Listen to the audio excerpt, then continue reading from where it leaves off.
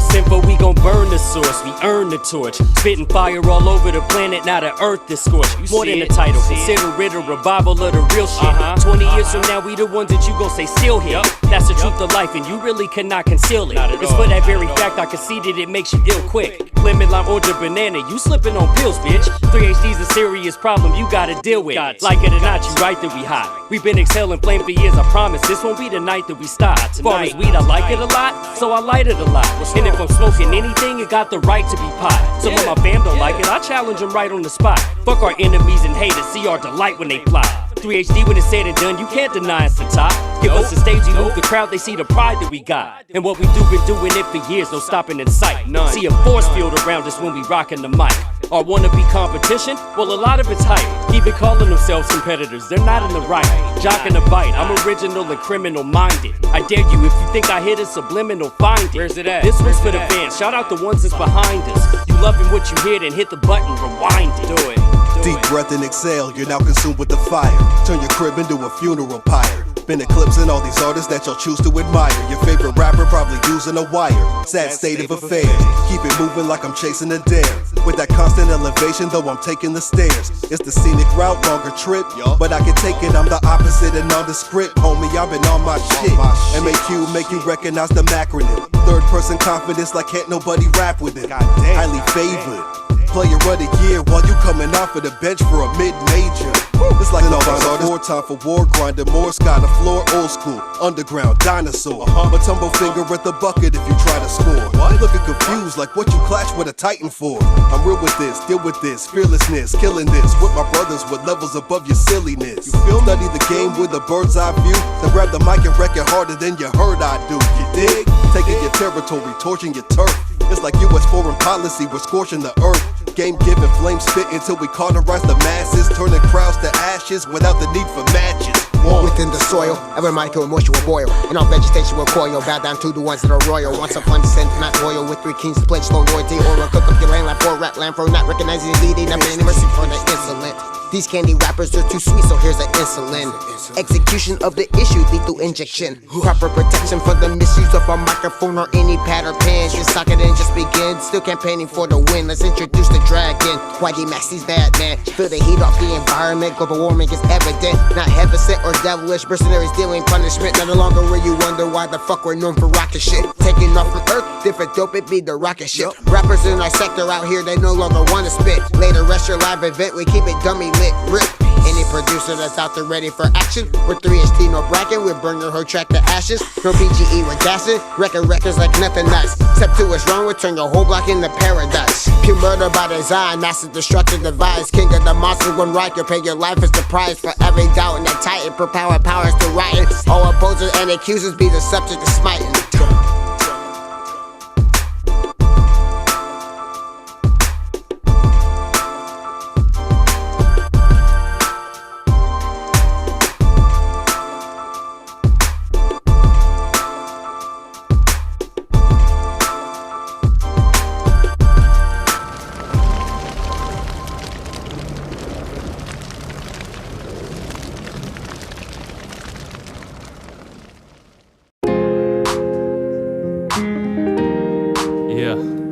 Blunts.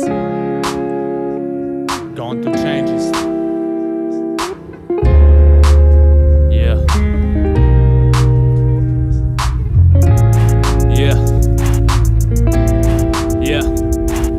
Breaking down your chromosomes. Live from the shop, sinking from the song. Exponential lyrics done right. I'm a king that can never be dethroned. Built in my DNA, orders till the end of my days. I watch a lot of orders, get a chance with the limelights and washed away. I can say I feel no remorse for the ones giving up for brighter days, feeling no pain along the way. Who are you to call out motherfuckers when your bars have no depths and your brainwashing traits? Ain't shipping TV dinners on paper plates. We all struggle before, ain't shit changed. Maybe the weather and your personality, we all have our moments, but I'll get it together. You consider brother drifted away. Now where are we at today? One lost, doing nothing to say. I watch the seasons change, I watch people change. Shit, nothing's the same. Everybody's got to do the work we live in today, and that's a damn shame. So we can laugh, and the vibe's gone away. I'm just a solo white boy trying to repay the way. Broken concrete, stumble with the I listen to your songs and it's never changed. I seen the growth in you, you had the power to make an impact on the generations to come. But you're settling for less and that's dumb. If you think I'm talking about you, go ahead and start sucking your thumb. Cry baby over stupid shit. I lost a lot of good friends to this music biz. Shady folks were exposed as I being ripped off before, as I got one foot out the front door. I'm doing the hokey pokey, and this goes out to the ones claiming I wouldn't be shit, and the ones that never gave me shit. I did it on my own, got my help along the way. Shout outs to Diff, my boy YDMC gave a motherfucking chance to succeed. Now look at me, growth in my eyes, and my heart's on fire. Dropping tracks left to right, got my first album out, handed straight fire. I watch the seasons change, I watch people change. Shit, nothing's the same. Everybody's tapped into the world we live in today, and that's a damn shame. Taking on this game, stronghold in my iframes. Pushing back, I'm a heavy hitter. Ain't no such thing as being a quitter. Taking everything I own right back, leveling up, getting stuck, yeah. Cloud of smoke filling up my brain. Since the day I left, I ain't never been the same. This music flowing out my mouth has changed. I no longer rap about what's happening in the world so corrupt and plain. You already know, time to open your eyes, clear the smoke, head on for better days. Listen to what I'm actually saying. This industry has changed. We got heavy hitters getting outsourced by lames. Everybody's being tamed. Let's turn our attention to the end of our days. All I see is wasted talent passing us by, and lost thoughts, people leaving us for now, not saying goodbye. I watch the seasons change, I watch people change. Shit, nothing's the same. Everybody's tapped into the world we live in today, and that's a damn shame. I watch the seasons change, I watch people change. Shit, nothing's the same. Everybody's tapped into the world we live in today, and that's a damn shame. I watch the seasons change, I watch people change. Shit, nothing's the same. Everybody's tapped into the world we live in today, and that's a damn shame. That's a damn shame. It's a damn shame. They never said goodbye.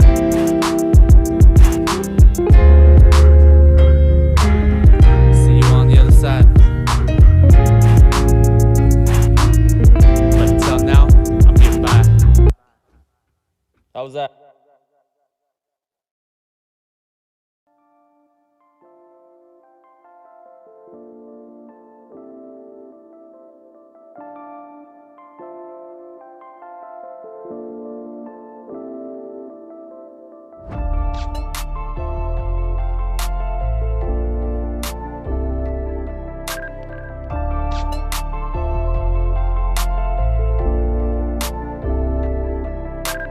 Before you go tell everybody I'm the enemy, include the story of the maker who made the person that they see. It all started bad when we both had met. You played a role that was too good to seem real. No doubt I was the fool to fall for the things you said to try to seal the deal. You were doing me right, but then somewhere along the line of the lies never added up to your story. I let it slip on by. How can I forgive all the wrong you're throwing down my way? When I try to do you right, you put me wrong to the bout. You got played. The promises that I made was so bland, and your love was coming out empty-handed, rugged around the edges. No matter what I do, it couldn't be sanded, but that's okay because now I'm on my own. You taught me a lesson I was sure to learn. To you, I won't be enough. Now you hitting my line banging, saying that you want me back. It's way too late to apologize. Should've thought of that. Oh well, I got tired of being deceived. I'm not looking for your apologies. I'm not gonna be around to say you're missing me, and that's all because you told me you were down for me, but you lied.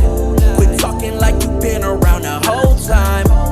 I can see the snake in you through both eyes. I can see the snake in you through both eyes. Told me you were right for me, but you lied. Some sides to every story, I know both sides. I can see the snake in you through both eyes. I can see the snake in you through both eyes. Truly noticed, truly hopeless. This bitch thought that I wouldn't notice. I was tripping, shit was bogus. Let my guard down. Icebox, what's my heart now? Icebox, I'm the coldest. You ain't played your part now, so that's why we apart now. Yeah. Stay the fuck away from me, bitch. Don't touch me. True, I used to love you, but now I'm so disgusted. Don't ever hit my phone again, bitch. Ain't no discussing. You made your bed, now laying it. Stab me through the heart, and they treat you engraved in it. Eyes in the back of my head, I see everything. Hold that thought before pulling out a wedding ring. For a thought, do with that. Drop a quick, and be yeah. Trust the no-no. Keep the broker. Diff don't give a fuck about no. Told me you were down for me, but you lied. Quit talking like you been around the whole time. I can see the snake in you through both eyes. I can see the snake in you through both eyes. Told me you would ride for me, but you lied. Some sides to every story, I know both sides. I can see the snake in you through both eyes. I can see the snake in you through both eyes.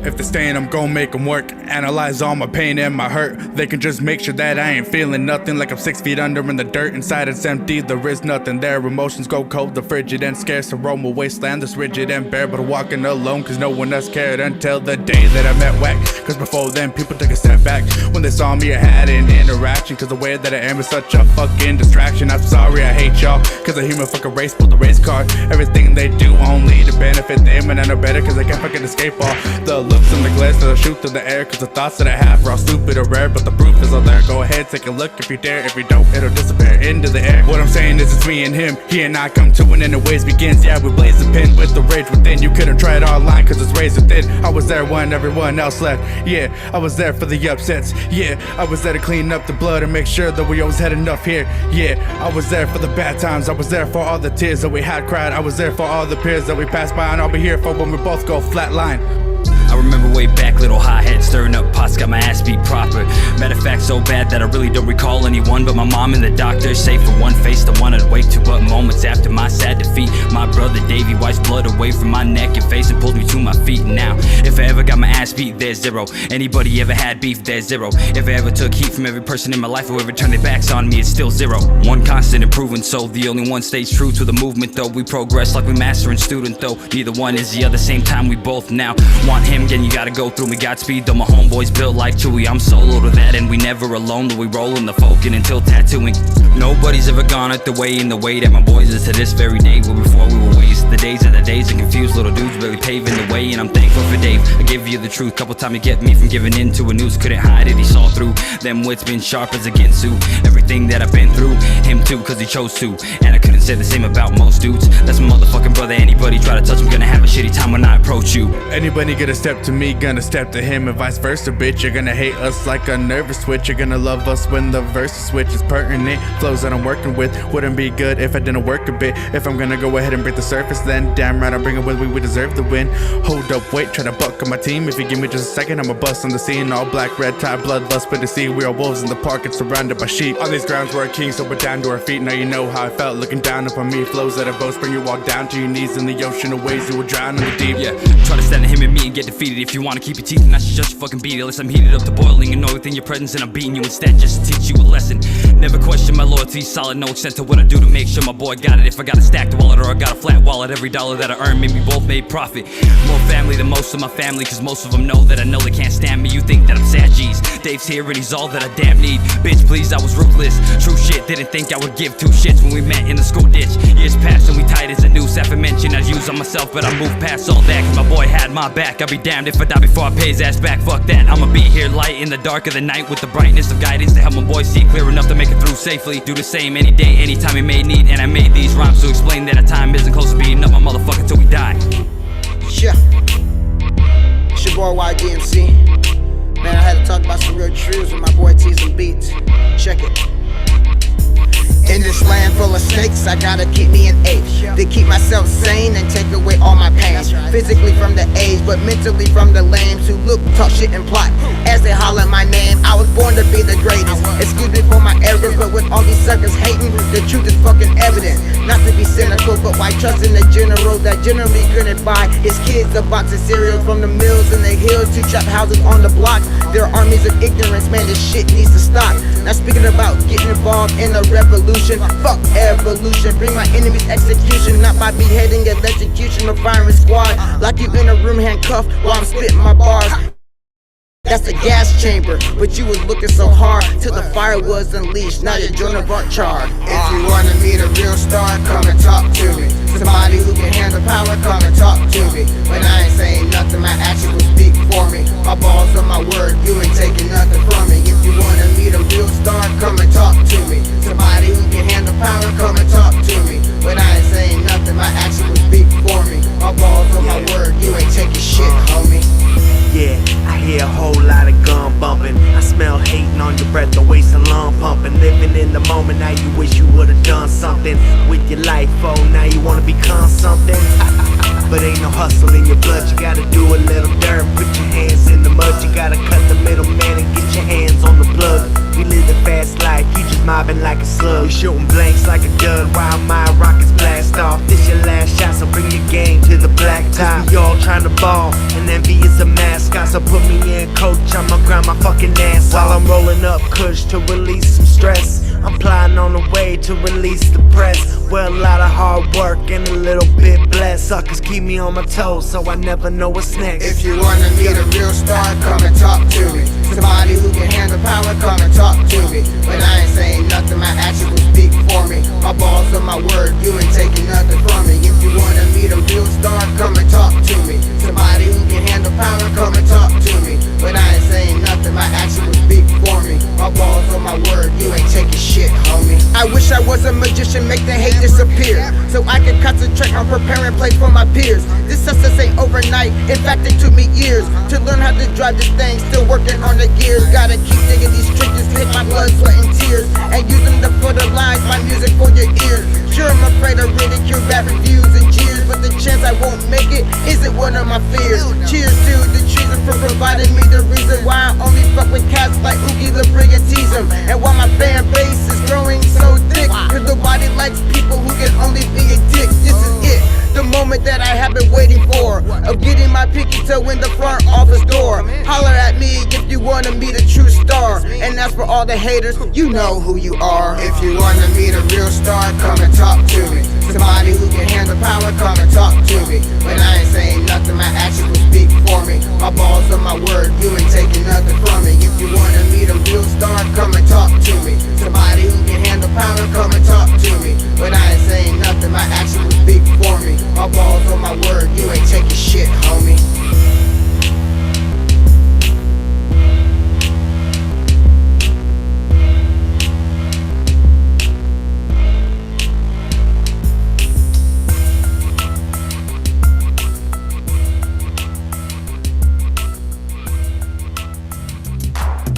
What up, peoples?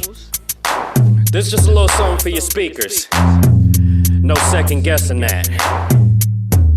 Who tried to tell me that lyricists can't write records? Spirited hands tight, epic touch fans' lives forever. The Cali life, chasing the cheddar, patient and clever. Sometimes it feel like the road to riches is taking forever. We throw up our middle fingers and shouting fuck the police. They wanna lock us up and turn us all into parolees. Can't hold me, pass a blunt and hand me my 40. I might take a Miller High Life if you chugging the OE. Cause I'm selling my music, don't mean that I'm illegal. It's a therapeutic move, I'm just trying to appease my people. Thinking about it, ain't that the reason we push the weed too? Other than money, that's the only green that'll please you. You feeling this, let me know by nodding your brain box. Cleanse your system like Maylocks. Dance when the flame drop, don't name drop. Stand on your own too, or they own you. It's over, I'm popping right now, you should lay low, dude. You feeling this hit, then nod your brain box. Madman on the mic, you know my name hot. Damn music, jam to it, make the dames flock. RDV in this piece, that's when the game stops. So bump me in your speakers, bump me in your speakers. You feeling this heat, then bump me in your speakers. Bump me in your speakers, bump me in your speakers. Cribs, club, streets, bump me in your speakers. I rap for you if you struggle, stand with me in unity. I'm living by helping plan shit for my community. Don't net a lot, so I need multiple options for income. I ain't been a bum and I ain't never plan on being one. I see the sun, love making records, so I'ma need the funds. Don't try to be hard, but life is hard. If you sleep, you done.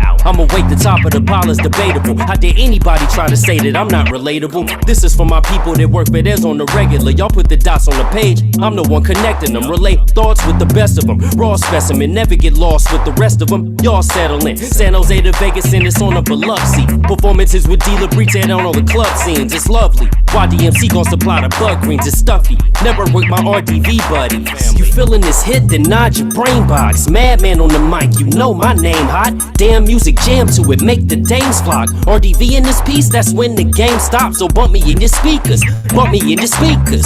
You feeling this heat, then bump me in your speakers, bump me in your speakers, bump me in your speakers. Cribs, club, streets, bump me in your speakers. Knock me in your box if you feelin' my quotables. I talk about struggles we all go through, that's why I'm notable. The dopest flow, I want them all from young to old to know. A year from now when the Poconos, they gon' say I stole the show. We need money, we tryna boost our bankroll. I'm from LA where I was taught to stay away from stank hoes. And they go to the Bay Bro, go to state get our payroll. Smoke an eighth of that dank and reflect on my homie Kato. No respect for the fake though, lay it out on the table. Want me to speak the truth, I'm ready, willing, and able. Know you feel it, cause I spit what you wish you could say. Long as I'm here, it's gon' get out, just keep your vision in place. Living the waste, you ain't pursuing the things that you yearn for. It ain't given to you, then take it, you gotta earn yours. Learn more about the way of life, I got burn sores. Blemishes from what I've been through that don't concern y'all. You feeling this hit, then nod your brain box. Madman on the mic, you know my name hot. Damn music jam to it, make the dames flock. RDV in this piece, that's when the game stops. So bump me in your speakers, bump me in your speakers. You feeling this heat, then bump me in your speakers, bump me in your speakers, bump me in your speakers. Cribs, club, streets, bump me in your speakers.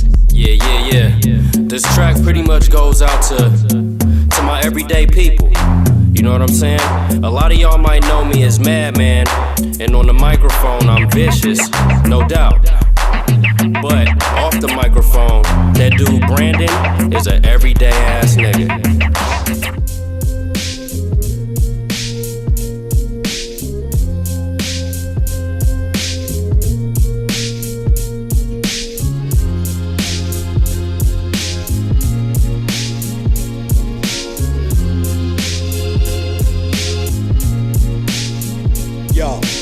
Came to disconnect you from the counterfeit. Cause when it's all said and done, it won't amount to shit. It ain't authentic, best believe I'm staying out of it. Middle finger lingers in the air to those who doubted it. Every blessing counted it, even when you counted me out. I rise above pseudo artists only down for the clout.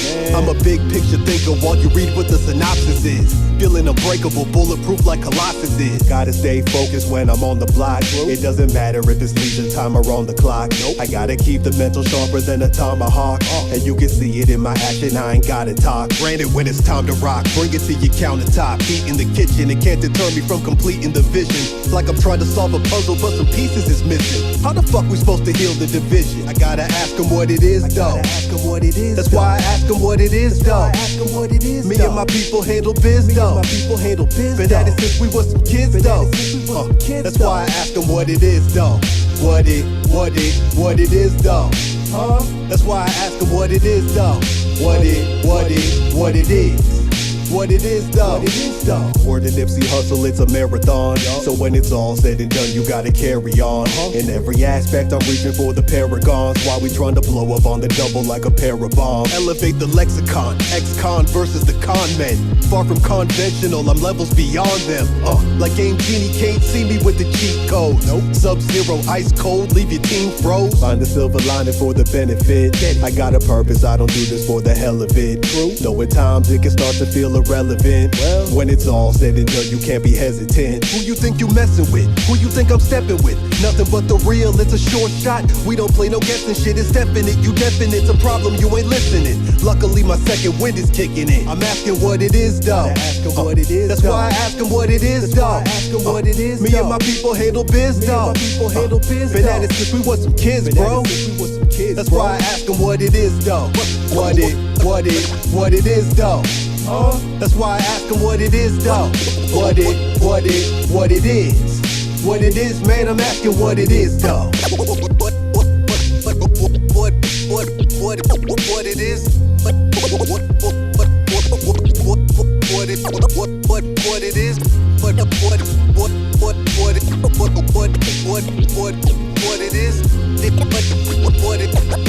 what it is. This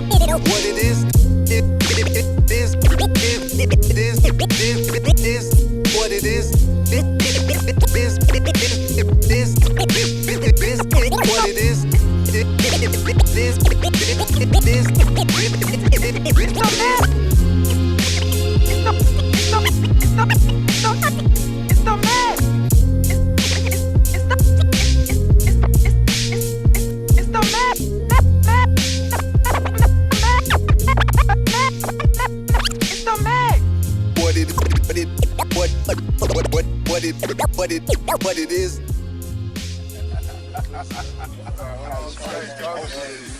It is what it is. It is what it is. Perfect time for you to step in. It is what it is, y'all. What's up, man?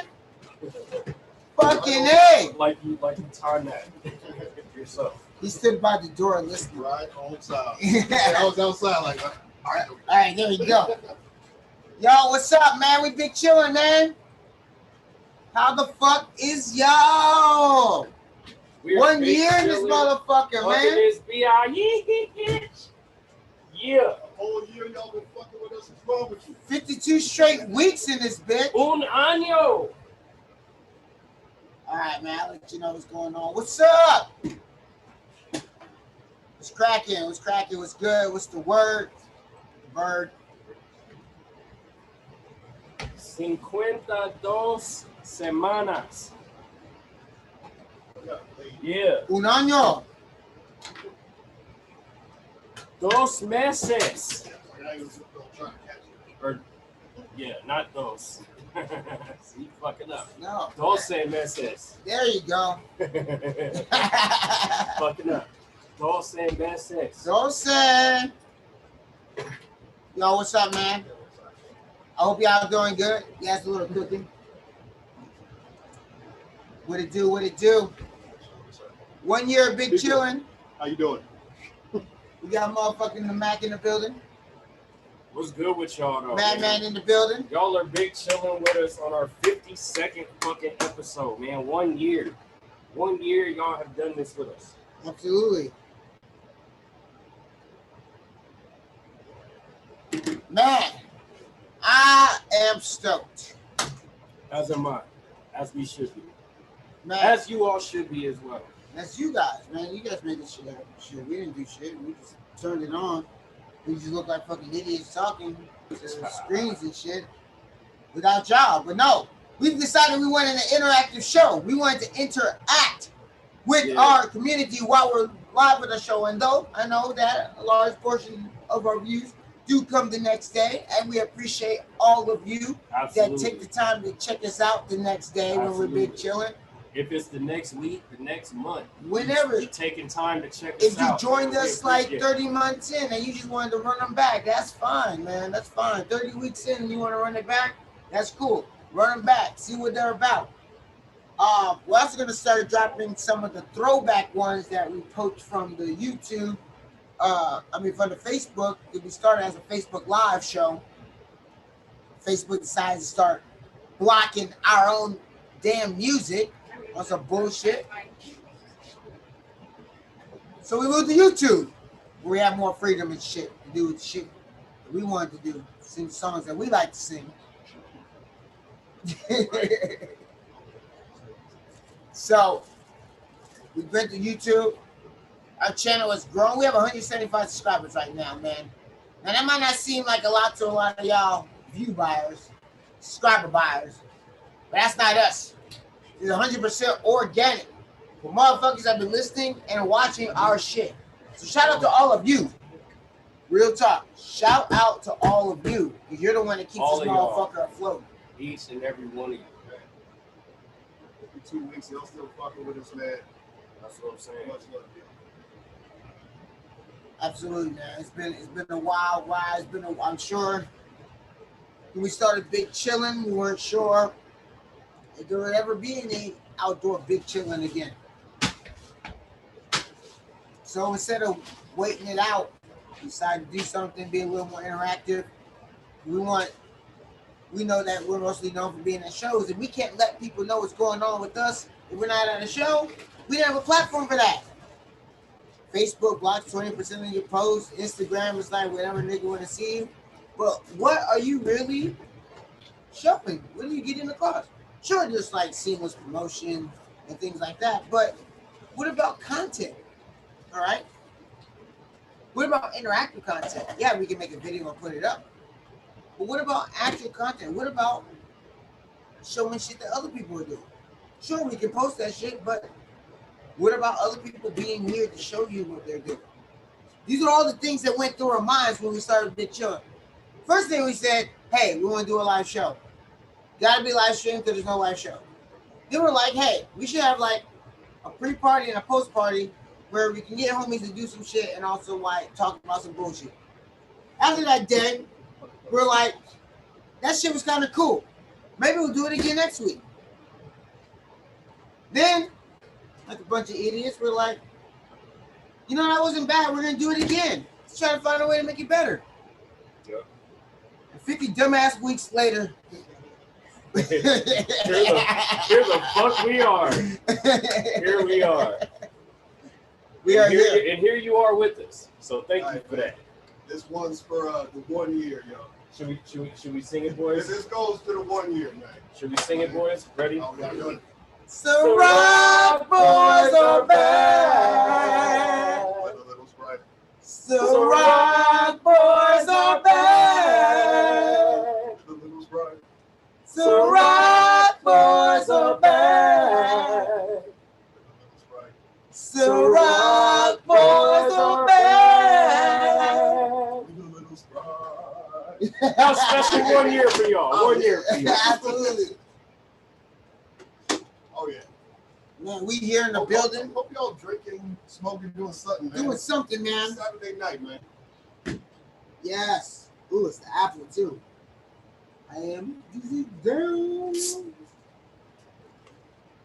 All right, y'all. If you on here, man, I need you to bring your folks on. I'll let you peace, man. Share the link. Let the folks know we out here. Let them know that we here. We know it takes a few minutes. But yo, we're here. We're big chilling. All right. We're gonna do some sharing real fast. Sharing is caring. Remember that? But sharing ain't caring. Two different bitches.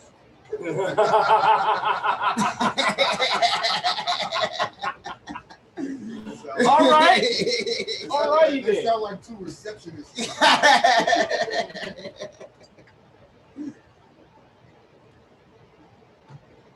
Shout out to the Sharons and Karens out there. More so the Sharons. More so the Sharons. Yeah. Karens and some of y'all who can't fuck with y'all. I mean, nobody is actually ever fucking with y'all. Y'all fucking with other people, to be honest. Like, shit. So are the Sharons the typical looking Karens that are actually cool? Are those Sharons? Sharon Osbourne? What? That's the first thing that came to mind. Sharon! Sharon! Sharon Osbourne really did kind of give no fucks just because of who she was married to. We'll do that in a second.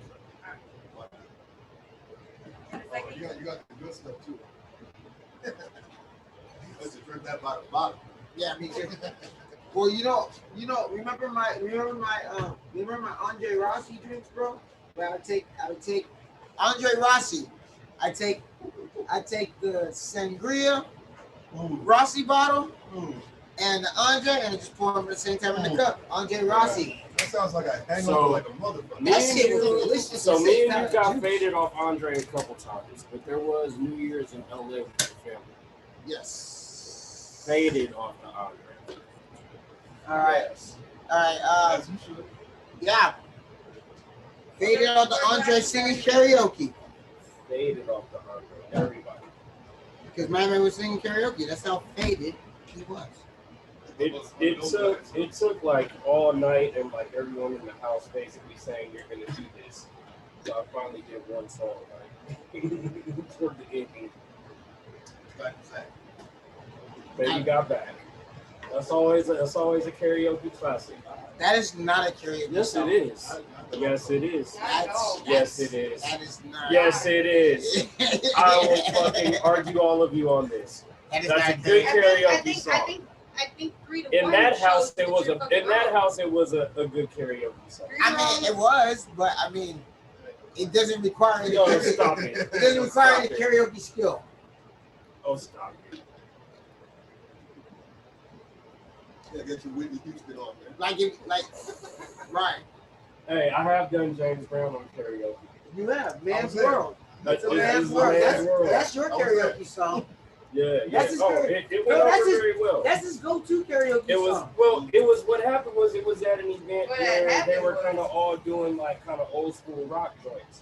So I didn't really have a go-to song in my head that I could pick. Shout out James, And Stephanie. then this dude's like, just pick anything old school, you're good. I said, okay, ain't nobody in here gonna be mad at no James Brown.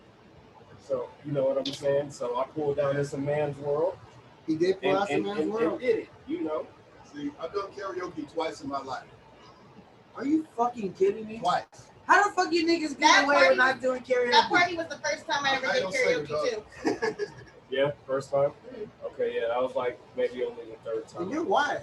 Maybe fourth. I've been drunk every time I've done it, by the way. As you should. By the way, I've been drunk every time. This is my background talking music. I have background talking music now. Yes, I know. This show has evolved so damn much. Yeah. Like, first time, That is bull. That is not a karaoke song. Never can touch me. Oh my god. Ashley, will you please Okay. come tell these I'm not mad motherfuckers at what that. karaoke songs I'm not are? mad at that. She's always like, you wanted to see on this dance and those are not karaoke songs. It was No, on they're the karaoke songs to us, damn It it. was on the list. Thank I picked you. it. Fuck it. Thank you. All right. The second time, I was supposed to be. I was wrong. Okay. Nailed it. So, social D social D is definitely some karaoke shit. James Brown's karaoke shit. MC Hammer, not karaoke shit. Hey, you can pull out the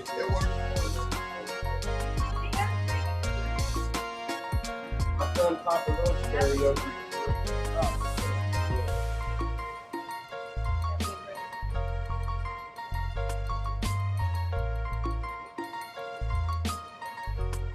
Man. Y'all got me there? Yeah, I watched the whole game. I caught almost all of it. I had to leave like I watched the I saw whole some of the game. second half. There it is. I watched. Matter of fact, Big Chillin started 4 minutes late because last one. Because it was like a 3-minute thing, and then it turned to a 5-minute thing. I mean, it was a 3-point game, and when it turned to a 5-point game, and a turnover, then I'm sorry. Chris Paul. Chris Paul. So yeah, I, You don't want to be Chris I'm, Paul. I'm gonna wait because we're gonna talk. You We're ain't gonna no talk Chris about Paul. later. Oh, that's fucked up. Hey, did he have another bad night? Yeah, I guess. I've always thought about that. Yeah, but Chris Paul, man. I mean, unless y'all want to do I mean, yeah. Did he have another bad night? First of all, who is number 52? On anyone.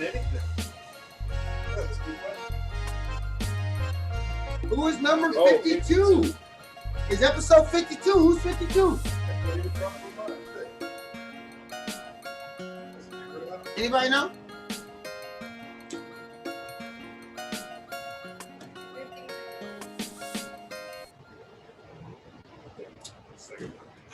Diamond Pitt and I are going to be taking a little, like a little mini moon before our honeymoon to Reno. We're going to stop in, see my boy Marcus Ryan and our boy Steezy.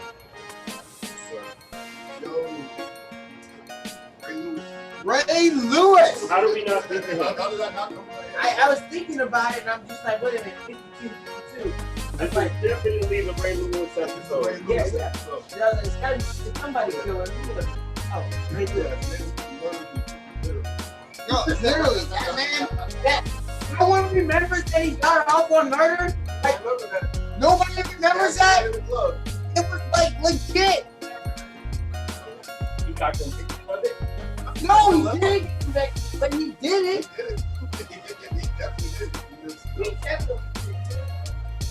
And Jackie says to Patrick Willis. Okay, Ray Lewis.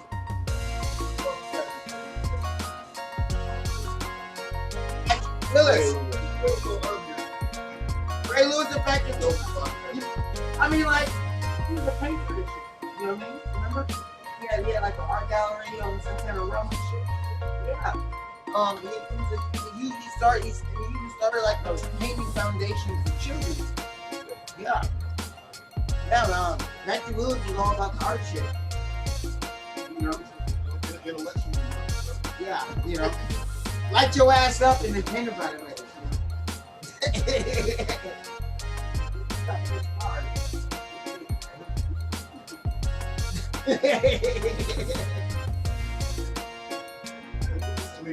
I was a murderer, bro. No, you can't say shit about Pat Willis. Man. You can't say shit.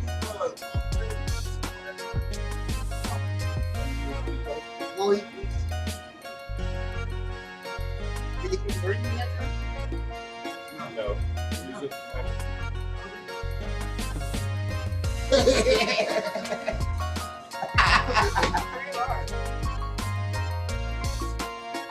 I would say to get in the ring, not because it was a murder. It was Navarro Bowman used to kill it too. That injury ruined They it. used to play together, man. Think about that. Navarro Bowman and Pat Willis. But that injury ruined Yeah, it. that knee injury fucked him The up. injury ruined it. He was never the same. We got champagne and flowing. Same way. Same way. Yo, man. I just tried. You said no. Oh, I thought we were going the same way. Because it's going to end up getting reversed anyway. it's gonna happen. It always No, happens. no, this is supposed to go to him anyway. Oh, no, it's supposed to go to Dave then. No, And it then did. we'll go and We then all we'll assume go. the It same did. way. You weren't here yet, so we No, passed that's a it. different one. What? Sorry, guys. We're having issues with blunt rotation right now. Apparently. I say We've still gone, the same way. There's no gone confusion. stages back in the basic. Yo, what's up, man? What's up?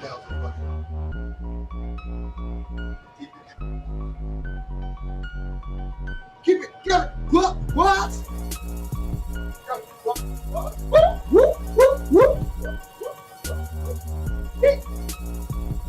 That's a fact right there, bro. That's the whole song. That's the whole song now. You guys see that? That's the whole song. Y'all missed the whole song. White guys going. The, Oh, what's the yeah, music? yeah. Saturday Night Live. I saw that one. It's a shame when they make fun of it when they're running. It hurts my heart a little bit. What the fuck is he? I had to look it up. Oh, a yeet? Man, fucking Google and slang. A yeet's like, you know, like, it's like a scarf. You know what I mean? I saw one context that says like, it's like when you like throw something, you eat that shit. I'm like, What? No, that's not a yeet. what the fuck does this mean? A yeet is when you do something Okay. like, something that's like maneuverably spectacular. Like, oh man, that nigga almost had him, but he was yeet out of there, man. You know what I'm saying? Or they be like, you know, like say This thing old as fuck. say you about I don't know. I mean, come on, man. I'm right there with you, I guess. I mean, I work in a school, so I know all this shit. Yeah. And so like, I'm over older kid, but I just still. so Cheers. Ready? Did I use it right? no, absolutely not. Cheers to cheers to Cheers, everybody. cheers. Cheers to everybody here. Cheers to you, cheers to you. Woo! Everybody Yeah, put do it your without ears up y'all, in man. here.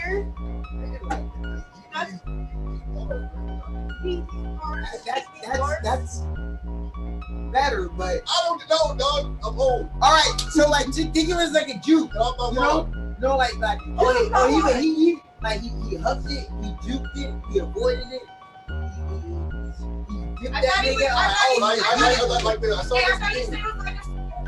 It is like that when you fucking like juke a nigga. Kind of like a what? Yeah, like a what? Yeah. There you go. Yeah, like a skirt. There's another one. Oh, that's old. I thought that was wet ass pussy. No, that's a wop. Oh. No, it's the way you deliver it. What? Yeah, I said what? That's the old Chris Berman sports commentary. Okay. I totally heard WAP, and I was like, wait. That's what I said. TJ, who springs out of? That's what I said, but it was delivered differently. I didn't say WAP. I said what? I got it. Yeah, difference. That boy, that guy was a soundbite fucking vault. He's a forever soundbite vault. Hey. Forever. Hey, but since we on the subject of classic calls, Stuart Scott had one of my favorite calls. So maybe you might say that the ice yeeted on you. No, see, that's different. Now it sounds wrong. Hey, Stuart Scott used to get him with the holla at a player when you see him in the street. That was my favorite shit. Yeah. We dropping shit up in this motherfucker. Hey, you know what? Knocking it over. Hey, Junior Prom, bro, that's my fucking song, bro. It was just eating all over the place. On the street, Trey. I was eating all over the place in Junior Prom. That sounds like something totally different. That sounds all wrong. It's like, oh shit. Why you doing that? Totally different. Right. Why are you doing that? Call the police. First of all, I like getting eaten on. So. Nobody wants to be yeeted on, whether it's fucking yeet or he's gonna be like, what the fuck? Yeah, nobody wants to get yeeted on. Like, and I can take it. And just understand. Oh yeah, just put it in icebox. I got an icebox where my heart used to be. Got an ice. There's beer in there too, I think. Okay. Floating.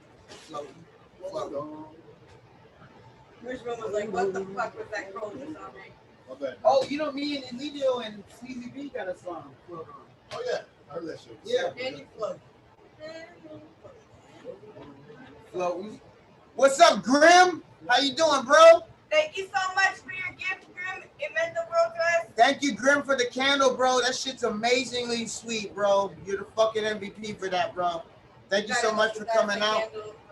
Candle with our photo on it. With our engagement photo on the candle. Yeah, man. Oh, absolutely. And that's my favorite store. Ask Dave how much money I spent over there the last year. I just eat it on myself. The 1 year anniversary. Am I doing it right? I'm sorry, man. I'm telling you some old slang. That bitch wanted me to call and I eat it.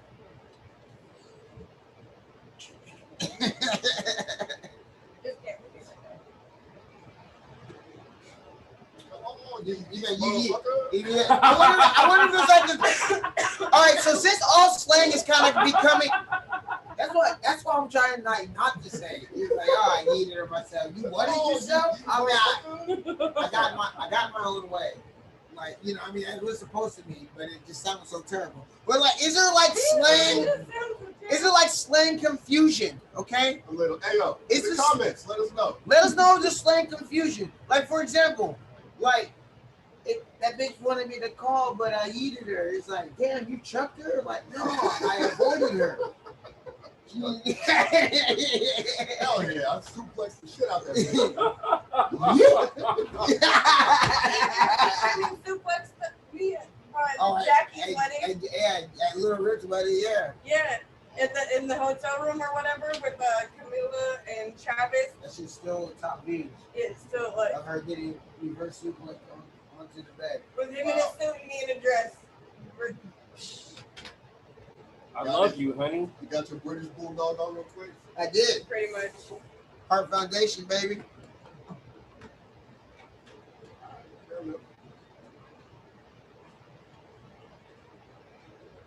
definitely epic.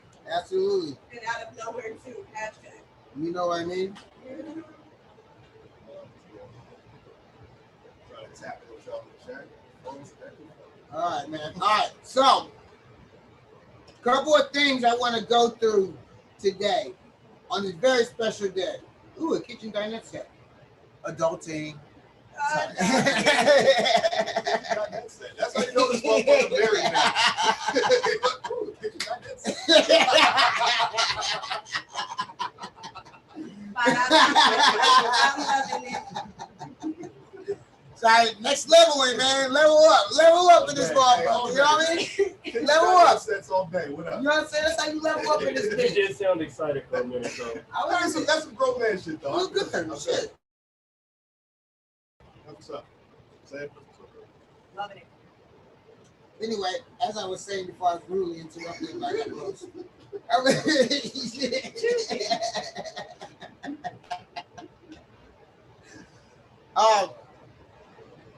So today today's gonna be like a culmination of all the big chillins. Okay. Now we're not gonna show you any of these culminations. It's not that kind of culmination, but it will be somewhat of a culmination of all the different components. I showed them the German suplex. There you go. There you go. Nicely executed. I definitely didn't expect to go. Dive into the person sitting on the end of the bed. No.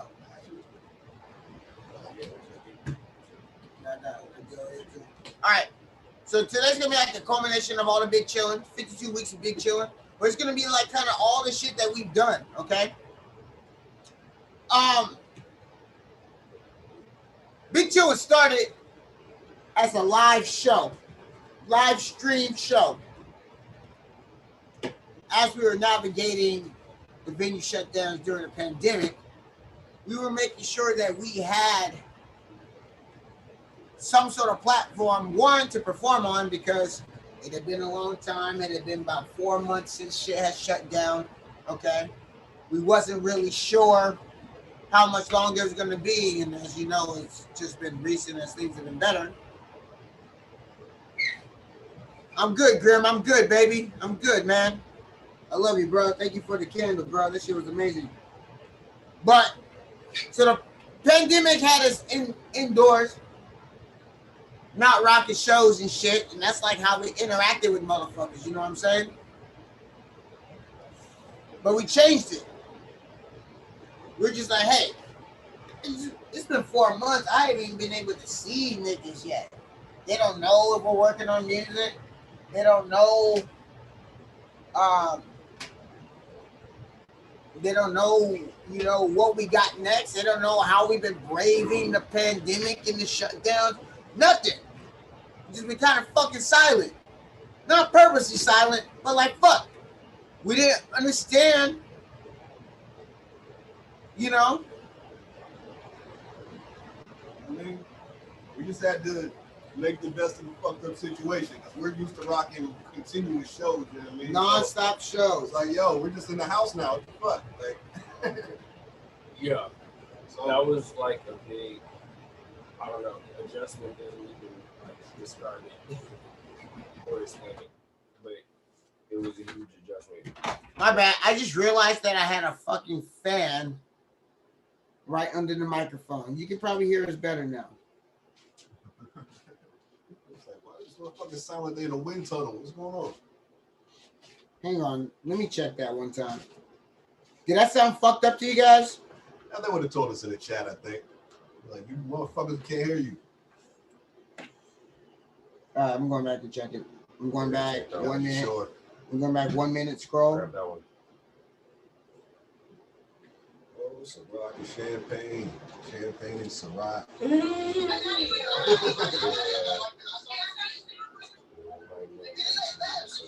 You know, honestly, due to my awesome technology and shit and soundproofing and just the fact that I'm an awesome guy and shit, it probably sounds exactly the fucking same right now. Now I'm also gonna check that theory. If I sound like a complete checker. Nope, sounds fire. Thank you, Jackie. All right, let me try it again.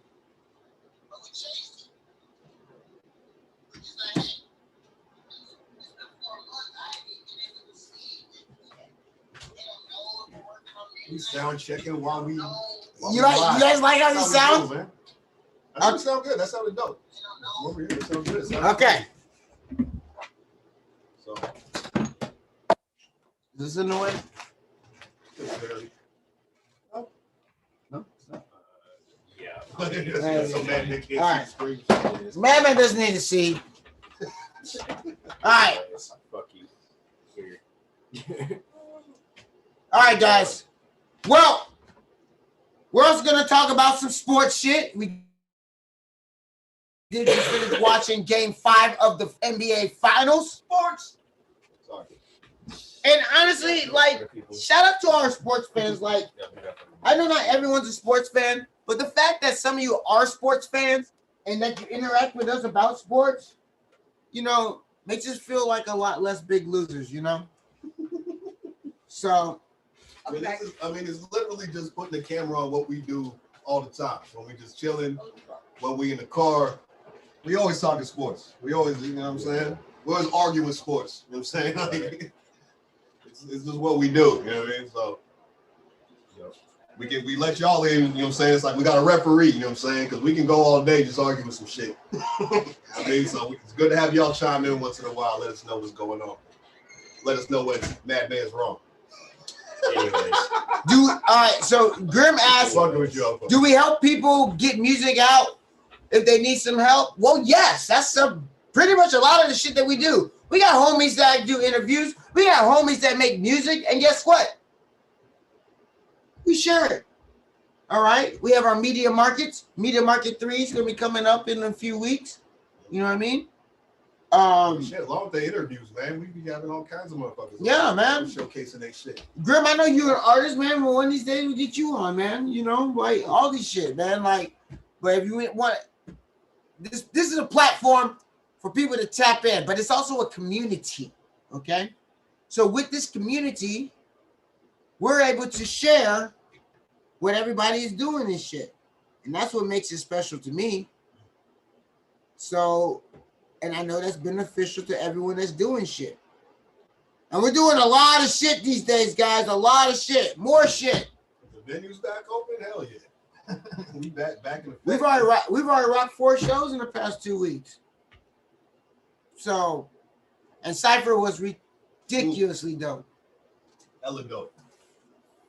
Yeah. So good to see everybody again, man. Cypher made me feel very good. Very good. It's good to be back. It's mad dope to see everyone again, man. It was like we never left. Right. Cats I ain't seen since before. Right, since the last Cypher before. Yeah. Yeah. It's like, oh shit, there he is. Right. Yeah, like I got to see London. I was like, damn, I ain't seen London. That's exactly what I had in mind. I was like, oh shit. Since the last Cypher before the pandemic.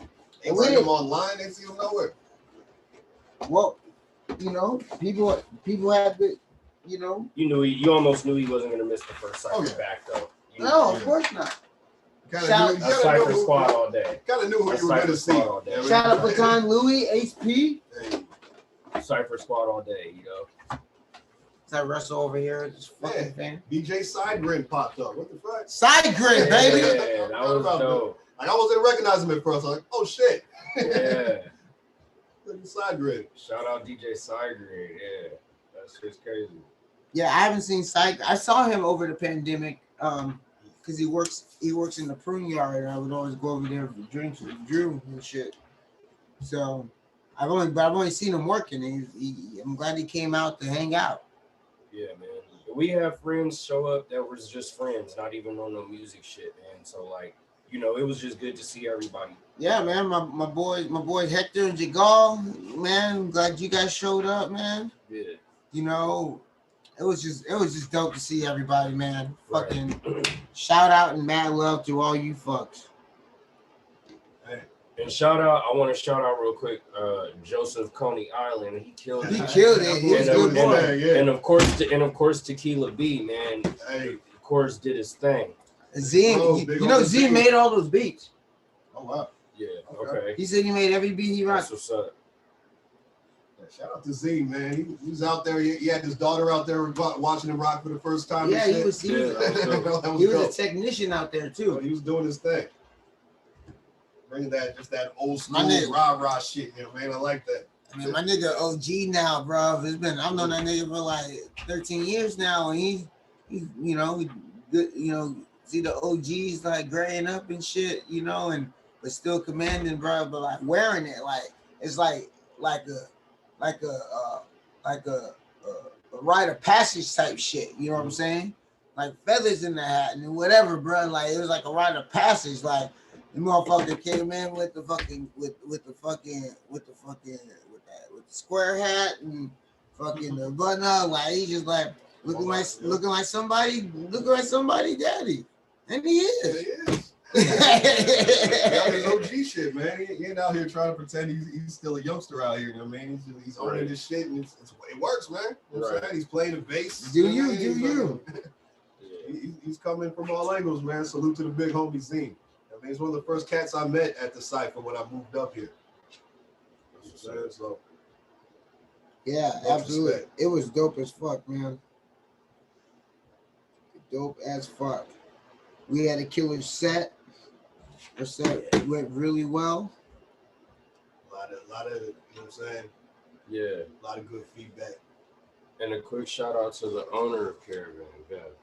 Oh, of course. She made it a point to let us know how much she enjoyed our set. So shout out to her, you know, for allowing us to always just be there and do our thing. Caravan Lounge. Shout out. They a staple out here in San Jose, man. Like they hold down all the musicians, where you talking rappers, rockers, you know what I'm saying? And Caravan's comedies, everything. Yeah. And Caravan's been on that little corner for a minute, man. Like they've been there for a while. Long while. Yeah, definitely. They a part of San Jose, man. They looking out for artists out here, period. You know what I mean? So they actually there's a rock show, I think, on Friday, right? I think I'm gonna go check it out. Yeah. This Friday. Who is it? 12. What are they called? 12 gauge. 12 gauge promise. Yeah. Okay. They rocking it on Friday. I'm gonna go check that out. Yeah, those are the folks right there. Okay. Those are the folks right there. I got a CD over there. Yeah. Yeah, I'm like shit. I've never checked out anything but the Cypher really at the Caravan. So I want to go. You know what I'm saying? And they show us mad love. I want to show that love back. So go check out Comedy Night. Come check out Rock Night. All of that. Yeah, man. That's definitely like Comedy Night's great. All the band nights are dope. Like Caravan. I've been going to Caravan for a long time. Like not even on music shit, man. So that's what's up. Yeah, I honestly never been there until the Cypher moved there. So but they've been mad gracious. So. Absolutely, man. Anyway, like we said, this is 1 year, 52 weeks of big chilling in this motherfucker. All right, 52 weeks. 52 weeks. I feel like something stupid's gotta happen. Something stupid. Something stupid's gonna happen. Sounds like he has something planned. I just feel like something stupid's gonna happen. Oh, Lord. What could it be? I don't know. I'll figure it out. This man got something up his sleeve. Oh, I don't mean anything in my sleeve. I'm just like, I feel like something stupid's gotta happen. Or gonna happen. I got pizza though. You know where I was eating on Big Chill. That's how it goes.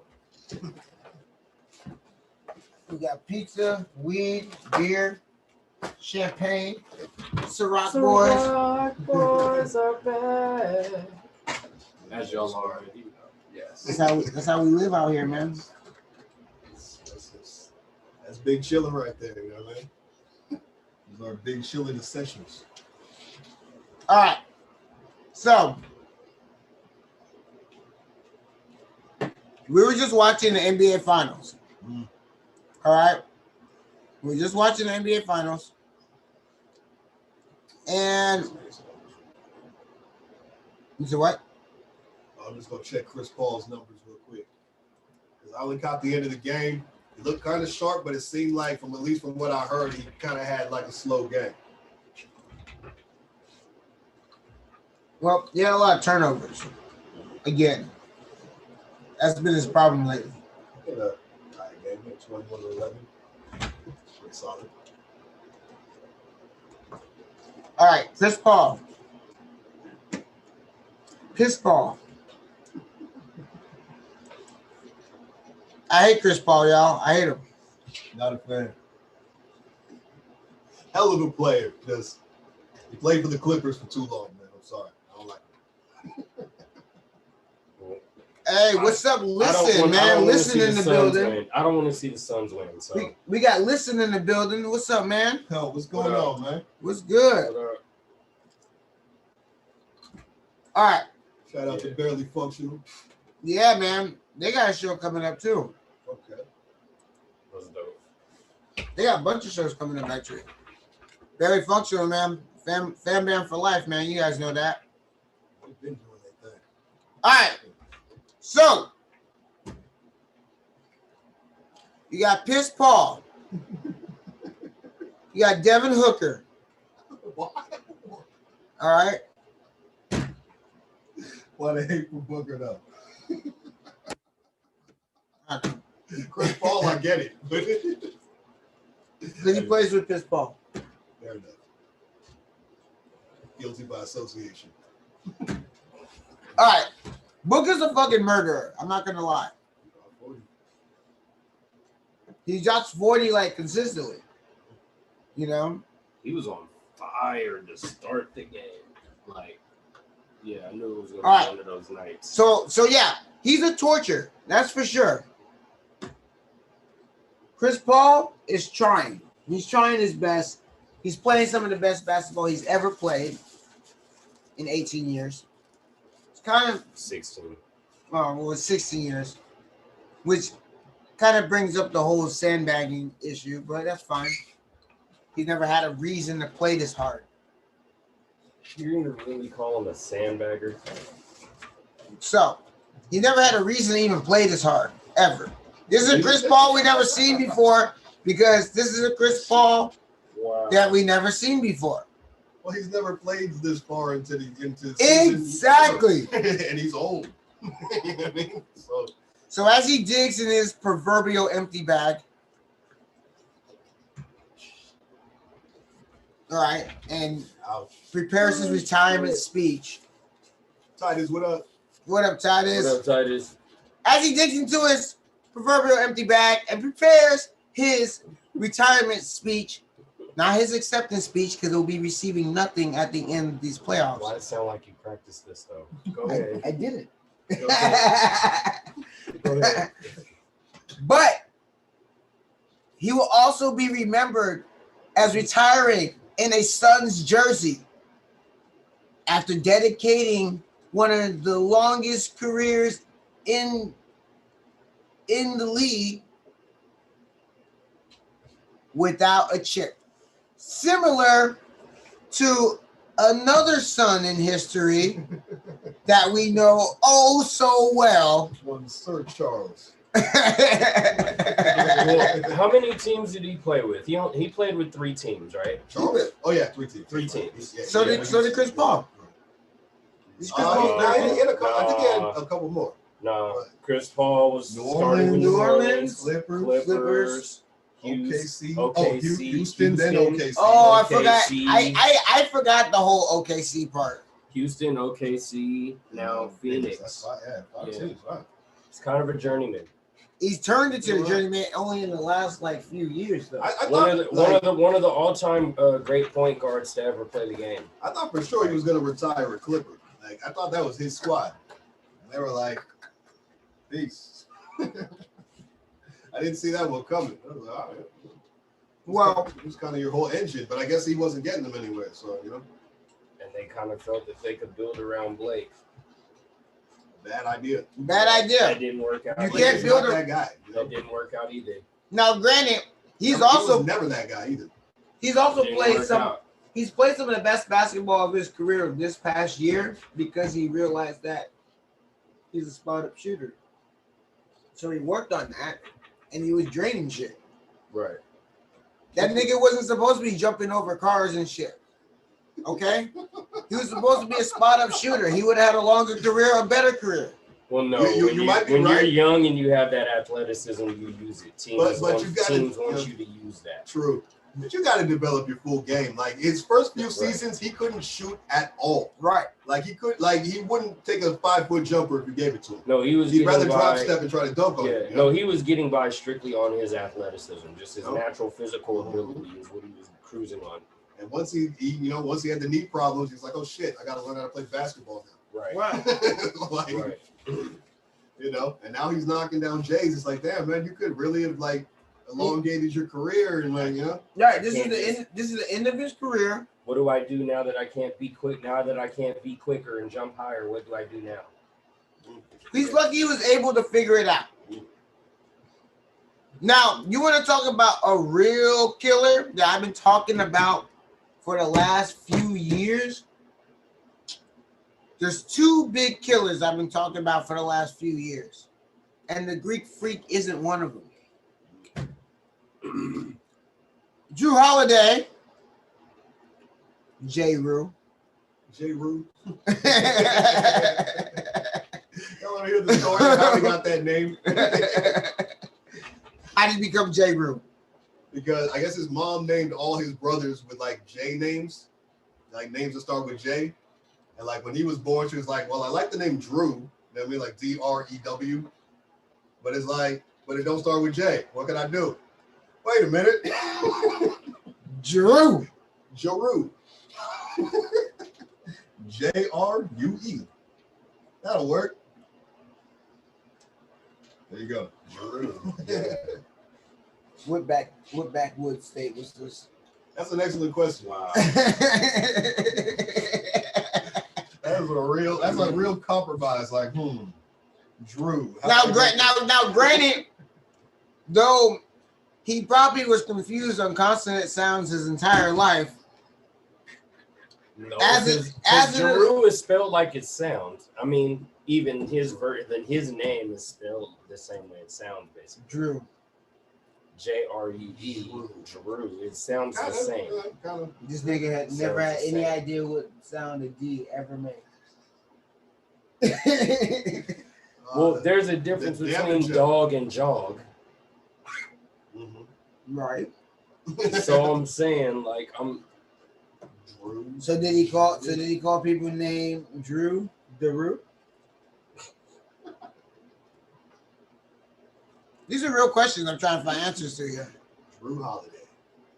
It's like you just say it fast, you don't notice. Like, right. Drew. How you spell that? J-R-U. Hold on. Wait, for Andrew? Nope. Just Drew. Drew. J-R-U-E. Drew. J-R-U-E. Anyway, I'm Drew with this. I'm Drew with this, y'all. You drew a line in the sand? Right. Sorry. Anyway, so the other player you were talking about, the other killer, Chris Middleton. Chris Middleton, okay. K-Hiss. Chris Middleton. Chris Middleton.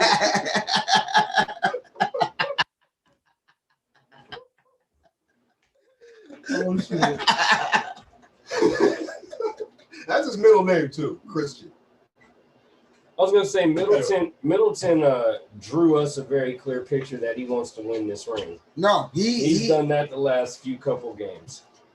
Here's what I always said, that the Milwaukee Bucks had to be on the same page eventually. Okay? Eventually. It can't just be Giannis up and everyone down. Middleton up, Giannis hanging around and everyone down. Or your bench outscoring your starting five, which has happened several times this season. Drew and Middleton both came to play tonight. Drew has been a star. All right, he's been a star that gets downplayed hard as a bench player. Okay, if you see the role that he played in New Orleans, the role that he played in New Orleans with the Pelicans was sensational. All right, Number 2 man. Though they got waxed every time they stepped foot in the playoffs. I mean, they were playing us. Like, you know, it's not their fault. Not a game. Right. Not their fault. But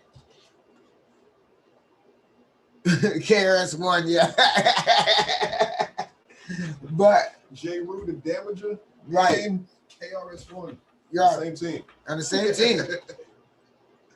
That'd be one hell of an album. That'd be interesting. Yeah. The most hippity hoppitiest album ever. No, you got one nigga talking about hip hop and preserving it, and the other niggas talking about hip hop and sucking you in the mouth every now and then. Jimmy sucked a lot of people in his rhymes. Not as many as Sean P. Which I think is probably a record amount of people that he socked in his rhymes. Jesus Christ. But One day I'm gonna do it, man. I'm gonna do a whole analysis of all his projects and how many people he punched, how many people he shot, how many people he robbed. And I'm gonna let y'all know. It's like how many blunts of Snoop right in his words. Wow. You're like, oh man. We're gonna have a long night trying to. How many times did Snoop say chronic rapping? Jeez. I mean, you'd have a whole lot of albums to sift through. Right. A whole lot of albums and mixtapes and features and this and that, soundtracks and that, and like Jesus Christ. It might take you the better part of a couple of years. All right. So Yeah. Chris Middleton. It's not like he's never been present. He's just like ever present. But no one else is present when he's present. All right. When Giannis went down, he stepped up. And he kept that same energy. Right. He kept that energy like he never wanted Giannis to come back. Like, I got this. He's trying to prove he can be a number one. Right. I don't think he can. He's not that guy. I don't think he's that guy. But no, but I hear you speaking to his mentality, his approach. He's a murderer, bro. Like you're right. Do I trust him bringing the ball up coast to coast without and him being a facilitator? Not so much. I don't trust him that much. Do I trust him to be the guy if someone can get him in the right spot? Absolutely. He's the guy if you get him in the right spot. He's not Dame who can create his spots. He's more Middleton. He's more like Lowry. I disagree. Middleton is actually able to create his own offense. I think he's shown us that. If you watch these finals, I think the games that he's gone off in. But we're talking about carrying a team for a season. Okay. All right. That's a completely different context. All right. I get you. Right. I don't think he can carry a team for a season. That's what I'm saying. No, that's what we're saying. He can't be the number one guy. He's not that guy. He can't be your the He's guy not you that. build around. He's not the you face know? of your franchise. Not at all. Not for a championship team. Not for a championship team. But he's a perfect 2 or 3. But apparently he can be your second best player on a championship team. And he's trying to show us. Well, he's been doing it for years. That's what he's trying to show us. He's been doing it for the past few years. But I'm saying Milwaukee hasn't had anything to show for that. They've had to take their bumps along the way. And this series is far from over. I mean, it's 3-2. That's never been a death knell for any situation, any playoffs. No. I don't care what it is. No. Yes, the team that's up 3-2 stole home court. Yes, they're going home for game 6. That doesn't mean anything. This has never been a death knell for anybody. So this series is not over. I personally hope that Milwaukee can finish the job. I wanted to go 7. I don't. I don't. Phoenix to take it home. Okay, Honestly, I don't care who wins in the end. You know what I mean? Do you think it'll go 7 is the question. I don't know, because Phoenix has shown no ability to play Milwaukee. I'm hoping Milwaukee finishes. Milwaukee in might 6. close it out. Like the fans are gonna be rabid, man. Like insane, Oh dude. my God. That is gonna be a Like, madhouse. anytime Bobby Portis touches the ball, the spot's gonna light up. Not only that, anytime Giannis does anything. Not only that, but you're literally gonna be able to hear a fucking needle hit the court when Giannis goes to the free throw line. And he's gonna go as many times. Titus says he's another Iggy. When If he Giannis doesn't goes have to the free throw line, they are going to shut the fuck up in there. So Titus says that Iggy is that Middleton's another Iggy if he doesn't have to handle the ball. I think he's better than that. Agree. He's a better scorer than Iggy. He's better than Iggy. You know what I mean? He's a better scorer. Iguodala's a better Iguodala's and he, honestly, like I think he's a better defenseman than Iguodala too. I was gonna say Middleton's a really good defender. That I highly disagree with. Middleton's a good defender. I gotta highly disagree with that. Iggy is a ridiculous defender. He's like nine times out of 10, he's one of the top 2 smartest players on the court when he's on there. Iguodala is just a guy who gets in where he fits in. He's like, oh, you need me to distribute tonight? You need me to like fucking facilitate? Got you. Need me to lock that guy down? Got you. Oh, you want me to score tonight? Got you. Like he'll do whatever you need him to do, you know? Like Iguodala, he's a Swiss Army knife kind of player. Middleton is a scorer. Like he's putting the ball in the bucket. That's his, unless he's having one of them inconsistent off nights. That's his main game, but he's always going to be good on defense. He's good on D2. On defense, every single night, he's going to be good on defense. I don't care who he's guarding. He's going to be good on defense every night. He's solid on D. He's no Iguodala, I don't think. In my own opinion. Kind of different players, but I don't know. I think he's more of a complete player than Iguodala. I mean, if you're talking just defense alone, I gotta disagree on that one too. Well, I don't know. I don't know. I mean, if you're talking defense alone, it's close. I still think Middleton might be the better player, just when you're talking defensively. Overall, obviously, definitely. Overall, I mean, Middleton's an all-star. He's a better scorer. He's more, he's more like offensively aggressive. I mean, I love he's more of like a, you know what I mean, like a utility guy. He's a team player. Right. He's like, you know what I mean, he's that glue guy. He's a piece. You know, yeah, he's a guy you want on your team. You know what I mean? But Middleton is an all-star. Iguodala used to be an all-star. Iguodala wasn't going to be the second best player on anybody's championship team. Oh, he got the Finals MVP. You got to remember that. I don't know. Well, it didn't happen. You know, he did get the Finals MVP. He did, but most people would say. And you know what? And he may have been the most valuable player in that series. Oh yeah, he was. I mean, he was guarding LeBron. I think the guy who's guarding LeBron, I'm gonna give him. He was the most valuable. I mean, Game 6 he shut him down. LeBron got shut down. You gotta. I mean, the guy who guards LeBron, the he whole was shut series. down. No, he was shut down. Yeah, LeBron was shut down. Guarded him the whole series, man. Like you gotta give him his props. Well, most of it. I mean, obviously not every single play, but I know. I'm just saying the final game he was locked down. I know Braun wasn't shut down for this series. I know that, and then for the last game, I'm gonna have to go and look. He was shut down. He was shut down. I would say he was shut. He didn't shut him down, but he slowed him down for sure. And he got him in key moments. He didn't. He didn't LeBron it. Is what I'm saying. He didn't put it on his shoulder. He couldn't do it with Iggy there. I mean, he made it hard for him. LeBron was also going to need help from everybody else too, so we know that. And did he get help from everybody else? Like, was Love even playing? I know Kyrie was. There was no Kyrie. There was no Love. The second best player was Dellavedova. Who played the hardest hit. Sorry, big ass spider inside. I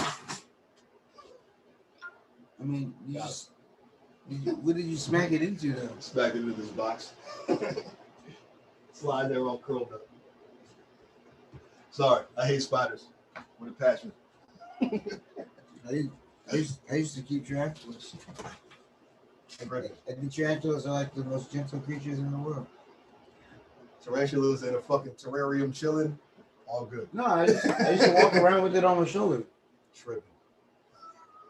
Sometimes it would get out of it. Sometimes it would get out of its case, and I'd wake up and it's on my pillow. I wake up like, "What's up?" I wake up like, "No, tarantulas are sick, y'all. They're hella sick. Tarantulas are super sick. Did we check? So called Titus for spiders. I don't like getting bit by spiders because that sucks. But for the most part, I don't get bit. My wife gets bit. She doesn't like spiders. Man. I used to keep tarantulas all the time, so they don't bother me. I got bit in the ass by a spider. That shit got infected. That shit was disgusting. Infected ass bites, huh? Infected ass bites. That was all the way bad. He said tarantulas are cool though. Yeah, see? Yeah, like for me, chilling in a terrarium doing their thing. They got a little fucking pyramid in they fucking shit. Like they little rock formation thing. Yeah. They eat crickets. It's all love. Out and about. I mean, I didn't purposely take it out and about unless I was walking around. I just made it stay on my shoulder, and if it went crawling, I'd move it to like the other shoulder.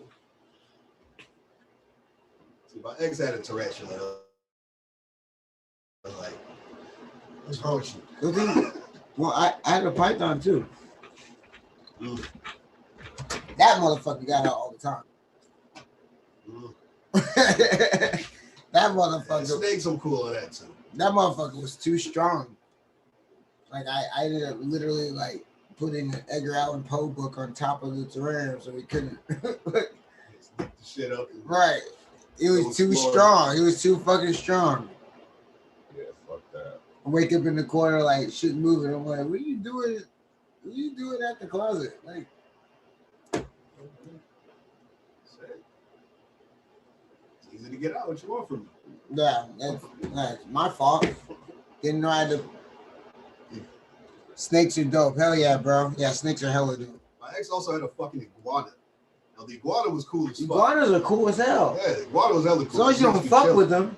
You know what I mean? You fuck with them, they can break your leg and shit. Oh, whip you with their tail or fucking. Literally break your bone on impact. Like if they're a full grown one, that tail will fucking fuck you up. Fucking push your femur in and shit. Yeah, fuck that. Yeah. The little guy though, you know what I'm saying? He'll just whip you and leave fucking welts. Oh yeah. Yeah, well, I was talking about like the full grown one. Oh yeah, the big boys. Them things will break your fucking shit. Don't fuck with iguanas, bro. Allen Rock Park. Late fall, the tarantulas mating season. See, they're all over Morgan Hill too. They're sweet. Yeah. I need to go. Fall, yep. I need to go catch some fucking spiders, bro. Yeah, Diff dope tarantulas. Diff dope tarantula. Nah. All good. Man, he was cracking. Many sports. Hey, yo. So Jackie asked if we watched the MLB All-Star game. Did y'all watch it? I did not. I did not. I have no idea what happened. I did not watch the All-Star. I know the American League won. Okay. Yeah. I did not watch it. I didn't watch it. I actually forgot about it. See, I've been trying this year to get zoned into baseball a little more. It's hard, man. Baseball's good. But like as soon as basketball's done, I'll have more time. You know what I mean? And the funny thing about you saying that is that we kind of all feel that same way, and all three of our teams are doing pretty well this season too. Yeah. And we're still not all that engaged with baseball yet. I check in here and there, but right. you know. I check in, but it's like I don't have now. Granted, my team doesn't get shown up here often, so there's that. But I'm saying like I'll check even when they do play us up here, because if they show us playing the Giants or the A's in a rare game, like I'm not. If it's a regular season game, I'm like okay, whatever. I'm not like really tripping off watching it. Like baseball, I don't really enjoy watching it on TV. So if it's not the playoffs and my team if my team ain't in the playoffs, then I really don't. You know what I mean? I really don't care. Yep. Right. Right. You don't like watching baseball? Like Toronto. Not unless I'm at the game. But no, I don't enjoy watching it on TV. No. Like a random, Montreal Expos and fucking they don't even exist anymore. I was like the Expos. It's like the Montreal. I was like, wait a minute. I'm showing my age with that one. Yeah. Now I think you're like 48. Don't tell nobody. Nah, like on a random Wednesday, I'm not. Hey, keep it on the low. On the low though. And I'm just saying, like, on a random Wednesday, I'm not watching like Baltimore and fucking Miami. You know what I mean? Like, I don't care. Right. I don't even know any of the players. Right. Exactly. So zoned out of baseball, man. I don't know. Don't hate Titus. Yeah. I like don't have the OG hating on you, bro. That's the Montreal exposed it. As soon as I said it, I was like, wait a minute. Like who are those? They gone with the Hartford Whalers, man. Like it's a thing of the past. You just fucked up, done with that.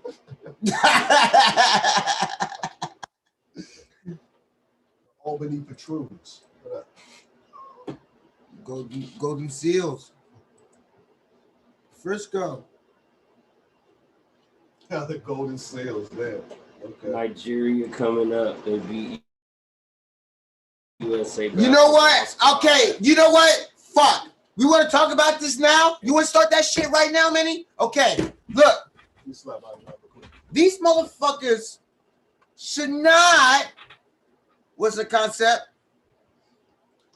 Should not be fucking losing to anyone. And that's not no imperialistic ass American bullshit.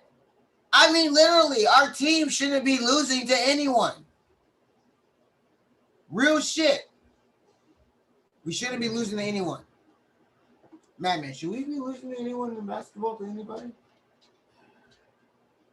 No, I have to think about that. That's a very interesting question right now. Is there somebody that we should be losing to? In general, I just feel. I know there's teams that I know there's teams out there that do play well. I know the Turkish teams are really good. I know the Spanish teams are really good. But is there anyone that we should be losing to? I mean, we're always going to be the favorite to win. I'm going to say we always should win. I'll say that. We should always win. With that said, I think, so to answer your question, no, there's really no one we should be losing to. We should win. We should expect to win every time. Yep. But I think the days... We're not saying that as I think the days of just effortless dominance, those days are not going to be upon us anymore. I think there's teams who are good, who are hungry, who want to beat us, and this style of play has become different now. I agree with you. I also think that the U.S. has to do a better job constructing a team. Like you can't go there trying to play small ball. It's not gonna, like, the world doesn't play small ball. You know what I'm saying? So when you just take a bunch of like wing scorers out there, like that's even big dudes, you know, these like, other countries are still bringing bigs. Yeah, and we decided not to bring bigs. We don't have bigs. We don't have. We decided not to bring bigs. We just added JaVale McGee to the squad. JaVale McGee is an Olympian, and he's the only. But that's again. They're trying. He played in the last one. They're trying to build a structured team. He's gonna go all out for you on defense. He's gonna dominate the paint, dominate the boards. He's going to block some shots. And he's just tall enough to get in the way because you have brought a bunch of fucking basketball midgets. Our best shot blockers are Kevin Durant and Draymond Green, who's 6'6". Like, what are we doing? Well, JaVale McGee. Yeah, so JaVale McGee's a good spot. That's a good spot. He can help there. There was another player. JaVale McGee's the best shot blocker on our team. There was one more guy they brought. I don't even know who he is. I forgot. I don't even remember.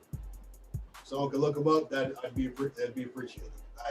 I didn't even recognize his name. Holden, I believe. Holden Caulfield? No. The last name I think is Holden. I was like, who is this? I can't remember the first. Like he played for San Antonio. I was like, you guys never read Catcher in the Rye? No, I never read that. About Holden Caulfield getting butt fucked by a trucker. Oh, Catcher in the Rye. Yeah. That was one I managed to escape. I didn't have to read that. That's one of the books I just got the clip notes. Right. It was ninth grade, so I didn't know how serious they were about it. So I read the whole thing. I was fucking traumatized by that book. I'm just like, this is fucked up. For children?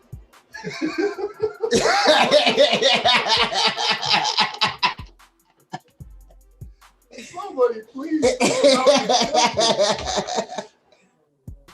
That's when I realized, oh, this school different. Oh yeah. Oh, wait. We can go down that rabbit hole another time. This is like there's not. There should be. If you're gonna put advisory labels on fucking hip hop CDs, you should put it in some of these fucking old ass books, nigga. Yo, some of these like like Mark Twain, some foul ass shit. Foul ass shit in his books. And all the pedophilia in these books too, bro. Like it's bad. It's like but these are like normal high school books. It's just like you guys didn't happen to you guys didn't even check the blurb on the back, like may contain some child butt fucking or something. Like you at least should have told us before fucking ripping that Band-Aid off, bro. That shit was fucked up. That just like this is literature. Yeah. Like what the fuck? I read One Flew Over a Cuckoo's Nest. That shit was fucked up too. That was crazy. I read the book and watched the movie. Never read it. Yeah. The book is way more fucked up than the movie. We read the book and watched the movie in class. You know, like Nurse Ratched Jack Nicholson. Jack fucking played the main character. In the Insane Asylum. Insane Asylum. Yeah. Well, that book was fucked up. Smart. He's like that book was crazy too. I do like reading, Jackie, because I'm a dork. Honestly, I've never really been a big reader. Like, some of the shit they're talking about was shit I had to read in school. I've always read. I mean, I read. I'm an educator, so you know, reading is one of the reasons why I got into education. Yeah, not so much for me. I'm also in education, but my reasons are different. Yeah, I read. Always like reading since I was a little kid. It's interesting. Yeah. Now, I'm not one of those readers like, oh, I like to read a book and travel to fucking distant lands and all that bullshit. Like, fuck that shit, nigga. I want to learn about some shit. Your imagination can take you anywhere. Man, go fuck yourself.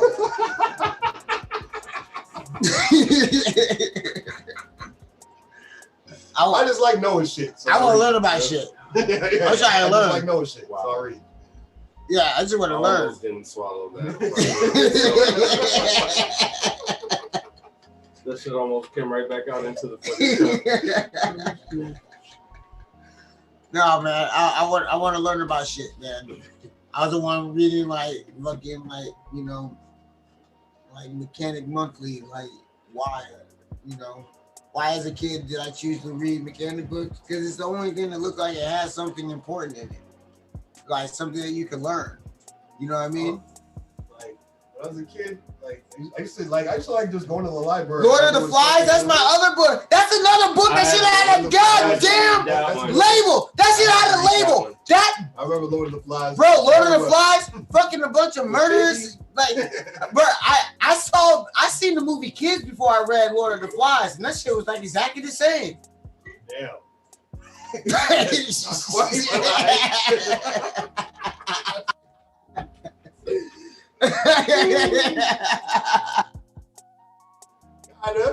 it. I mean, like, fuck. Should have had a label. All right. I love higher education. Okay, and going to higher educated high school, college prep meant that they're able to, I guess, reveal certain truths to you that they hide from public eye. AKA traumatize the fuck out of you as a child. Niggas gonna be woke and shit and never even read Lord of the Flies. What if you woke? Get the Lord of the Flies game up, man. What the fuck, man? All that shit needs to shit. Ashley looks real confused. What y'all talking about? We talking about books. Our gifts from Diana, our wedding gifts. Oh, sweet. We got like a couple dresses. Nope, we got your Hawaiian shirt. Oh, and Hawaii. I've got my dress. Oh, nice. She got us Hawaiian stuff. And she got me a watch set. Sweet. Shout out Diana. I have no idea how to say your fucking last name. Concept says I used to read more, but now I just tune into Diff Dope for all my education. Glad we could be there for you, You man. gonna fail every time. Glad we could be there for you. Oh man.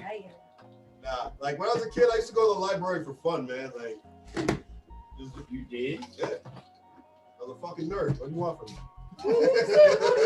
Titus says can't be woke without reading Lord of the Flies.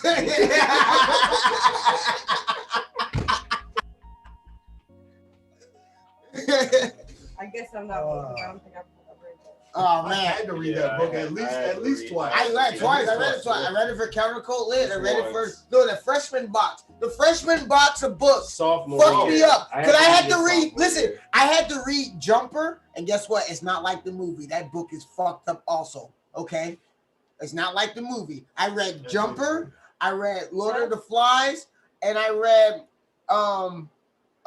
Catcher in the Rye and One Flew Over the Cuckoo's Nest. That was the freshman summer reading box.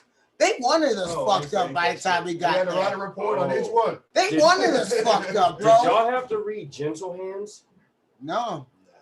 That sounds like something I would have. That's not. Is that as fucked up as everything else we said? It was fucked up. It was about this old fucking Nazi dude. Oh. Yeah. Sounds interesting though. You're like jacking off and shit? At least interesting. He said jack.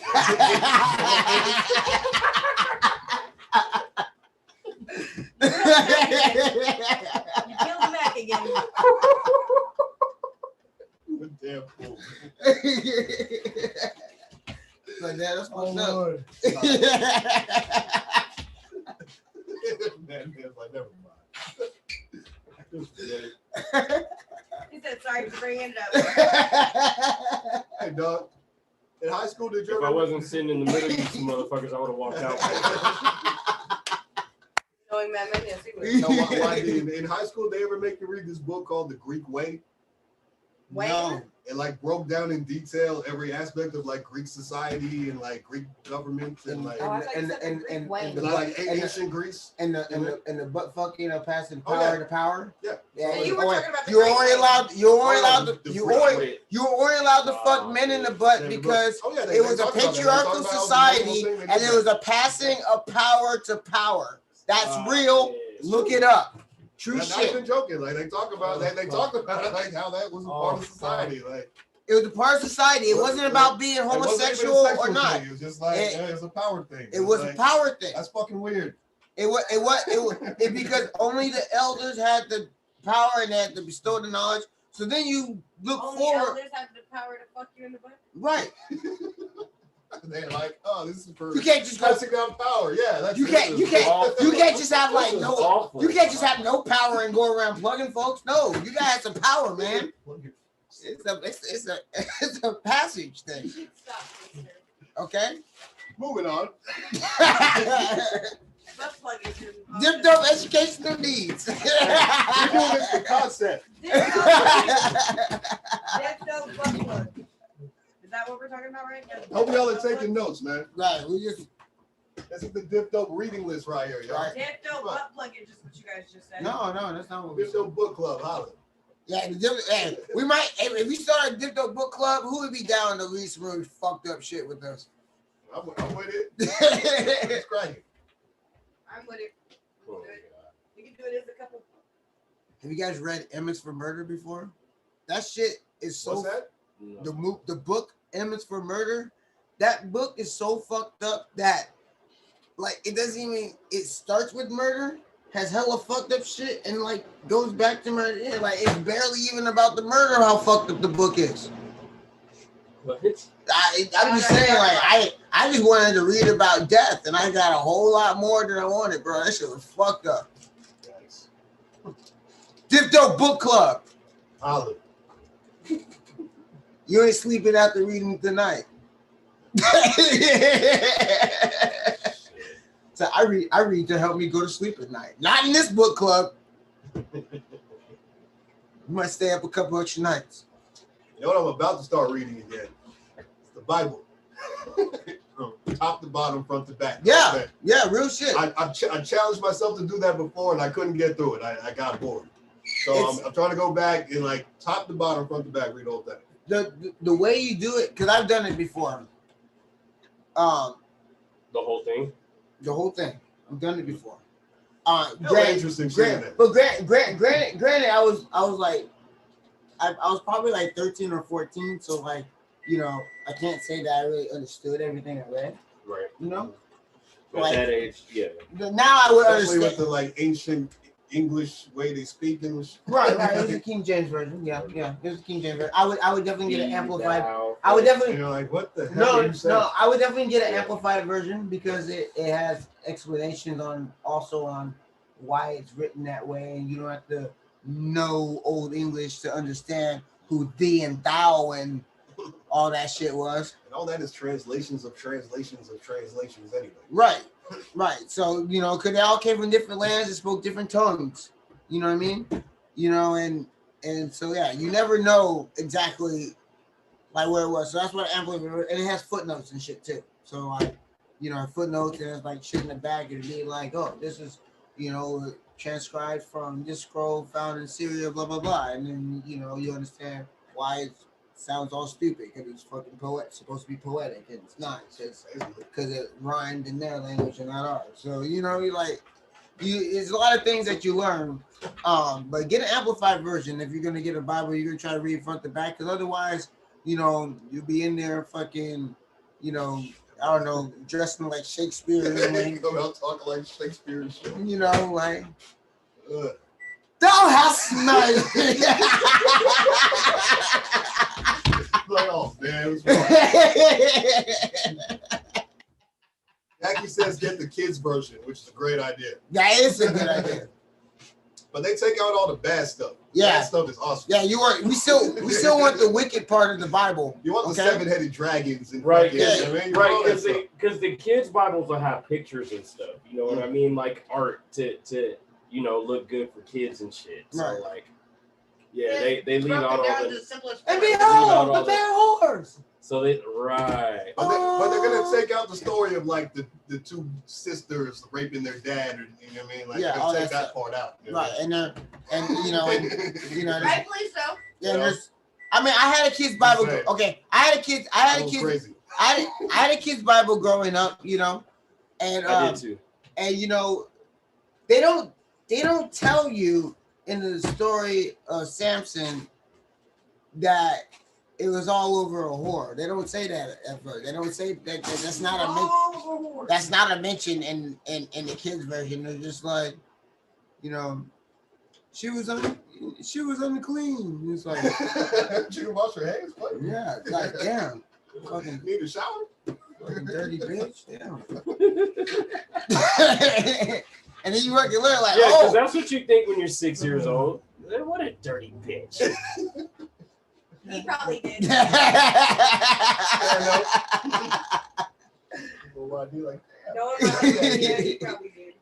But like, you know, or like, you know, but then like it breaks down and you're just like, oh, you know, and you're just like, it's like, you know, I think I realized it when like one of my uncles is like, man, you gotta watch out for them Jezebels. It's like, and I'm just like, that's a context. I never heard that name before. Wait, was that? Oh. Was a hooer.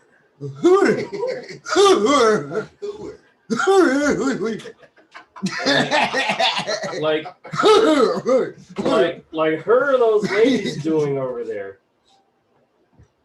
They're dancing for attention. Like her are those chicks doing over there? Or like they're doing foul things for money. Well, you guys well, I said her are they doing? What are they doing? You think they're doing foul things for money? I'm throwing shekels at their feet. Titus says sipping on some mead. Sipping on some mead. That's right. So. We're almost there. It's almost time for the mead to come back. We got a couple more months. I just want to do the mead Dost shift thou again. have it any more meaded? Sorry. Yeah, I want to do the mead dance again. So we got to get some more. Yeah, we're waiting. Yeah. We're waiting on Omen. Cause What up? I haven't gone anywhere to like actually see where you can purchase mead. I hit up my. There's literally the sippers. There's actually enough for you to. Oh, There wow. enough for you to pour. Just the tiniest bit for each one of you guys to do that song if you want to. 1 year anniversary. 1 year anniversary, we got mead. We bring out the mead. Good call, Titus. Yes. All right, Good call, Titus. Titus. Yes. Shout out Diamond Pit for finding the mead Good call. in Good the call. kitchen. It's mead time. Yeah, Sometimes you just need some meat time. You know, some meat. you know what I'm saying? I haven't gone anywhere to see where you can actually buy mead, but you gotta hit up your local mead man, and that's how you get it. If you don't have a local mead man, let us know. We'll hook you up with our mead man. Here's your meat cup. I was Let gonna our put it in mead the man chalice. become your mead man. We're doing chalices for the meat. Yeah, More of chalices course. Makes sense. How can you can't? Oh, we going fancy? Yeah. Things in the air for me. I mean, you know, you just That's it's you a know. chalice. That's how. Yeah. All right. Otherwise, you have a stein. We got some goodies things up. Understood. Pinkies up. Pinkies up. All day. Pinkies up. Well, damn. Shout out to all you guys watching this Can we fucking get some get fat mead? and drunk and high for 52 weeks. Yo, every time I leave here, I gotta wake up and go run this shit off. I gotta go sweat this shit out of the gym. Like, too much big chilling. Like, hey, mama, I know the meat man. The meat man. Shout out to Titus. That's your Sunday routine. You go first thing in the morning. I mean, if I can get up, it depends on how big the chiller was. You know what I mean? Hey, Titus said now we got to spit a Bible verse. Ecclesiastes. Why did it just become communion with the meat? By the way, I gotta go to church tomorrow. Me too. I'm going to church Wednesdays and Sundays. The glorious House of Gaines Church. House of Gaines Church. That's all I got. House of Travis Gaines. I don't know who Travis is, but it sounds like it would work. But all right, guys, you guys want to toast with us? Rapscallions. Give me this camera shot. Make sure Mac. I love you all. This is. I love you all too. No, That's how we started it. No, shut up. Shut up with your face and your eyes.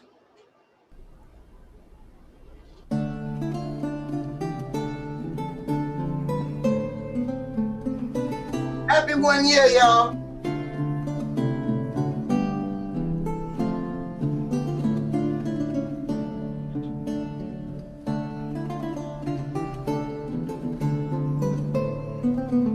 Wait till we get our new batch. It's gonna be a fruit meat.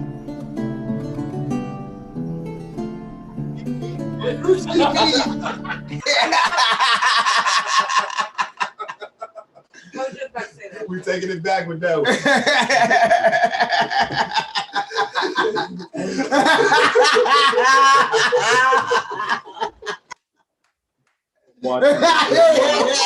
I'm watching this right now too. All right. Yes, you guys are. Hey, mama, I know the meat man. Cheers, y'all. Find his meat in all the way. Yes, sir.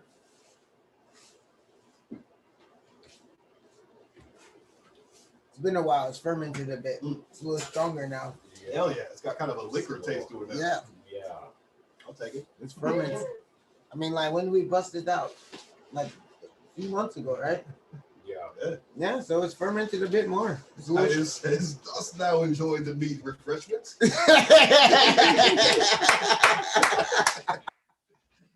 Yes, sir. Oh, man. Oh shit. Titus is killing it tonight, bro. All right, man. Well, Looney, what up? What up, Looney Wolf? What up, Looney? What it do, man. Jackie said, the sway, though. That's pretty slick, right?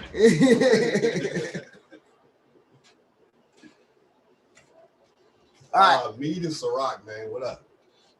Meat, Ciroc, beer, and champagne is what I've been on. For the W. That same shit. For the W. For the W, man.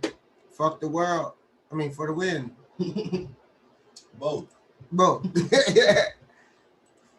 All right, man. Well, we can get into sports in a second. I got a question for We only talked a little bit about sports, believe it or not. That was kind of like the intro to sports. Sports. But we're gonna do the actual sports. We'll get to it. Oh, what is this? Oh yes. Oh shit. We have something to promo today. Uh-oh. I like it already. All right.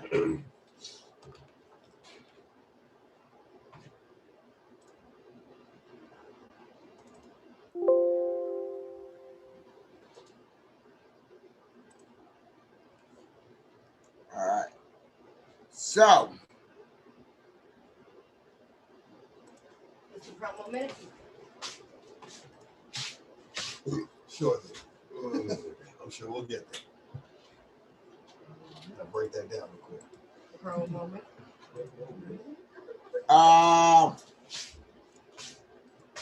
Trying to find stuff. Oh. It was my fault. It's always my fault. Whatever this is, I'm entering. I don't care. You're not eligible. I'm entering anyway. It doesn't matter. I'm gonna pay someone to enter on my behalf.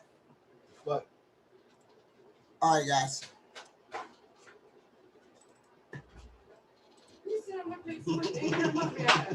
All right, y'all. We're gonna take a quick little break right now. Promo moment. We'll take a quick little break right now.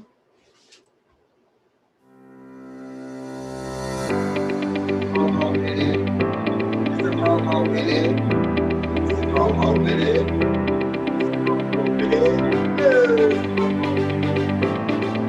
Promo minute. It's a promo minute. It's a promo minute. It's a promo minute. It's a promo minute. It's a promo minute. It's a promo minute. It's a promo minute. It's a promo minute. It's a promo minute. It's a promo minute. sorry. Mac over there eating. Mac yeeted the promo minute. What you want from me? What's up, y'all, man? Before we get into sports, man, we gotta make sure that we do hit you up with a promo minute one time for your good mind, okay? All right. So, as you know,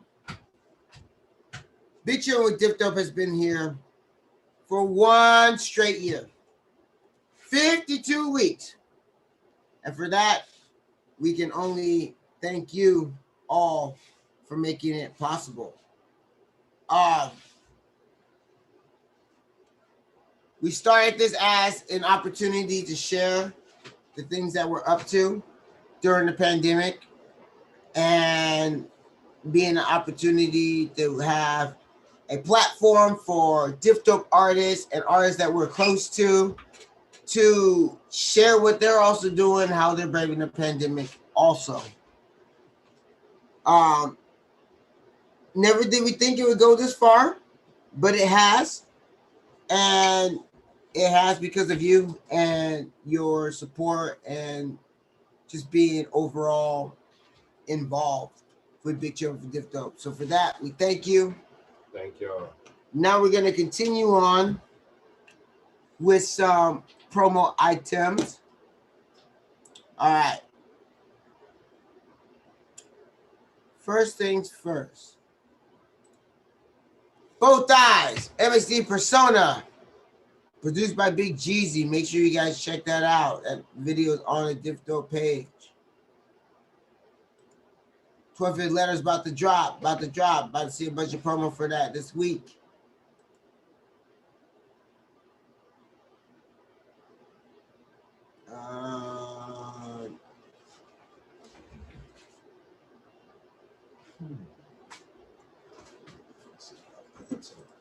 Changes. Changes. Make sure you guys check out Changes, man. That's on the Diff Dope page as well. Earl Cinebloods, man. You got an album coming soon.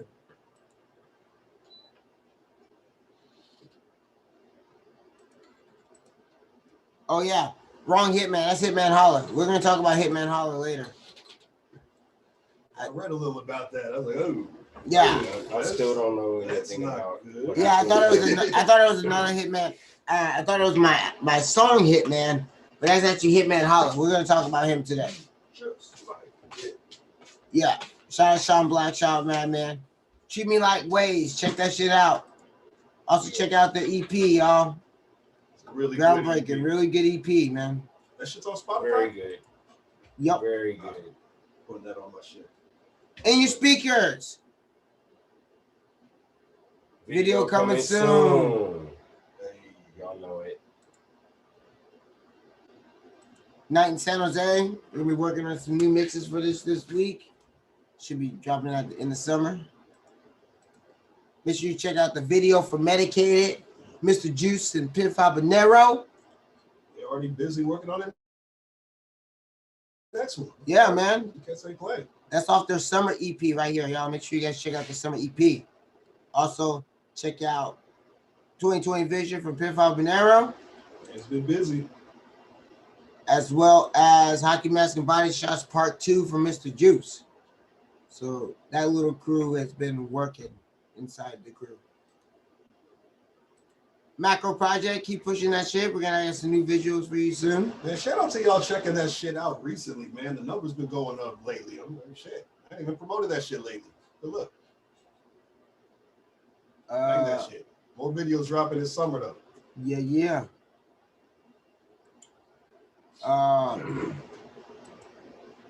That's the Hitman I was looking for. Run those views up, y'all. Hitman is on my page. F12 got a visual coming for that soon as well. You said what? I just say that's enough Moon Rocks now. I'm gonna put some regular. Yeah, you're gonna fucking put me on the couch again, bro. That shit was fucked up. Gonna be real big chillin'. No, that was too big of chilling. I ain't like with the Moon Rocks. Always good for those. I ain't like it. I ain't like it. No, I'm not mad at you. I got my average. Be mad. You gotta be mad, bro. You're a madman. You gotta be mad. No, I'm not mad at the Moon No, Rocks. be mad, though. No, I'm not upset with the Moon Rocks at all. I'm getting mad if you keep telling me to be mad about something I'm not mad about.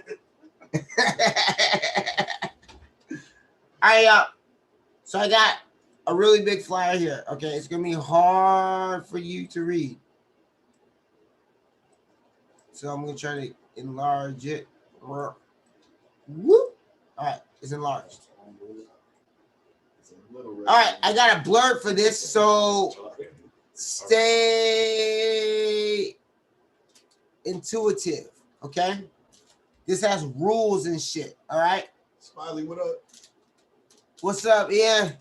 All right, so we're gonna celebrate the 1-year anniversary of Big Chillin'. And by doing so, Sugar and Sparkle CA wants to give a $50 discount on any order. It can be a bake sale, it can be a custom order, etc. to a random lucky winner who does the following, okay? First, you must follow Sugar _ and Sparkles and _ CA on IG. Write an IG story shouting out Sugar and Sparkles Bakery and tagging them. You must have your comments on at least 3 pictures of Sugar and Sparkles as well. So make sure that you're trolling their page, okay? This is a safe troll zone, okay? Safe trolling, okay? Nothing abusive. Safe trolling. And don't be a dick, man. Show love to the baked goods, yo. Gentle Shit is hands. delicious. Oh no, you said that was about. fucking fire, You said that was bro. about not Shit is too delicious. much. All right. This is Diff Fire. Dope approved. Don't get so Yes. fucked up. All right. You're funny. Or you can. Oh yeah, and you got a hashtag. 1 year Big Chillin'. Or you get $5 off any order or custom order anything by following them. Follow Little Rip Music on IG. And find your favorite IG photo on both of these pages and comment on each. Give me 5 for Big Chillin. All right. All right. 5 random winners will be selected, and we'll do that drawing this week. So I'm gonna put this in the chat. Hopefully they don't block the whole thing. I'm gonna try it.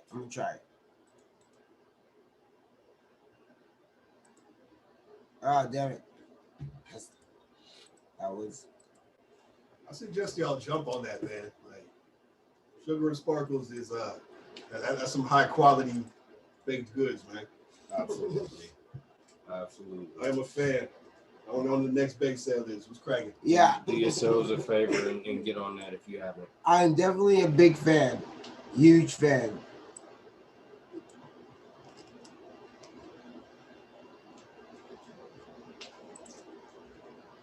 Y'all see us, man. We be eating out here. So. We be eating. We're all fat people. We be grubbing. That would be Everybody likes when the girls bake something. Yeah. So yeah. But there'll only be one winner.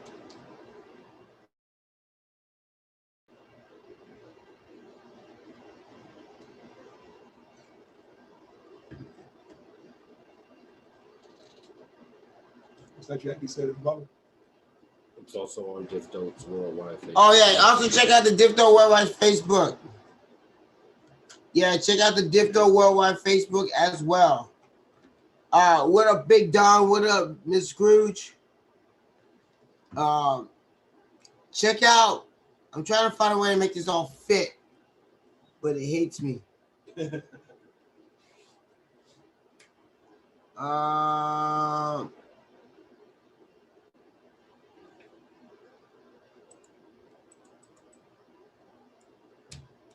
All right. All right, let me see if this works. If I can get rid of this and it works. Ah! No linkage.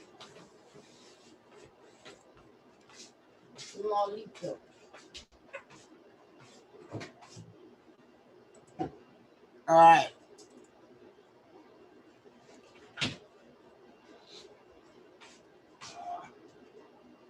Yeah, it just doesn't fit in the chat. It's not allowed. Jackie, if you want to try to fit it in the chat, you can. It's only 200. Only 200 bars. But yeah, we out here. We live. Make sure that you check out Sugar and Sparkles Bakery on Facebook. Check us out on Difto Worldwide. We're also going to post it on the Difto page. We're also going to post it on our pages as well. So you'll see it. You'll see it all. You'll see it all. We'll do the drawing, I think, on Thursday around then. But yeah, you'll see it all. You'll see it all. Let me try it one more time. Hang on. Okay. So That's right, y'all. Sugar and Sparkles CA underscores all through that shit on Instagram. If you search it, I don't think you gotta put the fucking underscores. It's Sugar and Sparkles CA on Instagram. Look it up, follow. You know what I'm saying? If you need the instructions, if you can't see it, go to the Difto Worldwide Facebook page. Look it up, get your instructions, man. Sign up and check this shit out, man. You want some of these baked goods. they're good. They're Or good. you tripping. Olive. Good big goods.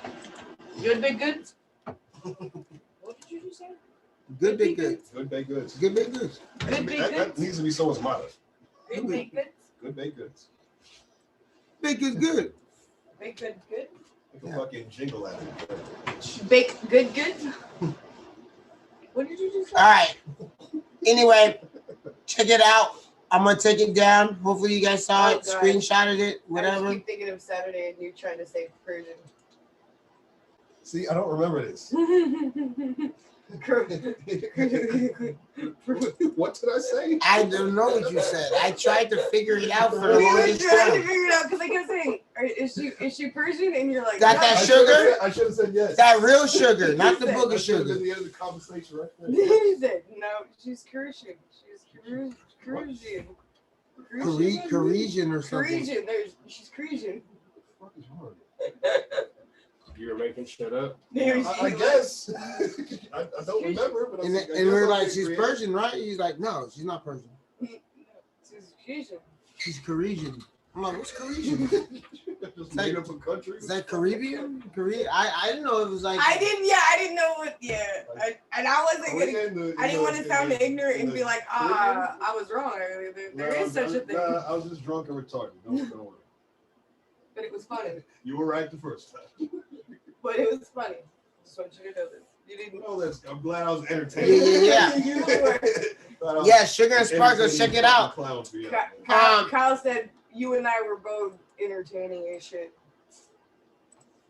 He said, see, when I'm entertaining Kyle, that means I crossed the line. Sugar and Sparkles is gonna. Kyle said I was like the inflatable guy that. Wacky wavy inflatable arm flailing too, man. Wacky wavy inflatable arm flailing too, man. Wacky wavy inflatable arm flailing too, man. He said that's what I looked like on Saturday night, and then like I went back to our first dance, and like I just see my arms going like this, and him just holding me up. All right, there you go. Follow that, and you will find the rules on her Instagram. Yeah. You did not just Yeah. I said y'all. Yeah. No, I said y'all.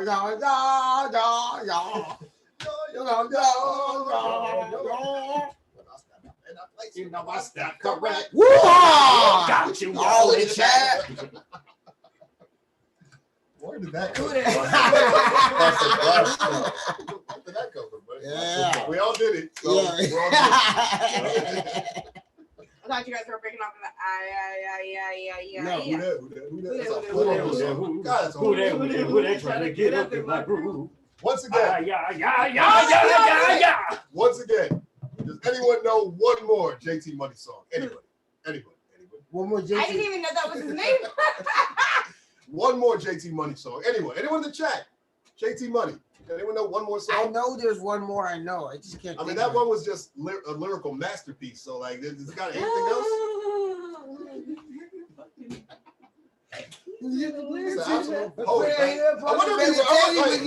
If you ain't with the squad, you're about to get shot. I just wonder if he wrote that down. I wonder if he wrote it. Masterpiece. He was like, look, I gotta write a hook. What I got?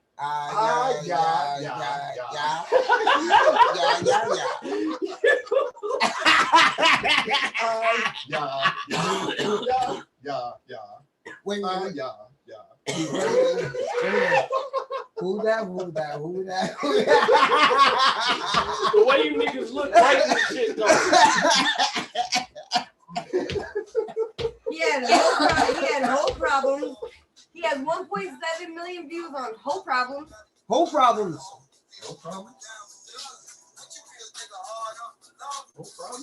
No one's heard this song. Never heard that song. 1.7 million people have viewed that song. 7 million people have all heard that song for the first time.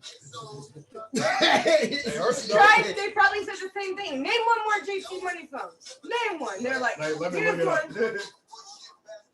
You guys know about whole problems? Like not in general, but the song by JT Money. Yeah, I want to hear the hook. Maybe I'll remember it. They said every man in the world should hear this song. This should be the national anthem for all men in the world.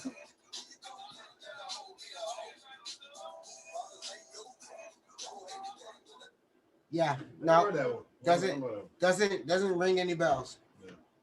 There's Bout Pimpin' and Come Clean. Nathan Foote. Never heard none of those. Those are the only other songs. Yeah. So anyway, JT Money has no other songs that he made. You should have that prison song. Who that? That's the one we're talking about. I know. I remembered that my whole life, but I had no idea. And you know what kills me is that like having a stroke. No, what kills me is like during the hook, he's like emphasizing Yeah. He go, Yeah,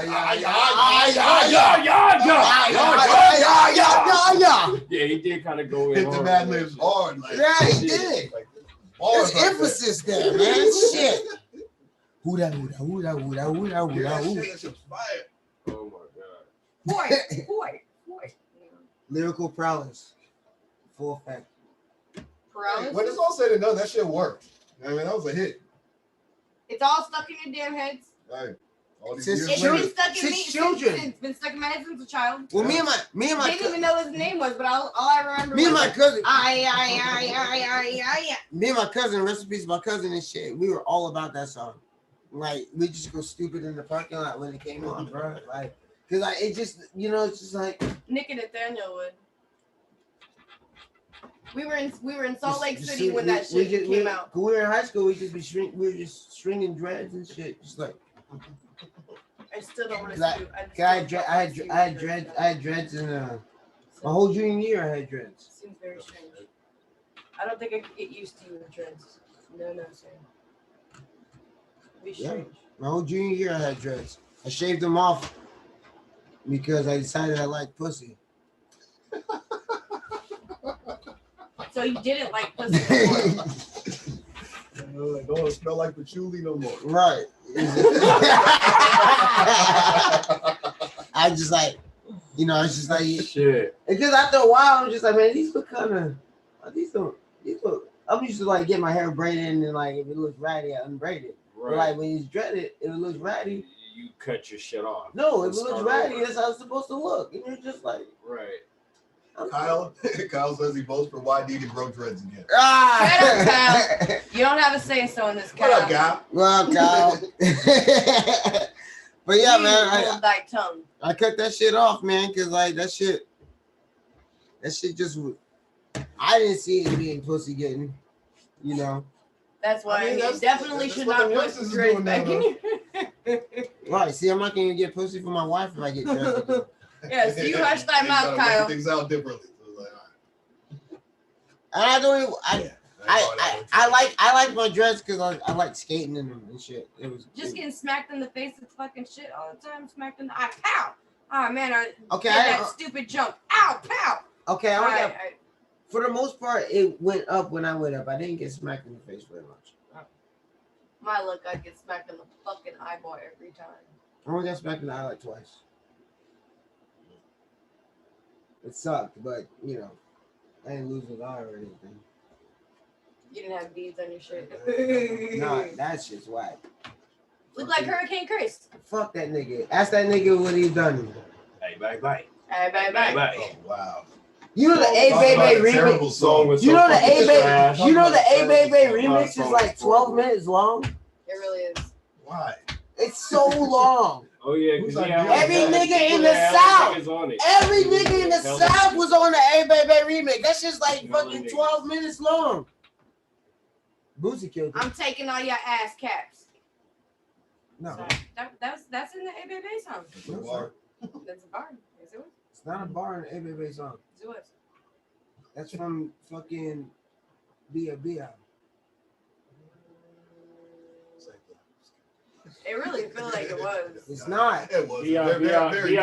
was one of them songs that used to get me hyped on. Bro, in the fucking. That shit used to Chewy Gomez used to play that shit, bro. Hey, they did not get you hyped, but Bia got you hyped. Hell yeah. You ain't nothing but a bitch. But how does A Baby get you hyped? Because you in the club, huh? No. That song was goofy. It was goofy. I'm in the car. Get crump shit, you know what I mean? I guess. Bia was like literally like we don't care about. That was like a funk song though. No, like lyrics mean nothing here. We're just trying to get hype. Bia was about fucking. That's cool. Like some music is like that, you know? What? Like a hoe. Bia.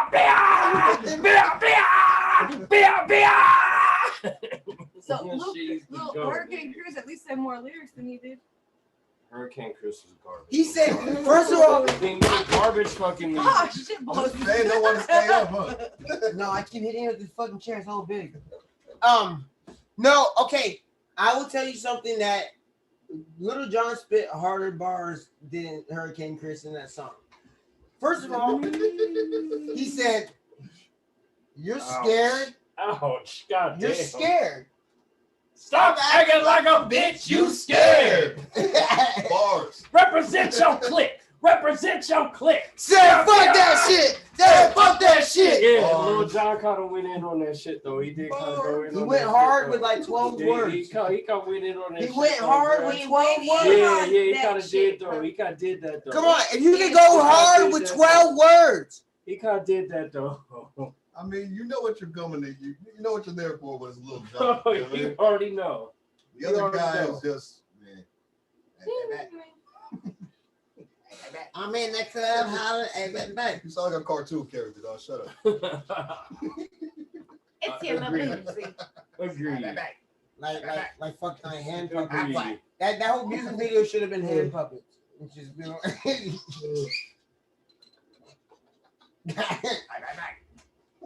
I'm in the club, holler. Yeah, Sharky should have been in that video. It should have been the whole video. I'm in that club, what? There's a little Satan, maybe. So the bitch's hair. Sharky, you missed out on money, bro. You should have been that. That should have been your whole shit. We need to remix it. Just remix it. Like I think it's blunt 30, y'all. he has like 8 blunts in one over here. Yeah, that's why I'm waiting. I don't want Big Chillin to. You know what he did to me last time? Is that this? Yeah. I closed out Big Chillin by myself because YD was out. I was just like, fuck this. I'm going to the couch. I'm like, I'm piffing out. I'm piffing out on the couch. What happened to Piff? Where's Piff? That's a good question. I haven't seen this man in a while. He was on the Yeah, he was in the chat. He was in the chat earlier. Piff, what's up, man? What up, Piff? You good? How you doing? The last time I did. When we did the Sharky episode. Yeah. YD got a little. Well, we both got a little spaced out.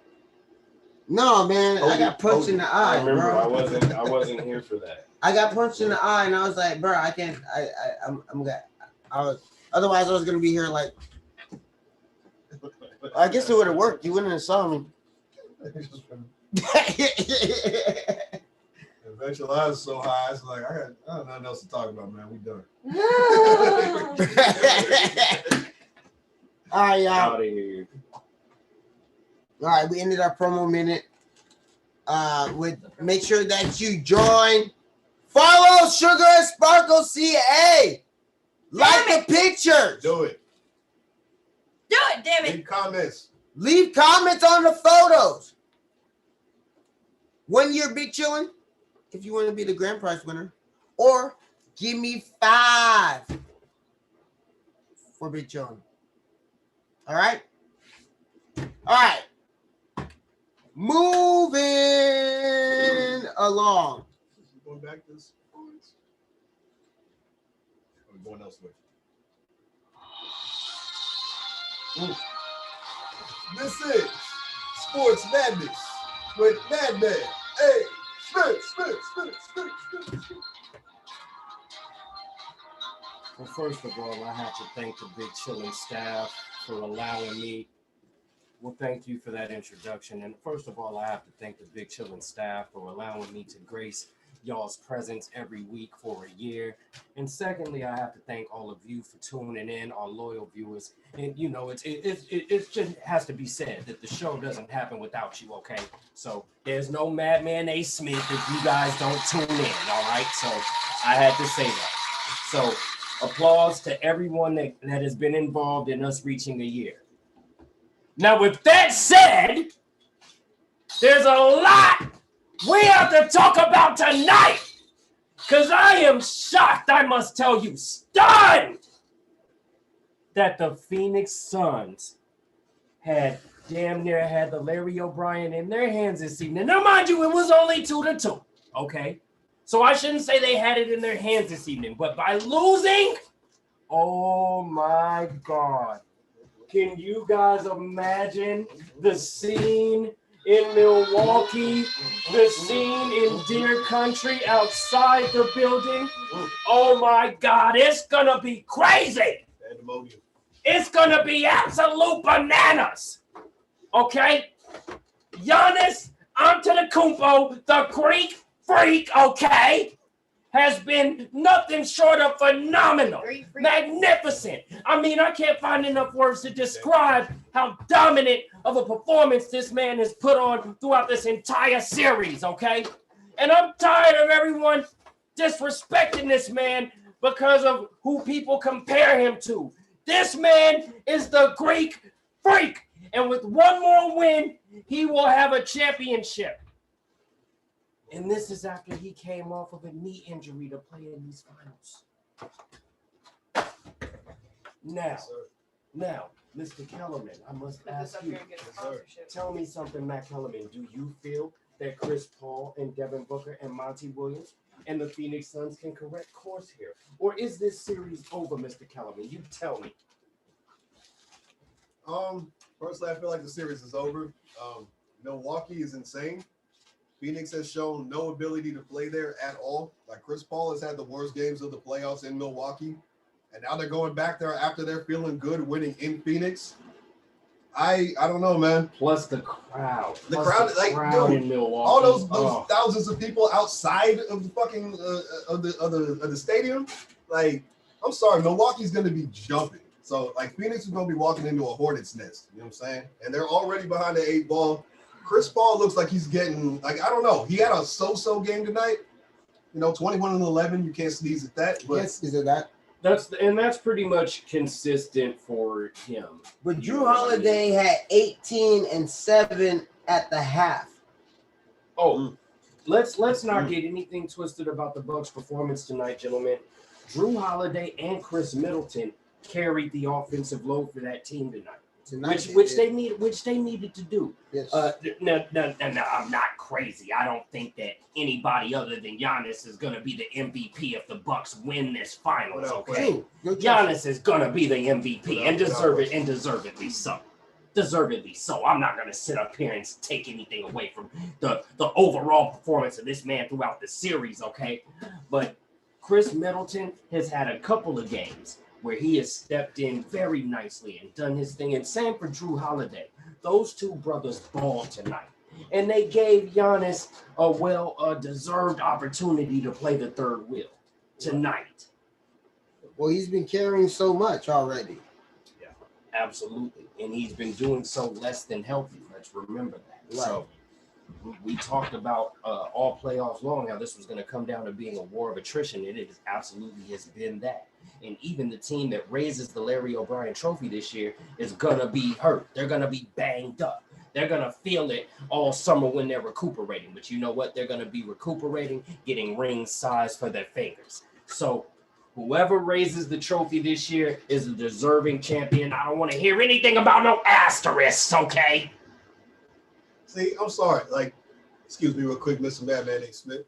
But yeah, injuries are part of the game, man. It's part of the game. That's why you build a roster. You know what I'm saying? That's why you got players on the bench so they can step in when cats are injured. Like, that's why you have a team. That's why you don't just have 5 guys. You know what I mean? You have a whole roster. You know what I'm saying? Like, and that's part of the game. Like, how good a team can you build? You know what I mean? So injuries are all a part of it, man. Like, that's a very good point, Mr. Matt Kellerman, and I'd like to elaborate on that beautiful point that you just made, because it goes beyond the 12 guys that are on that floor with you. It goes into the guys that we don't see, that don't play. It goes into your G League teams. It goes into how you handle all of those things, okay? Those are all, in baseball, you have the farming system. It all determines how you how your organization is structured. So that's very important points. Very important point. To build on that, you know what I mean? It's your whole organization. It's your front office. It's your scouts. It's like, what are you doing to like look towards the future? You know what I mean? Like, some teams do that and some teams don't. Like, and then they're on top and then they crumble. It's like, oh shit, we got no plan. Like, or, you know what I'm saying? It's gonna happen several times. Matter of fact, do we have any rock? New Orleans. It's in the cooler. Oh, right here. Wait. Underneath my butt. It's underneath Ashley's ass. Well, Madman A. Smith cannot reach there, so I appreciate it. Thank you very much. All right. So we've seen it before. Diamond Pig, right? You are my sister. Thank you. We seen it before. Okay. Matter of fact, we're talking about New Orleans. New Orleans got caught by their pants down when Cousins decided to come to Golden State. They didn't have a plan other than AD and Cousins, which put more stress on AD, and so he left. Both left. They both left. And Drew Holiday. And Drew Holiday's gone. So now they're left with, well, they had to rebuild around Zion. They had to rebuild around Zion. They're still technically building around Zion. Still building. Good call. And, you know, the Lakers want Lonzo Ball back. And that's something that actually can happen, too. Yeah, because nobody else wants him. And, you know, no, it's not that he would fit nicely with other teams, but here's the thing. He's gotten better. He is improved. But he's not a premium player still. And he'd be a nice piece to our team, and he'd be a nice piece to our team. Plus, we wouldn't have to pay him anywhere near top dollar. Well, he's also injury prone. You gotta keep that in mind too. So Kyle made a really good question right now. Kyle said, "I got a question for Madman A. Smith." From Kyle. That's a great question, actually. He said, with Phoenix and Milwaukee in the finals and big super teams not in it, do you think it's the end of the super team? So that's honestly, Mr. Gallitt, that's a question that I could go deep into, because if you get me started on it, super teams have existed since the 60s. Okay? So if you get me started on it, the existence of super teams is nothing new. So to answer your question in shorthand form, do I think that they're done? No, not by a long shot. Especially with the era that we are in now, it takes multiple stars to win a championship. You're not going to win it with just one star. It's just not how it works anymore. People could talk about the 80s and the 90s, and I understand all that, okay? But even then, if you think that the Chicago Bulls weren't a super team, you got it twisted. Well, so I'll just leave it at that. I'll just say, when people like today talk super team, like we had this conversation, but when people today talk super team, they're talking about the way they're built, I think. You know what I mean? Like, just having a big juggernaut team, I don't think necessarily makes you a super team. If you drafted and developed your own players, like it's a little different than if you just, hey, we're a bunch of guys coming together. Like, it's a little different. My point, Mr. Kellerman, is that even that has been going on for years and years. You don't just draft a team, and it's very rare throughout history that without any imports at all to a team, the teams have won. It's not about no imports at all. It's about like I think like here's what I think. I think it's more about like you're building the core of your team around guys that you just recruited. You know what I mean? Like the nucleus of your team is dudes that they're hired guns. You wouldn't have gotten them elsewhere, or they decided on their own. Hey, let's come together. You know what I mean? Like that's kind of a new phenomenon. That has not been going on. It has been going on. Front offices have been doing that for a long time. So I think front offices have been doing that same thing, trying to bring team. Well, front offices. I'm talking about players. I'm talking about players colluding to come together. So I understand what you're talking about. And my point is, what's the damn difference if it's the front office or if it's the players be learning and being able to take matters into their own hands? It's the same shit. Everyone is trying to put together the best roster to win a championship. You can't have it both ways. You clown these dudes if they don't win. If they don't win, they're less than legends. They're less than Hall of Famers. They're less than greats, some of you say, because they're not champions. So when they do what it takes to become a champion, you can't hold that against them. You can't have it two ways. Madman A. Smith dropped his character because this is a passionate discussion to me. I feel it. I don't know. I guess it all depends on the individual situation. Because, you know, like, do I respect a guy like Jordan who stuck it out and stuck on the same squad? And like, yeah, they brought in imports because that's what teams do. They trade. They try to get the best team possible. But like, was Jordan on some like bring me help or I want to leave? Or like, was Jordan like get me my homeboy over there? No, Jordan. That wasn't Jordan's nature at all. He wanted to kill everybody. That's fine, but that's fine. But let's not forget he did, regardless of circumstances. Let's not forget he did play with 2 other Hall of Famers, regardless of how it came to be. Regardless of how it came to be. So to me, if you got 3 Hall of Famers playing together at close to peak powers. To me, I consider that a super team. I don't give a damn how it came together. If management put it together, because that's basically what management has been trying to do. Has been trying to build. That's always been the goal. That's been the whole point, is to build the best possible team you can build. Kareem was not drafted by the Lakers. So that's what I mean when I go back. Bill Russell, well, in that era, that's kind of how it was done. So Bill Russell's era is separate. But that's in that era, that's how it was done. No free agency. But basically, as soon as you get past his era, player movement became a more common thing. True. And trading and free agent signings. And I mean, if you think about it like this, I'll just use the Lakers as an example. That y'all know that's my team.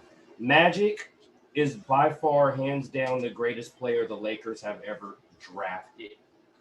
Now, I emphasize the word drafted because a lot of our, not only Kobe, a lot of those jerseys hanging in the rafters, bro. They came from elsewhere. A lot of them did. I feel you. So I think the problem people have is, I guess what I think is fans are still getting used to, like, players kind of like making that move for themselves. Players like coming together in the off season, like, yo, let's join up. I think that's what cats are still getting used to. Because you want to know why I don't have a problem with that? Because how many times have we seen it in the past where players will choose to remain loyal to a franchise thinking that they're going to get a chance to retire there, and it doesn't work out that way. We've seen that happen. So, I mean, like, players are learning now there's no such thing as loyalty, because when it comes down to it, this organization will trade me even if they know I don't want to go. Right, because they want the ring. Right. Players are just recognizing their own power. And that's cool. But at the same time, it does look a little funny when cats are running around trying to chase rings instead of sticking it out. You know what I mean? Hey, if a lot of these players are realizing they're in situations with organizations that they can't win in. Like, and so speaking of which, y'all heard Damian Lillard just requested a trade, right?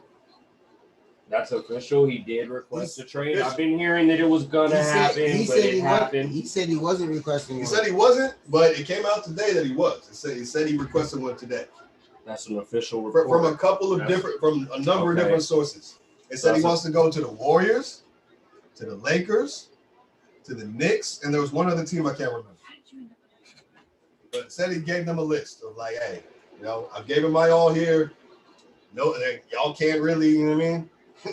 y'all aren't really bringing me the help I need. It depends on what he wants. If he wants a real chance to win, like, we would be a good chance for him. You guys will be a chance for him.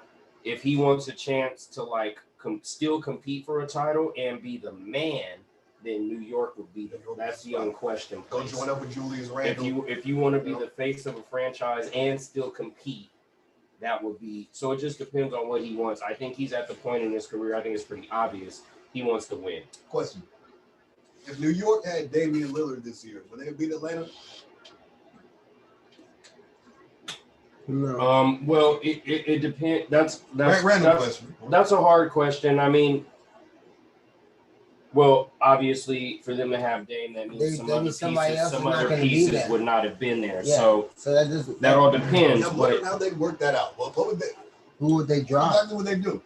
They had to get rid of. They had to get rid of a significant amount. They do their best to keep Randall and the two guard. Well, no, they're not getting rid of Randall. The whole point would be to pair them together. Randall and the two guards. I forgot his name. The two guard. It was the second. RJ Barrett. Barrett. That's right. I think they'll try to hang on to them, and I think everyone else would be expendable. Yeah, that would be they're trying to be the core that they built around, no doubt. And Barrett would play in the backcourt with him, right? Yeah, that guy had a little bit of a breakout year. I mean, it's still inconsistent, but he can play. Titus says, my problem is when using the Lakers as my example, all the players that got traded or waived for LeBron and AD were all in the playoffs or played. Well, here's the thing, and I'm going to address that, Titus. It's not that we didn't, well, I shouldn't say we, because I don't think the Lakers organization expected that those players were going to be bad on other teams. I think the Lakers organization appreciated those players as good players, but it was about getting AD. About getting superstar. It was about winning now. Always. And it brought us to a ring. Always. It brought us to a ring. So I'm happy for those guys to see what they're doing on the New Orleans team. They're shining right now. And if we were able to somehow grab Lonzo back, that will be good too. But if not, I'm happy to see what they're doing right now. I knew that they were gonna be good players, you know, but just in terms of what the Lakers were trying to build, it wasn't probably, you know. To be real, they probably had to get out of the shadow of LeBron to be who they could really be. You know what I mean? Just to be real, like. Well, yeah, because they have increased roles now. Exactly. Right. You know what I'm saying? I don't know. I'm not trying to hate on the Lakers. I don't want to do that anymore. You can't.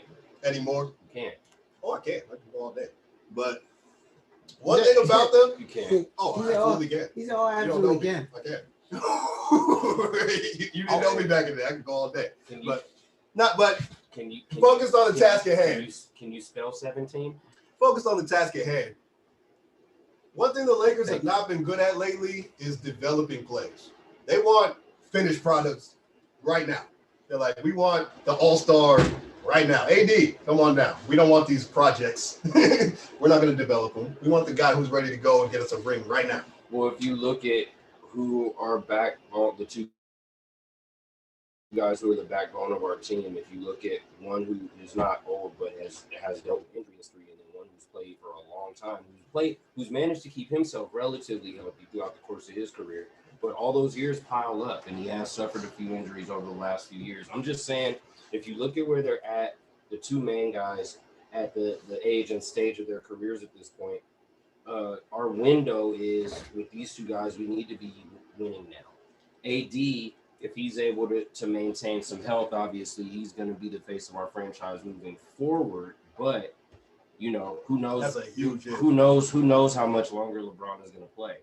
Like, he talks about how much longer he would like to play, but you know, fuck, dude, 17 years in the NBA is like, that's a long ass time. See, when you're gonna retire, I don't really think it's up to you sometimes. Like, sometimes your body's just done.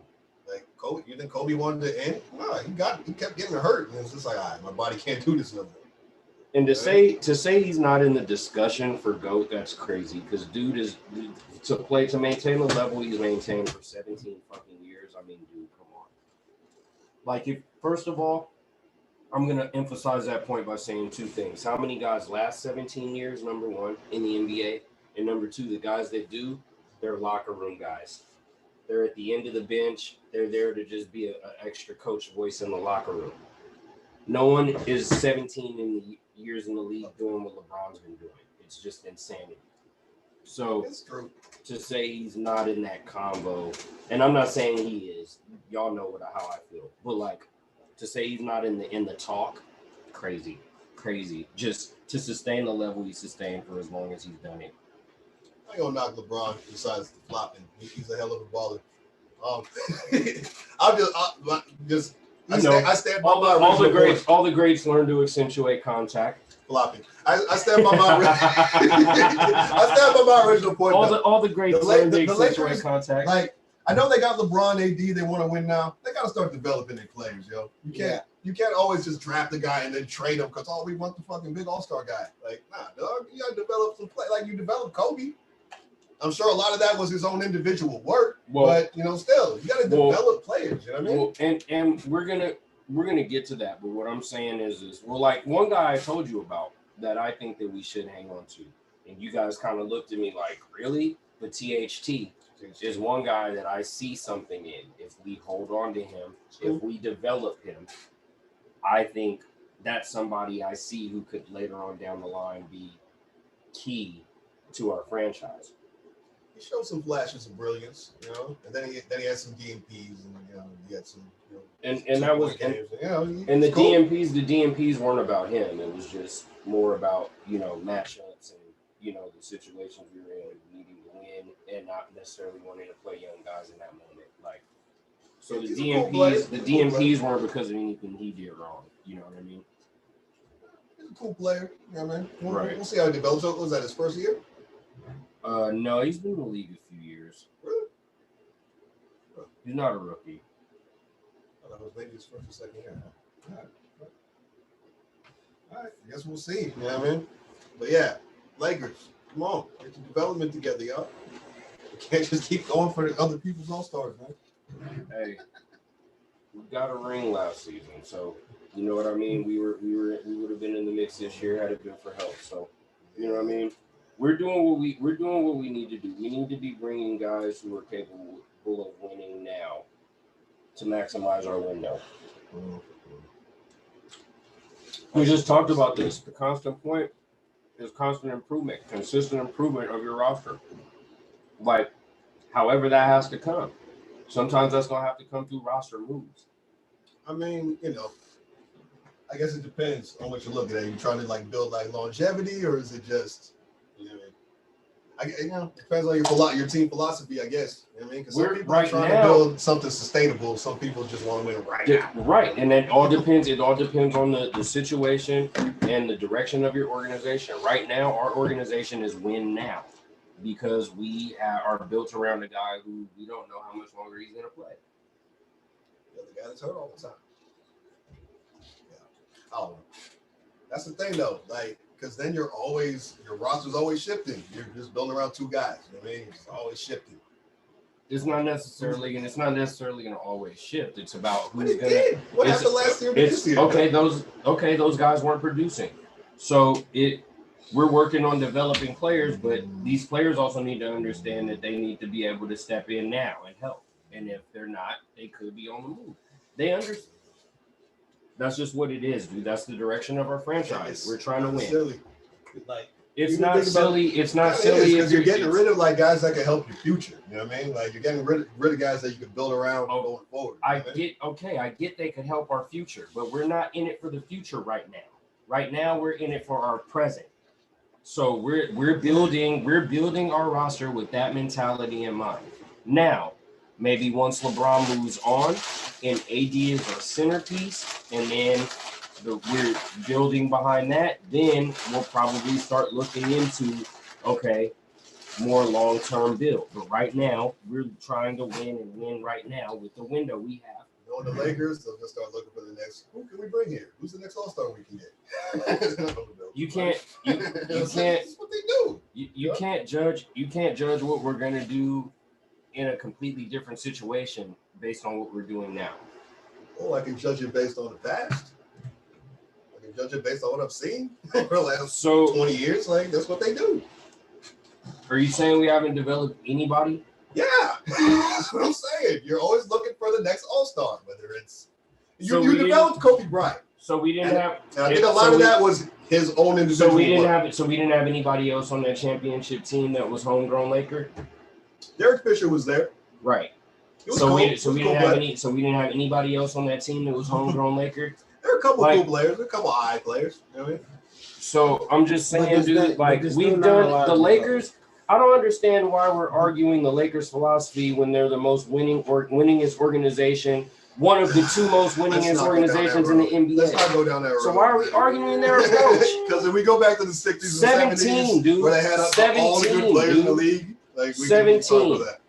The goal is to fucking win. 17. Okay. Only one other organization can fucking spell 17 other than us. So I don't know why we're arguing the approach. What about the last 10? The last 10 chips? What about the last 10 chips? They're chips. They're banners. Last 10 years. We have had to go through transitional situations. You know, the Lakers have done that in history as well. We have gone through situations where after winning for a while, where we didn't win for a while. That's historic too. So to Whitey's point, the last 10 years, how many players have y'all developed? That's all I'm saying. Like y'all don't develop players. That's all I'm saying. Yeah, that's exactly what he's saying. Like, I'm just saying the approach is win now. But you can't say we've never developed players when we do have a couple Hall of Famers that are homegrown. Most of them might not be, but we do have a couple Hall of Famers that were drafted with the Lakers. And you know what I'm saying? So, like, you can't just say that we don't develop players when over the course of how many years and winning how many championships, we must have done something right. You must have been doing something right. In Yo, 17 yo, and 17 and awesome 17 players. chips and 17 chips. Okay, then if we then you know what? If we achieve all of our success by only buying awesome players, then maybe that's what everybody else needs to start doing then. Only buying awesome players because we won more than the rest of you fuckers. So if we won by only buying awesome players and that's all we do, then maybe y'all need to get on that shit too. Only buy you some awesome players like we do, so you can win like we do. Sorry. No, sorry, not sorry. And then there's all the early championships where you had all the good players in the league and there's no free agency. So Rock Boys are back. Y'all and the Celtics just went back and forth. You know what I mean? Like, we can talk about that, but we ain't getting it. I'm just saying, in the last 20 years, the Lakers just try to buy players. That's all I'm saying. And I guess it works here and there because it's LA. Dude. They're gonna attract good players. It's Los Angeles. They're gonna attract good players. People want to live there. It's a great location. They got a long history. You know what I mean? So, I didn't hear none of you Warriors fans complain when KD walked into your locker room, and he didn't walk in there uninvited. So I don't want to hear that. Like I don't want to hear that. But we won. We had just won without him. Wow. Okay, but he didn't walk in there uninvited though. It's not like you just won the year before, but then you choked and did something no one's ever done in finals history. Then one of your players called him up crying saying we need you. So I love that narrative. Everyone was crying like that didn't happen. Like, so that's just what people like. So I'm not trying to hear like it's real funny to me. Like everyone was crying. I'm just saying, bro. Like all I'm saying. That didn't happen at all. That didn't happen. Like, what are y'all talking? Y'all watch too many fucking soap operas. Y'all niggas weren't there, and I wasn't there either, so I'm gonna run with that version. Okay, but I heard KD and Draymond talk about it on KD's podcast, and they're both laughing like, why do people say this shit? Like, it's just a narrative people make up. Anyway, yeah, we got KD. I didn't think we're getting KD. Everyone who asked me, I'm like, yeah, he's going back to OKC. It's not gonna happen. And I wasn't even like hating or mad when y'all got him. I just was like, oh, just give him the chip. Like when that nigga walked in the door, I was like, just give it to him now. Like, this shit's not even fucking like just. I'm like the word. I was like, just give it. Nobody's beating that team. When KD walked into your locker room, I'm like, no one's beating that team 4 times. That's not gonna. It's not happening, dude. I'm like, no one's gonna beat them 4 times. I said. A team might beat them twice, maybe. I said, no one's beating them 4 times. Concept said he didn't when Durant got there. Concept said he didn't want the other team stars. He wanted Ingram, Bell, and Russell. Yeah, he did. He's been saying that from the jump. That's a fact. He doesn't like LeBron for some reason. He wanted to develop Concepts of Lakers fan also. Tried and true, lifelong. Yeah. Same here. He made a mistake getting LeBron and AD. Kyle's like, I still don't. How did we make a mistake when it got us a chip though?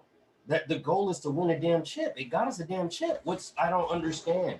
I don't understand people's complaints. Yeah, let me check out this chat. Let's see what motherfuckers is talking about. Yeah, the chat's live right now. The chat's cracking. Lowe says they made a mistake getting AD and LeBron. It's cracking way before that. They going off before that? Yeah. Oh, yeah. Okay, well, that's just because he doesn't like him. You can't say it was he a doesn't mistake. Like him, and he wanted to develop younger players, and you know what I mean? I feel it. Now they're bringing Dwight Howard back again. I didn't like getting rid of Eddie Jones back in the day when we got rid of Eddie Jones, but I understood why we did it.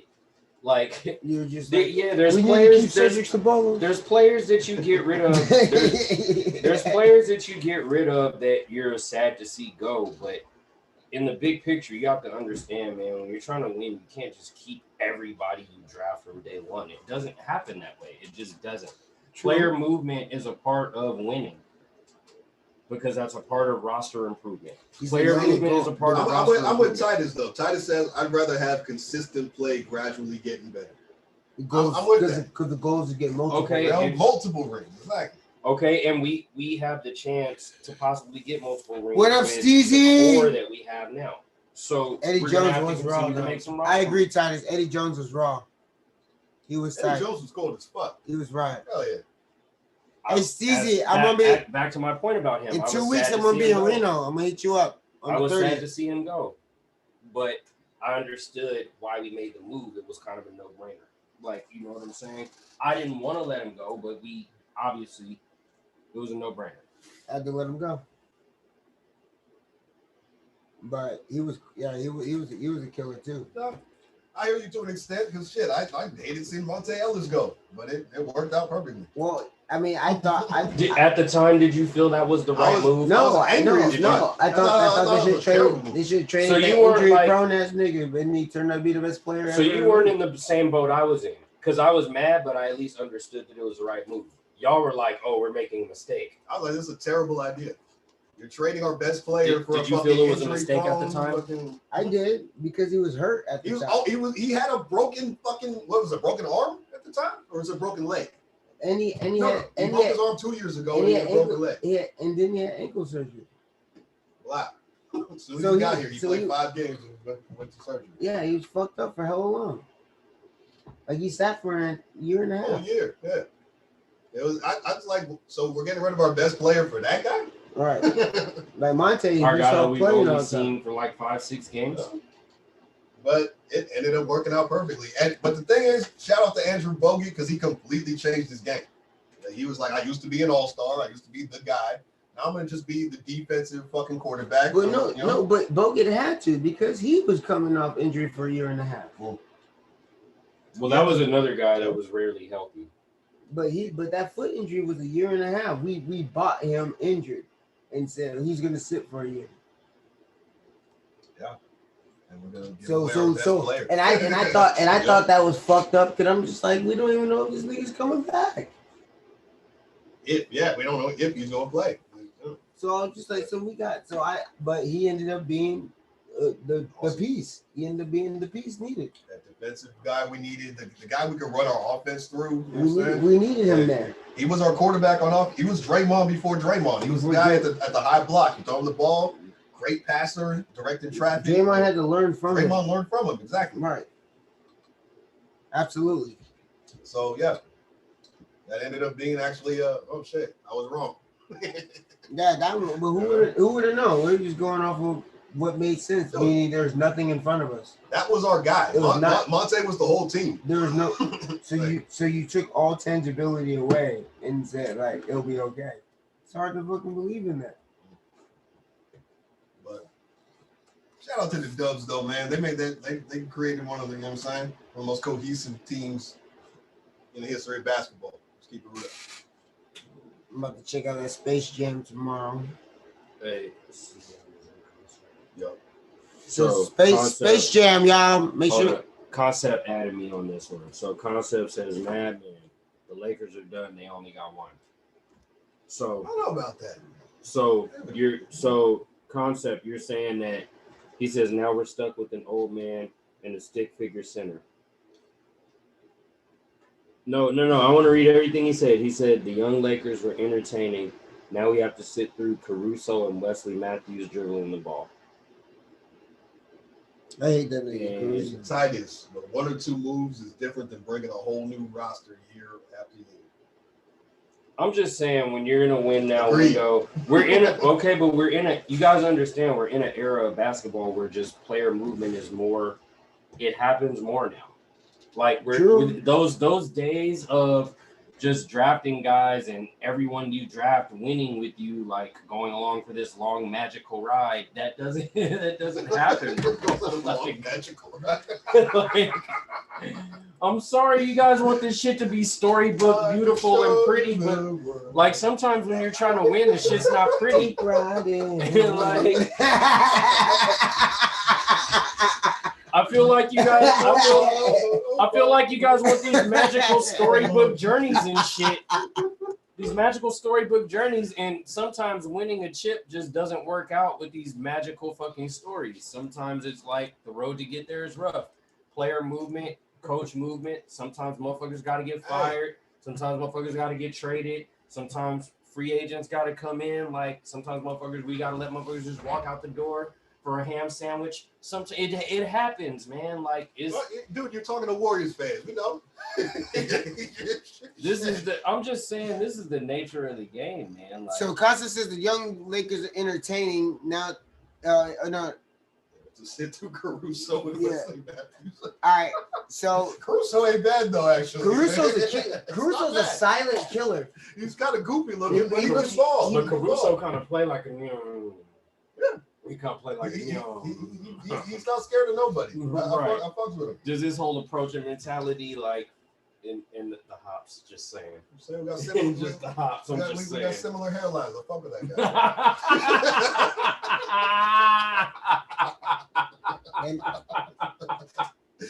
Then nigga. Damn. I'm saying. That nigga look like olive oil with the bonnet. Playing What? basketball. Where the fuck do you get this shit? God damn. Steezy says Dame's coming back to the Bay. I don't think he is, and I don't think he should. Like, we don't need guards. We need cats that can guard LeBron. You know what I'm saying? We don't need more little guards that shoot. We got that. We're good there. You know what I mean? We need defenders. We need wing defenders. We need guys that can guard Giannis, guys that can guard KD, guys that can guard LeBron. Yeah, That's what we need. I like Dame, but he's not really a defensive player at all.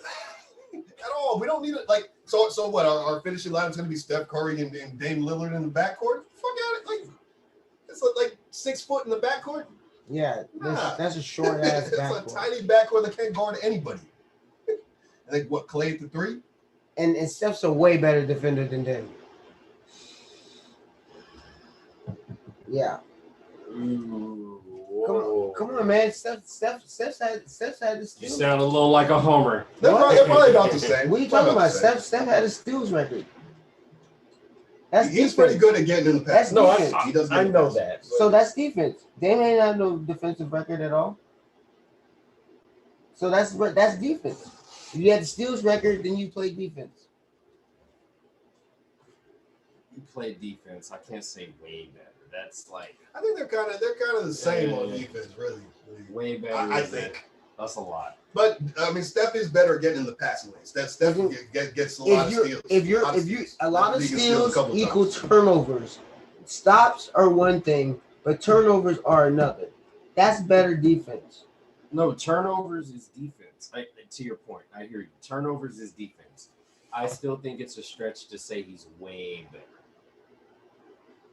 Jackie asked, "Is Steph going to be a dub until retirement?" I say yes. I believe he will. I think he will. I say no. I say he's going to. I say he's going to retire in Charlotte. Yeah. You think he might just want to finish his career in the city he's from? I think he's going to retire in Charlotte. That would be a cool story though. Like cool. after all the years of like growing up with one organization and the success he had with them, and then on his last legs he gets to play for his home city. That'd be a cool story. That'd be a cool story. You know what I mean? I don't think he will. I think he'll stay in the Bay. You know what I'm saying? I see him He mostly built a giant house out here. His whole family's here. I see him most likely retiring a Warrior. I think he's comfortable here. Yeah, you know what I mean, Steezy's like this whole episode is all about defense. Patrick Willis episode and Ray Lewis. Which is way better than Patrick Lewis. Stab a motherfucker Lewis. Hey, since we speaking on Ray Lewis because this is his episode, since we mentioned him, let's discuss linebackers in the NFL. Because I think when you start getting into that conversation of GOAT linebacker, JJ Watt's done. Well, JJ Watt plays lineman. He's D-line, right? Yeah. JJ Watt's not a lineman. No, he plays DN, bro. Who's D-line? Defensive end. Oh. Yeah, that's what I thought. Yeah, JJ Watt plays DN. Yeah, him and Clowney line up right next to each other. But yeah, Omen in the building. But when you talk about like the great linebackers, what up, Omen? What's up, Omen? So we're drinking the very last of the mead. This is the very last. We did. We killed the rest of the bottle. Very last of the mead, so we're waiting for the new mead. You're our local mead man. Linebackers. Before I forget this, so when we talk about linebackers, you start thinking all-time great linebackers. Like Ray Lewis is going to be one of the absolute first names that pops into your mind. Urlacher, Singletary. Lewis is in that list, right? I mean, he's top 5 to me. Yeah, Yeah, he has to be. Like of all the great linebackers who have played the game, there's been so many. But yeah, he has to be there. Butkus was a linebacker, right? Dick Butkus. So that's the only thing I think Ronnie of. Lott, the fucking Funniest murderer. name ever. Ronnie Lott was. I only think of how high murderer. when I say it. But Ronnie, Shout out Ronnie Lott. Last week we talked about Ronnie Lott. He did. Hey, shout out Ronnie Lott, who still, I think, got his car dealership out in Tracy, still doing his thing. But Ronnie Lott went to my high school. Shout out Eisenhower High School, Rialto, California. You know what I'm saying? Oh shit. Ronnie Lott went to my high school, man. And fucking crazy. Like, I just heard stories of like old teachers and shit that were there, or from old teachers over there when I was going there, that saw him play football there and shit. To tell us like how they knew like he was gonna be special and shit. Like crazy. That's insane. Yeah. I don't know. I'm not sure if I want to buy a car from him that figure name. This man says Lott was a safety. Is this your safety, really? This one is a LB. Look, let me try. Luke Kuechly. Luke Kuechly is a fucking killer. Yeah. I think Ray Lewis might be at the top of my list though. At the very top? Above Singletary? Yeah. Maybe. You put him at whoa. I used to watch videos of Singletary like, Jesus. Laying the wood. That man was literally trying to hurt people. Like, You goddamn. acting like Ray Lewis didn't lay no lumber. Yeah, did. yeah, he did. He did. Yeah, that he did. That he did. He used to crack motherfuckers. Goddamn.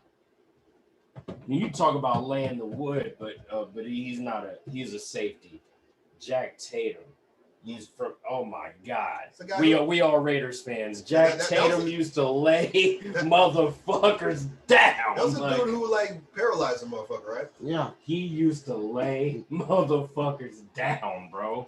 Paralyzed that was that dude who like was talking shit about Eddie Murphy in the club. Not the dude he paralyzed. Y'all ever hear that story? No. I forgot his name. So the guy was paralyzed. He's in a wheelchair. And he was in the club. You know what I'm saying? He had a bunch of females and stuff. And Eddie Murphy walks in. You know what I'm saying? And Eddie Murphy, this was back in the 80s. So Eddie Murphy back then was the fucking man. Right. You know what I mean? So he walks in and all the females are flocking to him. And you know what I'm saying? VIP is like, oh, can I get you something to drink, Mr. Murphy? Blah, blah, blah. So this dude, I forgot his name. You know what I'm saying? This is a wide receiver back in the day. He gets all mad. He gets all jealous. You know what I mean? He's in a wheelchair. He's paralyzed. But he starts talking shit. You know what I mean? About Eddie Murphy. Like, yeah, you know what I'm saying? Fuck this guy. You know what I'm saying? Why y'all all fussing over him? I got money. Fuck this motherfucker. So some jealousy, hate and shit. So Charlie Murphy was Eddie Murphy's security at the time. Oh shit! Oh shit! So he walks over to homie. And Charlie was a few French fries short of a Happy Meal. Gave zero fucks. Right. He walks over to homie in his wheelchair and he's like, "Yo, man, how'd you like me to tip over your wheelchair and stomp on your mouth?" You know what I'm saying? Sounds about right. How'd you like me to tip over your wheelchair and stomp your teeth out? You know what I'm saying? Why don't you just sit there and shut the fuck up, have a good time, man? Yeah. It scared the fuck out of dude. You know what I'm saying? He was like, dude like couldn't move, but he could see his eyes twitching. You know what I mean? Yeah, rest in peace, Sayal, Steezy. Junior Sal. Oh, good call. That guy was a killer. But yeah, Charlie Murphy told that story. He was like, yeah, man. Like, I felt bad about it, but yeah, I was my brother's security and nobody was fucking with him. So you're talking that shit, I'm on you. I don't care if you're in a wheelchair. You know what? What it be? I think he's a good man for even approaching the vocal threat. I would have probably just tossed the nigga. Damn. Or just unlocked his brakes and kicked him. Rolling down the hill and shit. Yeah.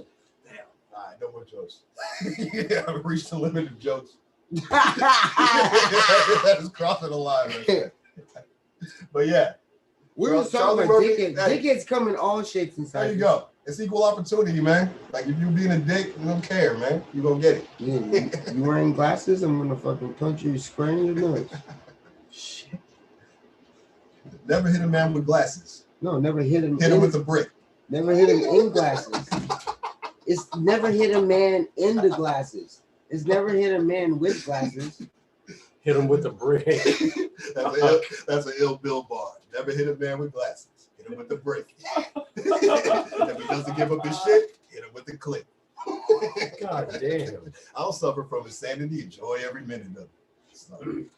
Don't suffer from it. I enjoy every minute of it. Shout out to Ill Bill. Oh, fuck. God damn. Ill fucking Bill. Yes. Man, we hope you guys having a good time. This Big Chillin' episode 52. 1 year. Oh, yeah. It's kind of hot in here. Yeah, it is. Because Ciroc boys are bad. No, because that fan's on. Oh, yeah. I turned off. I was rolling blood. Turn it back on. See, it's your fault. My bad. I know it's 90 degrees in here. My bad. Yes. Okay. I haven't knocked this over in a while, so it's working. Probably not to his best ability. It's a little warm here, though. It's summertime in California. What y'all want from us? It hasn't been that much summer. I just thought of an idea. For Tuesday, I think Tuesday's the next game. You had mentioned about us having the game here. We should barbecue too. That's what I gotta do tomorrow. Gotta get a grill. Are you gonna buy a grill? Yup. You gonna see that tomorrow? Yup. Summertime. Start barbecuing in this bitch. I'm surprised you don't have one already. Yeah, man. Just, hit the ground running with work and all of that now. Don't got as much time as I had, but work. I get 4 days off this week before that's my whole summer vacation. Damn. You gotta make the most of that. Yep. 4 days, shit. Take 2 days to do Nathan. And then over the week, and then next week I work from home. So next Friday I'm going to Reno. Hey. Hendrix was a beast too. Absolutely. Beaker. I forgot about that guy. Yeah. That was hard. Yeah. Hendrix was the monster too, man. Yeah, absolutely. Good call, Titus. Down there, Diff Dope Security up in this motherfucker, man. What's up, Bonnie Bomb? Making an appearance real quick. He always here, but he wanted to make his presence known real quick. Yep. What's up? Got Diff Dope Security handling business like he always does. He been real quietly doing his duties this evening, but he's always doing what he gotta do. You know what I'm saying? Don't ever try to run up on the fucking studio uninvited, y'all. Be a bad day for you. Yeah, because Diff Dope Security gives no fucks, and he don't discriminate. If he don't recognize you, yeah, that's all it takes is for him not to recognize you. It's bad. It'll be a long It's night. bad. Long night in the emergency room. Man. Yeah. Oh shit. Yeah, for real. But damn. Oh, Millen. I forgot about Millen too. Oh, Matt Millen. Yeah. Shit. You got to play with the Raiders. Yeah, Matt Millen, man.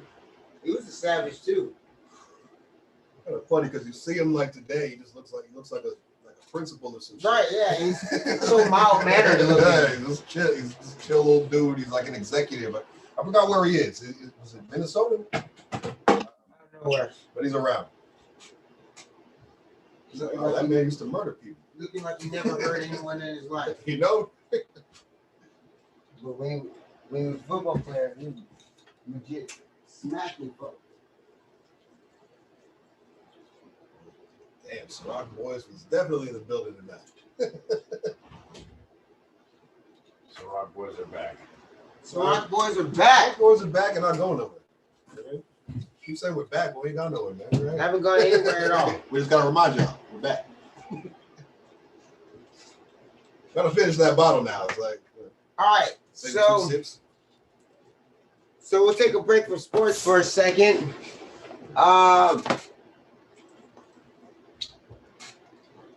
Talk about my man. First of all, gotta give Rest in peace, Big Biz Marquee. Rest in peace, man. Another legend fallen. Rest in peace, man.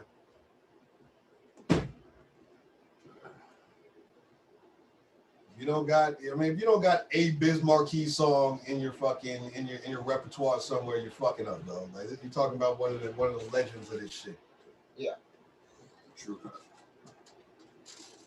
If all you know is Just a Friend, hey, that's okay. At least you know something. You know something.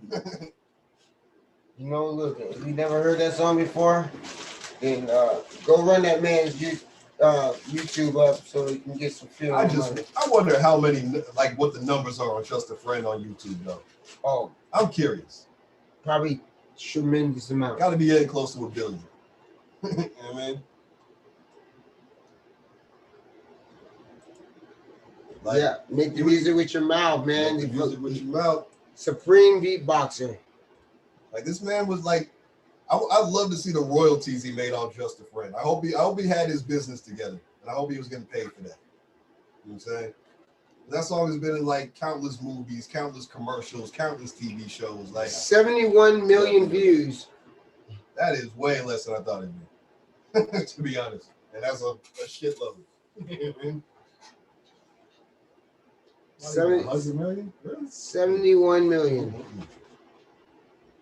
And it's only been up for 10 years. Makes sense. I mean, absolute classic. Hopefully, like I said, hopefully his family got the business together and he gets paid off the royalties for that song for like hundreds of years to come. You know? Right. But yeah, only 71 million. That's kind of surprising. Even for 10 years, I thought it'd be more than that. But shit, we're still alive. No, man, rest in peace to the legend, though, man. Like all the old school cats, like they all know, man. Biz was like one of them dudes. He's one of them originals. Supreme showman. One of them cats you can't copy that. You can't. I mean, you can't. There is no other Biz Marquee. There's no one on that level. Right. He is his own entity in this hip hop shit. You know what I mean? So. R.I.P. to the man. Rest in peace, man. There'll be no Carnages and all those type of cats without Biz Marquee. Y'all remember back in the 90s? Y'all remember that dude, Rozelle? Carnage. Wow. Yeah. Y'all remember Rozelle? Oh, yeah. Yeah. Yeah. All inspired by Biz Marquee. Mm-hmm. You're right. You're right. Yeah. The beatbox MC. Yeah, man. You got a cameo in Men in Black 2 just to fucking beatbox. Right. That was hella gangster. That was like that. And the Will Smith going back and forth beatbox. I was like, oh, that's some legendary hip hop shit right there in the middle of a fucking random ass comic book movie. And, you know? And what's this shit that motherfuckers forgetting that Will Smith was a Grammy nominee? Oh. They shouldn't be, man. They acting like, oh, Will Smith trying to rap. This nigga was rapping before he was Will Smith. For Summertime, right? Summertime, we got nominated. I believe so. Yeah. I was gonna say it has to be that song. Yeah. That has to be the song. If he's gonna be nominated for a Grammy, that would have to be the song. It could have been parents to understand. Might have been the album actually. The DJ Jazzy Jeff album. He's the rapper, I'm the DJ or whatever. Right. Yeah, could have been the album. I was gonna say, if it was any song though, that's what I was. Yeah, but if it was any song, but yeah, the album I could see that too. Will Smith. I mean, people talk shit about Will Smith rapping. This man had classics, man. Like, I think I could beat Mike Tyson. No, just the thing with Will had writers. That's all it is. Yeah. That's all it is. And in hip hop, you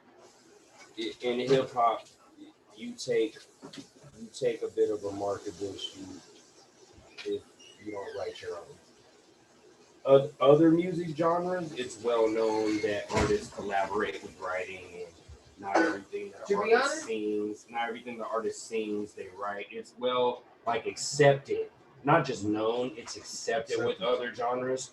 In hip hop, it's not accepted the same way. You're just expected to, if you rap the shit, you're expected to have wrote the shit you rap. Hip hop is one of those few genres. That's not true though, because so many cats Like you're expected. Okay, you're right. You're expected to, but so many cats didn't. So And many, that may not be as well known though. You know what I mean? that's what I mean. It wasn't known, but Back in the day, it wasn't well known. You're But right. so many people didn't write their own shit. Like a hell of people didn't know Dr. Dre didn't really rap. He didn't write his own stuff at all. You know what I'm saying? Right. And I remember when I heard that when I was a kid, I was hella disappointed. Like, what? Dre was just. I just didn't understand how the way the music industry works. Dre was just one of the greatest producers, but happened to have a dope voice on wax. Like so it was like I'm sure it was probably for Dre. I'm sure it was somebody who probably was like, "Yo, you sound dope if you rap," because he just kind of had that voice. You know what I'm saying? But I don't really rap, man. I can't really write this shit. Oh, don't worry, we'll have people write the shit. We got DOC right here. We got people to write the shit for you, but we just think you should rap though. Like we got DOC, we got Snoop, we got all these motherfuckers. Probably how it was with Dre, you know what I mean? I don't even really do it like that though, but we got you though. I mean, he was like Dr. Dre was basically like the Quincy Jones of the shit. Like he's a cat who saw the track, who put everything together for cats in position to do what they do. Hip-hop Quincy Jones. Like saw the track before it was done. You know what I mean? Hip-hop Quincy Jones, that's perfect analogy. So, shout out to Dre.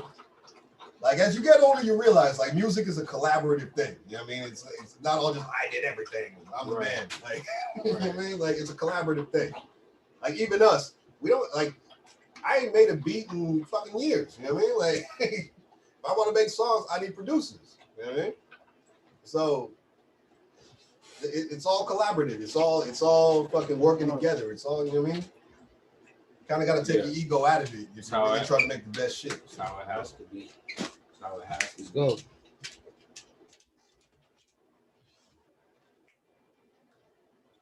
Oh. Titus said, "Whoa, what's that sound? What sound?" Diff Dope Security doing this thing. Oh, he was probably drinking the water. That was the dog drinking the water, fool. He was thirsty. What you want from him? Security needs to be hydrated. That's right, Steezy and Will Smith never cussed. Except for one song he had. He had a song called You Saw My Blinker, Bitch. Look it up. Yeah. Will Smith, You Saw My Blinker, Bitch.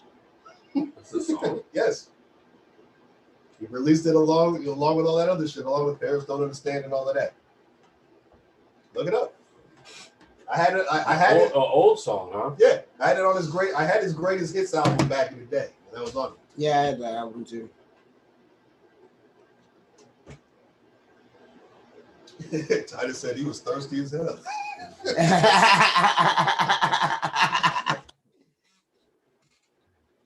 Yeah, no, man is hot. Yeah.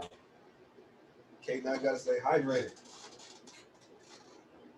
Yeah, he was drinking.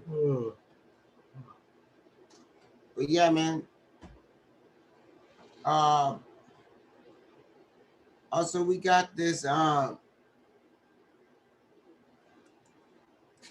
this Hitman Holla business.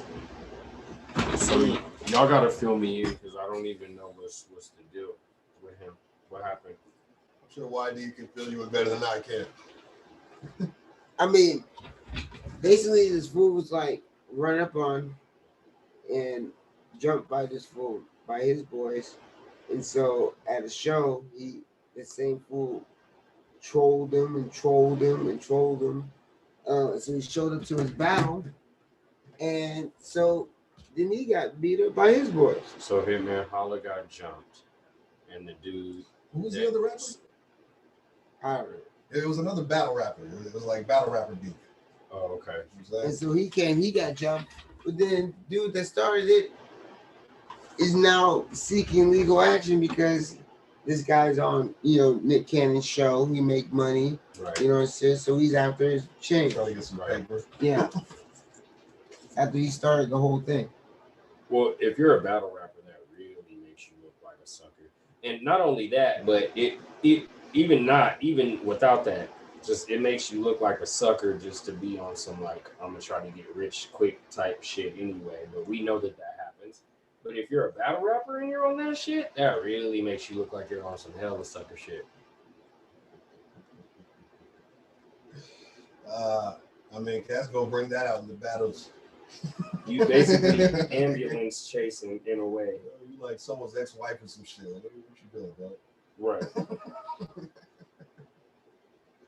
Yeah, it's not too cool when it's not a good look. Well, especially if he started the whole confrontation. Right. Cats going back and forth, jumping each other. I saw the video, like, motherfucker got fucked up. Like, it was like 10 dudes, like, stomping on it. Yeah. So was it Hitman Holla that got jumped? No. Oh, the dude that caused the first the other jumping, guy. right. And Hitman Holla was on the side. His boys were jumping this guy. And Hitman Holla stepped in real quick and kicked him and then stepped back. Come on. That's not gangster. I mean, after already being jumped. Okay, yeah. I guess you got to look at the macro of the situation. Yeah, he was already jumped. Was not gangster? It's like, all that jumping shit is just bitch made to me. You got a problem? Go deal with that guy. I mean, go deal with that man if you got a problem with that man. Absolutely. But regardless of the fact, trying to like sue for money afterwards, it's like super bitch made. That is super bitch made. That's crazy bitch made. Mm-hmm. Like, you hit me, now I'm telling. Not only I'm telling, but I want money. But I want money. That's like the bitch part to me. Well, I want money or I won't tell. Or you ain't getting shit. Fine, now I'm telling. Like, were there police involved? Was there, you know what I mean, charges filed and all that? I don't know. I didn't see that part of the story. I'm not sure if there's charges filed or not. Or wait, no, there are charges filed because that's how he knows that they're doing it. Fucking stupid, man. Do your battles and get your money, dog. Like, what are you doing?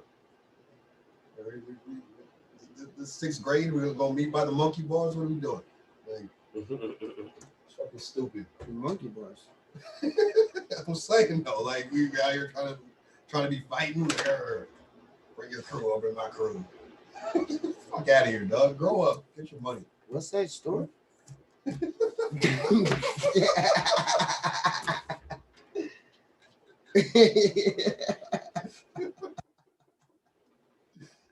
Like the Warriors.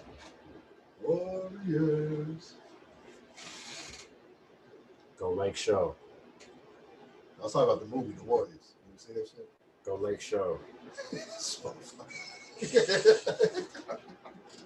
Fuck the Lakers. Fuck but you. I'm talking about the movie, The Warriors. Yeah, he was. Yeah, you're right. He was wrong for getting involved. He should have just. But still, man, Yeah, he was literally standing on the side watching his boys jump this guy. He steps in, like, kicks him real quick, and come on, bro. Some bitch ass shit. I mean, you're gonna be involved. Then that's something you should have been invisible on, right? He should have been invisible on that. Might as well keep your hands clean. You're right there on camera. Like, but he got emotional. He got emotional because he had already got his ass whooped. There you go. Which makes sense. That's right. But getting jumped will make you a little emotional. I've been there. But coming back I've never been jumped. That ain't what. Yeah, you're right. It's not. But yeah, I got jumped by SOS out in Long Beach. That was not cool because my homeboys talking shit. But damn, you took his ass whooping. I mean, I say I'm a loyal motherfucker. I could have ran, but no. Nigga, I understand that's how it goes sometimes, but I'm just saying, damn, that's what happened. Like, yeah, it was like, I don't know, 30 on 3. Fuck. SOS, yeah, they don't fuck around. Shit, dude. Don't talk shit. You're not exaggerating with that number. Not at all. Cars these motherfuckers come in. Holy fuck! Not talk shit to the Asian gangs, man. And they don't give a fuck. They will roll hella deep for 3 niggas. They don't care. Like, and it's not even the cats you see; it's the cats you don't see. They're like, right. All of a sudden, skirt. Oh shit. That's why the cats that got crazy with you got so crazy with you. That's the reason. Don't talk shit to them. Don't talk shit to them. Don't talk shit to their girls. Which what my boy did. Anyway. Ass whooping. Hey, ass whoopings happen, dog. That they I'll do. hold that L. You know what I mean? I'll hold that L. You know what I mean? We got the shit jumped out of us. Motherfuckers was limping home. That's how it goes.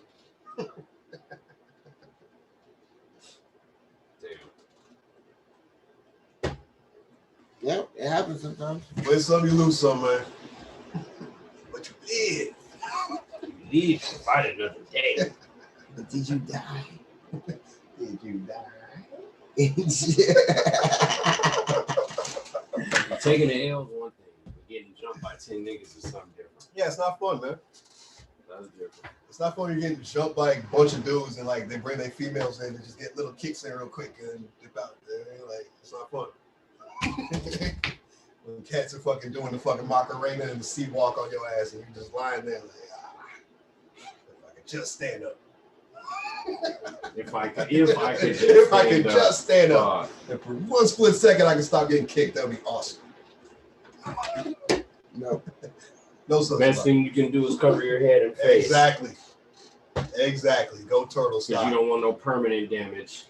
Go turtle style. Yeah. Or else that's so rough, you know. Take those ribs and backs and legs. Mm-hmm.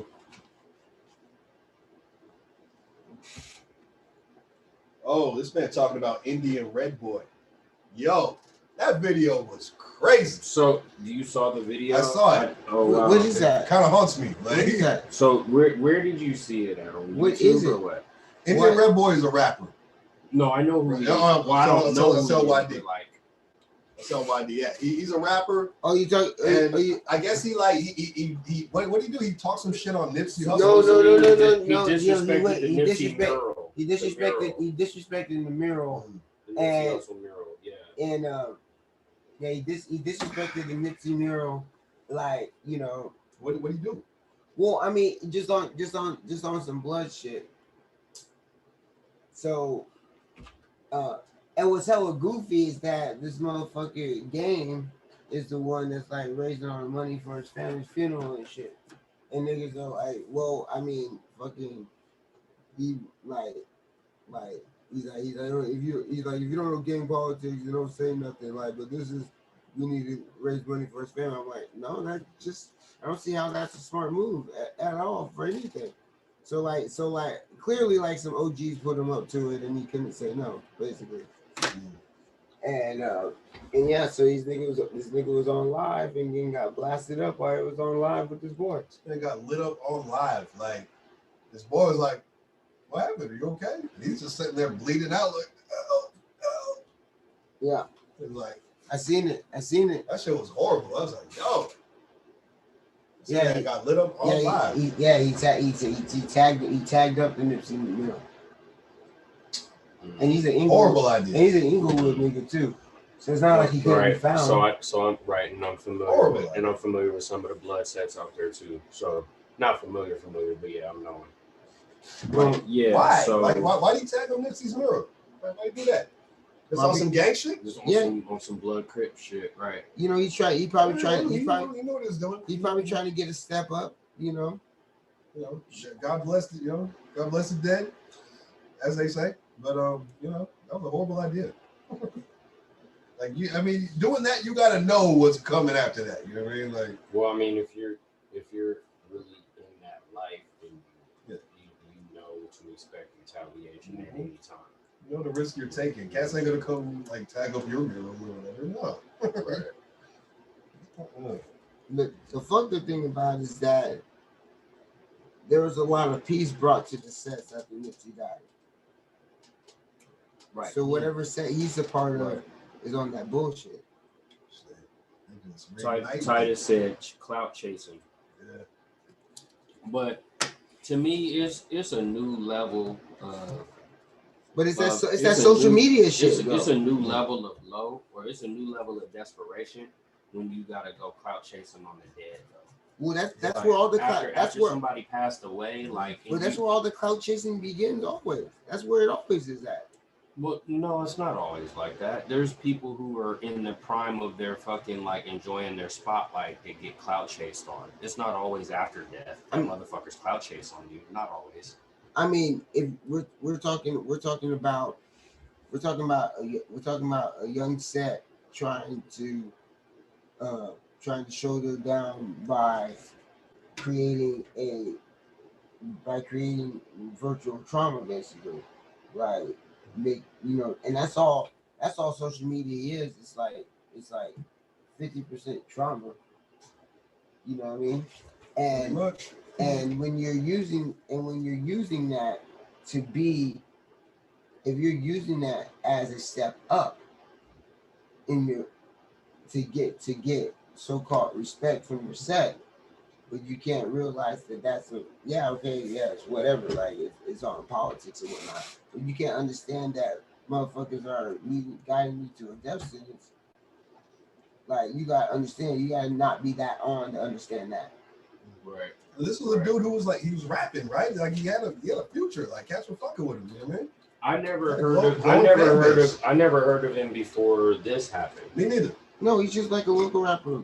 But he was getting a little. Apparently, he was coming up a little bit. I guess he had a buzz out there in LA though. So he had a connection. He had a connection with Game. That's all it was. Oh, okay. Hey, that's a great thing too. Yeah, right. Well, that's something to climb the ladder with, you know. Well, guess what? It's not the right ladder to climb. You don't see Game out there doing that shit. Now he's just fucking sending money. See, but you know what I mean. Well, that's not about his association with Game. That's about some shit he did. That's about him chasing clout. You know what I mean? That's about him. That's not about his association. That's about his actions. No, but that's what I'm saying. That's what I'm saying. Like he wasn't concerned about no music shit. That's what I'm saying. Mm-hmm. Mm-hmm. Just, doing it for the gram. It's like, come on, yo, like someone focus on the big picture, man. Like first of all, doing it for the gram, like, yeah, okay, it shows that you down, but it also shows everything where you are, your location, and everything, bro. Exactly. Like it was easy to find you.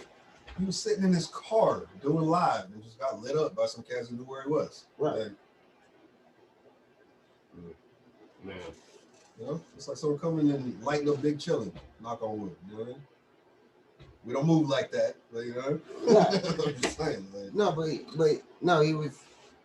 Yeah, no, you're right. But the way he was conducting himself, right? I mean, like, but he also couldn't have been, too safe, and whoever he was talking to didn't seem 100% concerned, like he got set up too.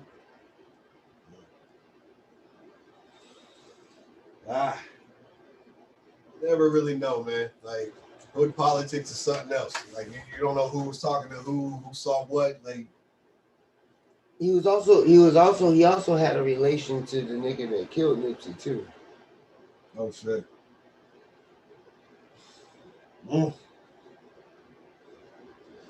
All ugly, man. Yeah, he had a relation to the nigga that killed Nipsey too. Whether it was part of the same set or what, I don't know. I'm sorry, that shit was ugly. Watching that motherfucker get lit up on live, like I'm sure people were watching that, like, what the fuck? Those gunshots? Yeah, and he's just like this. At first, I didn't know what happened. Yeah, because he kind of leaned out of frame, and then he came back, and his whole, his mouth is bleeding. And he was talk, bleeding, eye bleeding. Yeah, but like they said he took 6 to the head. Yeah, 6 shots straight to the dome. Like, because I saw him like this, but I thought he was like shooting. Like that he was shooting shots, like shots went this way and he was shooting some back.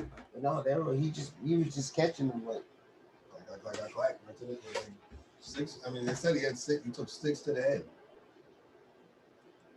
Yep, I seen that shit.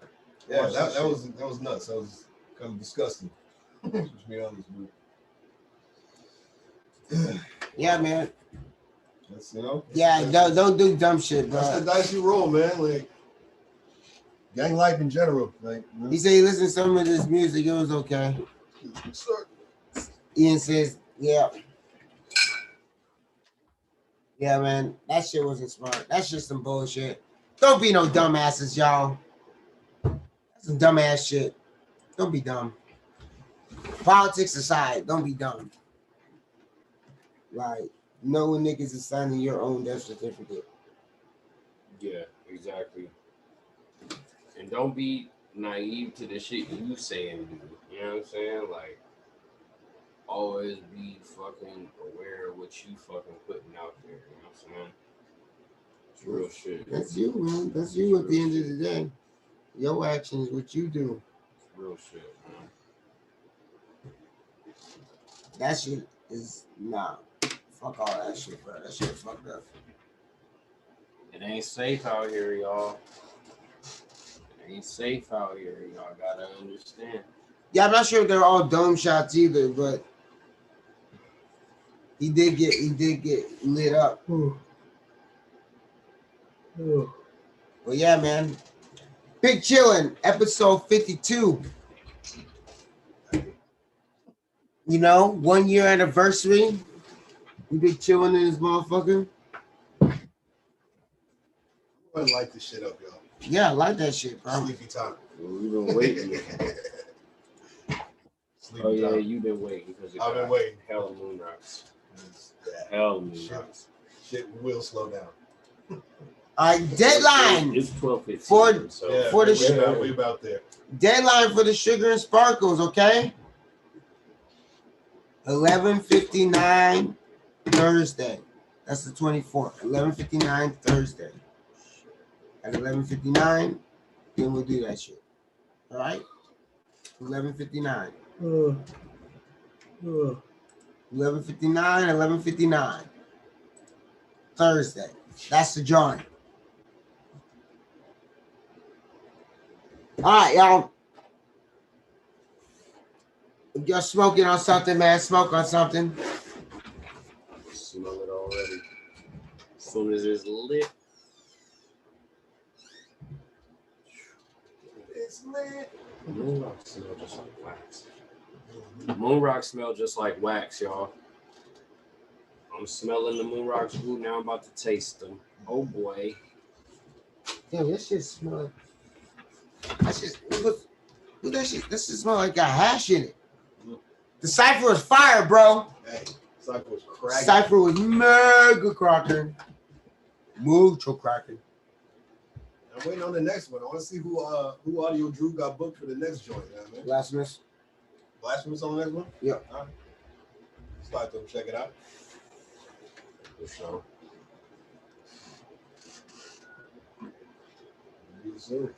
Just taste we'll like check out that rock show on Friday.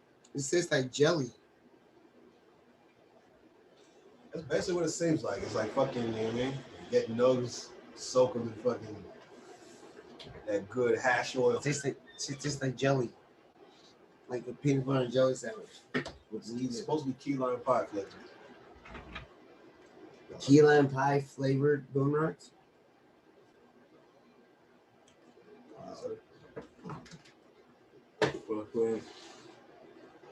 That's interesting.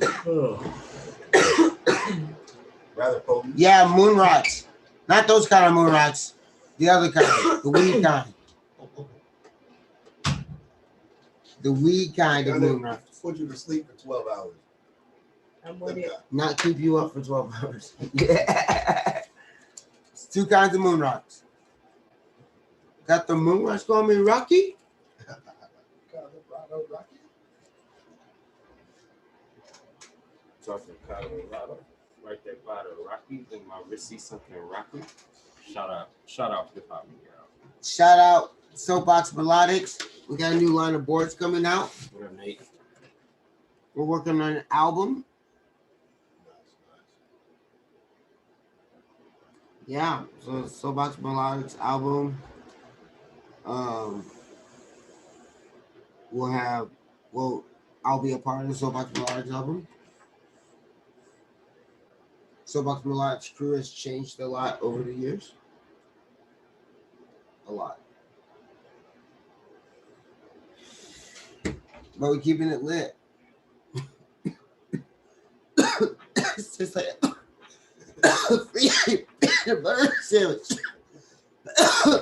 gotta start keeping it lit. Sasquatch. Oh yeah. Cheese in the spliff. Yo. Keep it lit. Yeah. Get the cheese in the spliff. Shout out to homie Sasquatch Josh. That's the fam. Did he win today? I got no idea. Oh, he battled today. I don't even know. No idea. Or is it one of those battles that you gotta watch later to see who wins? Those are annoying. They gotta be there. Most of realize most of the battles he does are like not judged. Majority of the ones he does. Like basically judge it in the comments. Right. That's how pretty much. Yeah. That's weird. And how battle of the Zay goes. No, yeah. they actually they actually have a poll though. Okay. Online poll. Yeah. But still pretty much same thing though. And that's only designed to get viewership. But Right. Smiley's asking if there was a female singer in Soapbox. Yeah, it used to be Anya. Anya, dang, that's someone I forgot about. Yeah, there's not one now. Oh, shit. Yeah, she used to work with young cats, Noises in the Attic. Oh, fucking Brandon Beon's Briones. How say his last name? Briones. There we go. That's the little homie out there in Santa Cruz. Yeah, yeah, it used to be Anya, and well, she's not anymore. So there isn't one now, which is cool because we're gonna just do a bunch of hip hop shit because we still got Bones. So got Bones. I mean, shit, with all these cats that are on the boards, we gotta do something. We a Rock Nest Monster. A+. I mean, maybe that'd be dope. Cold as fuck, hell yeah. But right now it'll be Bones and me.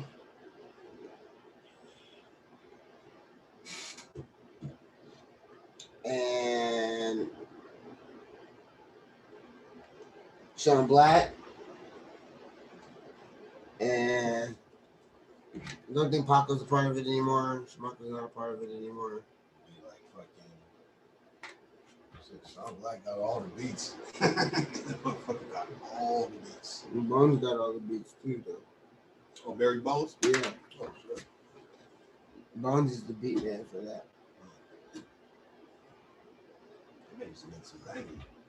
Yeah, yeah. Bones is. I was at Bones Studio the other day. Some Black got a new studio too. Yeah, I've been seeing him post some new videos. Slide through. Vibe with these cats real quick. Get back in artist mode, you know what I mean? Yeah, I almost care about music again. I'm zoning back in, you know what I mean? Like, right now it's mostly, you know what I mean? Grinding and promoting and all that kind of shit, getting this merch shit back up. But yeah, it's time to get back on this fucking, get back in rapidy rap mode. I'm slowly getting there. I'm never going back to rapidy rap mode.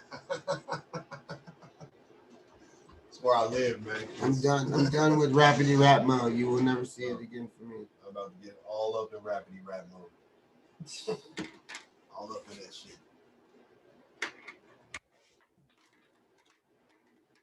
Drop a metal album before I go rapidy rap again. Well, probably just supposed to be thug shit for now. Rapidy rap with a touch of musicality. I ain't trying to be KRS-One out here. You know? Yeah. No disrespect, but you know. My shit will be. You already got that lane covered. Yeah. And it's still my Christian rap album. I can't wait to hear that. DMC revival. Dude, it's gonna be sick. Do it. You know I better be featured on it. That's a no-brainer. I mean, maybe. Let me sing some It might, gospel it, might, later. it might just be a solo album. Nah, fuck all that. You gotta let me sing some gospel on that shit though. Yeah. Not even kidding. You do a whole project and you'll have me on that. Yeah, pretty much. No. Like, I really would, because it has nothing to do with you. Like, fuck you. Fuck you. Are you just gonna cuss me out on our fucking podcast right now? I didn't cuss you out. Like, this is Yeah, a personal project. You can eat a dick. That's pretty, yeah. It would be. I respect that. I'm thinking like 5 tracks, you know, and just some speaking. Well, instead of 5, do 6 with me on it. 1 with me on it. Well, then I would have to make a whole nother song. Because I would have to do 7 and not 6. Wait, what? You said 5.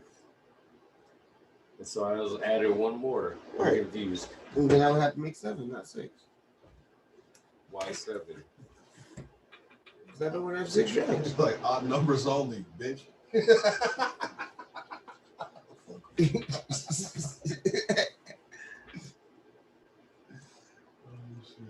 But yeah, Anya, she now makes like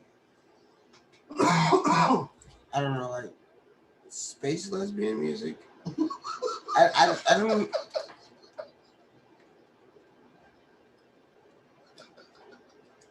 Space lesbian? Is that what that is? You guys would have to like follow her new oh Lord, her new thing, and then you would understand exactly what I meant.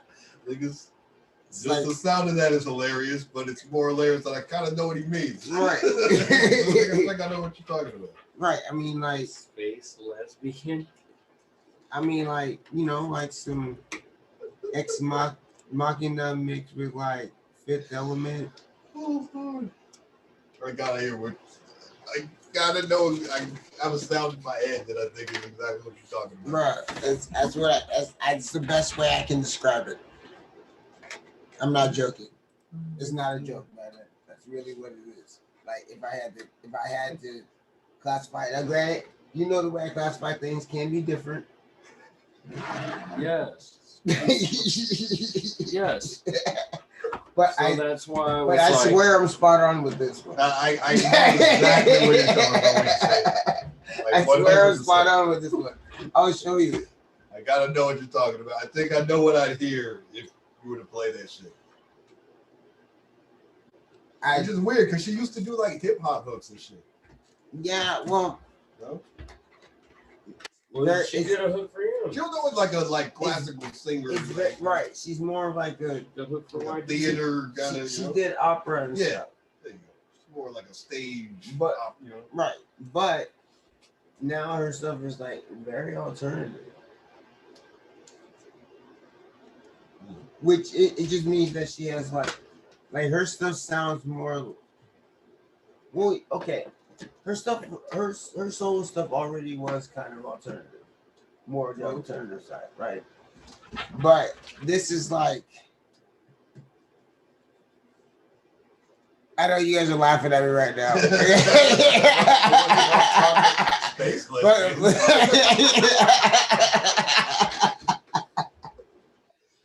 Oh man. Ian's dying. Just roll with it. I'm getting something for this. We're going to fuck this right here. All right. Proceed. It's just very alternative. She has short blue hair. There you go. No sense. No hatred, but no sense. Very electronic. Techno dubsteppy. A little bit, but with still like with the melodies and the vocals. It's really interesting. Slightly processed, probably, but yeah, still. Right. A little more processed to fit the electronic vibe. You know what I mean? I know exactly what you're talking about. Side note, did you guys realize that Plankton's computer's name is Karen. Just want to put that out. Is that right? I haven't seen that show forever. Is that right? No clue what you're talking about. Plankton? Oh, okay. That little asshole. It's called the computer's called Karen. I don't know why I thought about it, but Yeah, I didn't watch SpongeBob. you didn't watch SpongeBob? I saw a few episodes. So you didn't watch SpongeBob, you everywhere. didn't read Lord of the Flies. No, I did read Lord of the Flies. I had to read that in high school. Oh, you did have to read Sophomore year. Oh, okay. Yep. You didn't read Catcher in the Rye. No, I didn't have to read that one. Catcher in the Yeah. Yeah. This nigga's just not as woke as the rest of us. Fucking, they just like. They just Gentle Hands was like ripped your eye high. Gentle Hands was dope. Gentle Hands was like a good one too because I was like kind of on some like the main dude. Did that pedophilia in it too though? No, but the main antagonist dude was like this old Nazi dude who was on some like obviously anti-Semitic shit, heavy and anti-Semitic shit. Like openly. And his name Gentle Hands was basically like a oxymoron, like yeah, right. Oxymoron. Like he was not gentle at all. Right. Gentle Hands, aka he was only gentle when he released you from this earth. Nice. And there was this interesting intrigue throughout the whole story because it's kind of like it was pretty good. I don't want to give away the whole shit, but like it's pretty good. All right, I'm gonna check out Gentle Hands now that I'm an adult and can handle such traumas. But what the fuck were they doing to us, man? That's how they. What the fuck? Hey yo, like when I came to high school, there was like, you're throwing you in the deep end. Yeah, you're gonna read some crazy shit. Yeah, you gonna read Mark Twain and learn about Nigger Jim. Yeah, Nigger Jim. Like what the fuck? That's just his name. Yeah, Nigger Jim. Nigger Jim. It's not edited. No, was that what was his name? not a. No, you're talking Mark about Twain. What's his name? Huckleberry Finn. There you go. Yeah, Huck Finn. Yeah. Yeah. Nigger Jim was the name of the character. Wait, I think I did. It was never edited. Word? That's his name? That was his name. Okay. I think I had to read that junior year, if I remember correctly. Yeah, fucked up shit, right, Teddies?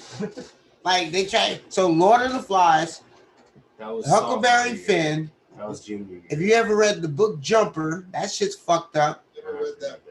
Catcher in the Rye. That's it already? Bruh, Lord of the Flies. Even the Shakespeare shit, bro, like Othello. I had to read Othello. Othello was kind of fucked up, bro. Othello's fucked up. But like, see, Shakespeare's different. Shakespeare is already like in a book. You know, if you open up Shakespeare, it's fucked up. Okay, you just because they're called tragedies. They're called tragedies for a reason. Dude, You know. What the fuck? Yeah, it's like Oedipus? This dude fucked his mom? What? What kind of book is this? Yeah. It's to get the Oedipus complex.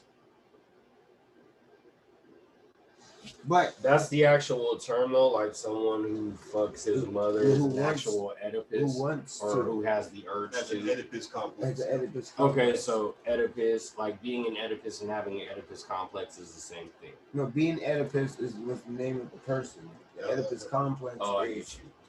Yeah. Because I've heard of the Oedipus complex. I know what that is. But so I got you. It's based on It's based on the literature. Okay. It's kind of a convoluted story. Like he ends up smashing his mom, he'd mean too, and blah blah blah. Yeah, it's nice.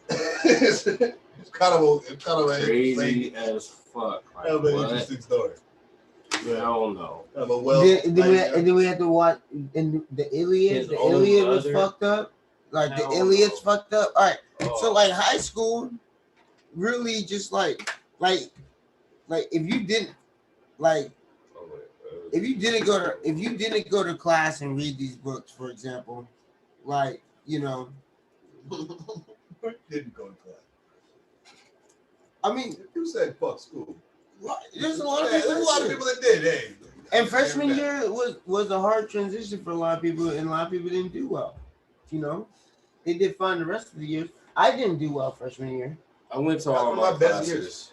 My best years. I went to all my classes. No, my best year was 8th grade. I went hard to pay too. My senior year was my best year. Okay. Wow, So my worst. So there were a couple classes that I was doing good in. There were a couple classes I was doing good in that I would be late to sometimes. But other than that, I went to my classes. So, but all right. So did you do the work? Yeah. Did you read the books? Yeah. Okay. Occasionally. So I and I still didn't do well in all the classes. I mean, no, but we're just talking about like understanding the literature that you took in. That's just a fucked up shit, right? So for me, I struggled in some of the high school classes. I didn't fully take in all of everything. 20 years from now, we the ones that you gon' say still here. That's the truth of life, and you really cannot conceal it. It's for that. Sorry. That's just slap, right? I always thought that verse kind of sucked ass, but it opens up the track perfect, in my opinion. Oh shit! Well, Yeah. But we gonna burn the stores. We burn the stores. But yeah, so here's what we got. You got motherfucking Lord of the Flies. That sucked. That was a crazy ass book, dude. That was a crazy book. It really was. You had Catcher in the Rye, crazy book. I didn't have to read that one. You had Jumper, also a crazy book. The movie sucked ass. The book. What was that about? I don't know. The kid that could teleport other places. I saw the movie. I never read the book. I read the book was in the box too. Oh shit. That book is crazy. Okay. Fucking. Then you have the Yeah. Iliad. The Iliad was fucked up. That's a those old Greek shit. Oh, you know what was another fucked up one? Did you guys have to read The Crucible? Yep. I didn't have to. Sure did. I didn't read. Read that in Miss Eater's class. I didn't read it. The Crucible was a fucked up one too. Then as we talked about earlier, all the Shakespeare shit. Shakespeare doesn't count though, because you already know. Because I had to read Othello and I had to read Macbeth. Those were the two that I had to read in high school. Yeah, those were the two I had to read in high school, were Othello and Macbeth. Yeah, Macbeth is fucked up for sure. You know, but I gotta say that, you know, say you were a student that didn't go to class or didn't read the books, right? Right. Is your subconscious freer, or are you are you subconsciously less prepared? If you don't go to class, Like if you never read those books, you're subconsciously going to be less prepared. Because how can you be more prepared if you're not taking in the material? no, I mean but in life, Just in general. in general, like were those harsh literary topics necessary for us to read? I don't think the topics themselves were necessary for us to read. I think what was important out of that activity. What were they trying to shape? Right. I feel like it was shaping the habits of reading, studying. I don't think it was so much about the content when it was reading that particular material. Why but is it so I think harsh? it was more about Why is the reading, content so like? understanding. Do you think it was damaging, or was it? Another goal might have been exposure as well. Okay. So I don't think the content itself was like you have to know Shakespeare when you're older or else. But I think it was just it's all a necessary part of the learning experience Learn Shakespeare, you're gonna use it later in the future. Gonna need this later in life. Wait, no. Romeo and Juliet. It definitely goes towards study skills. That's true. I think It definitely goes towards study skills. To your point, I think it's about promoting reading and retaining information. Right. I mean, retaining information, study skills, retaining information. Like you just read this shit. What did it say? Tell me. Right. I think that's what it's about. I mean, but why is the content I had so hard? I had a hard time with that in high school. But I would read the shit and then you'd be like, I'm sorry. I would read the shit and then you'd be like, okay, tell me what you just read. And I'd be like, well, yeah. So it's boring, I don't know. Right.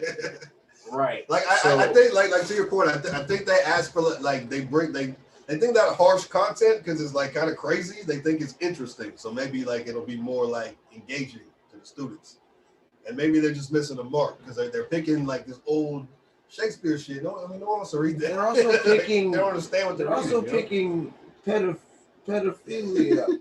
Right. Yeah. Like what? And outright racism. Right.